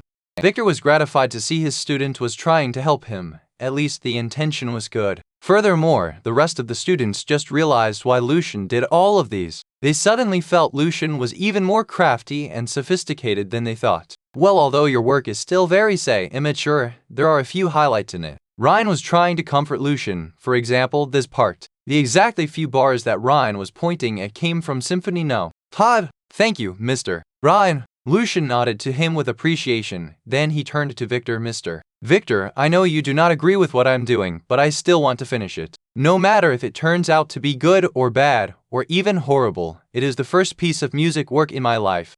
Similar situations had happened more than once before. Victor knew how stubborn Lucien could be, and at the same time, Victor was very tired with his own concert stuff. Finally, he made a compromise. "Don't let it affect your daily practice." After having Victor's permission, Lucien started working on his composing task almost every day, adding more and more parts of Symphony No. 5 into his work. Lucien's gradual progress was hidden in the disturbing noise. In these days, Lot, Felicia, and Herodotus were avoiding him as much as possible, while Mr. Victor was trapped in his office working on his last symphony. No one paid attention to Lucien. By the last week before the concert, after countless times of practice, Lucien was able to completely play his version of Symphony No. 5, although it was not exactly the same as and was much easier than the original masterpiece.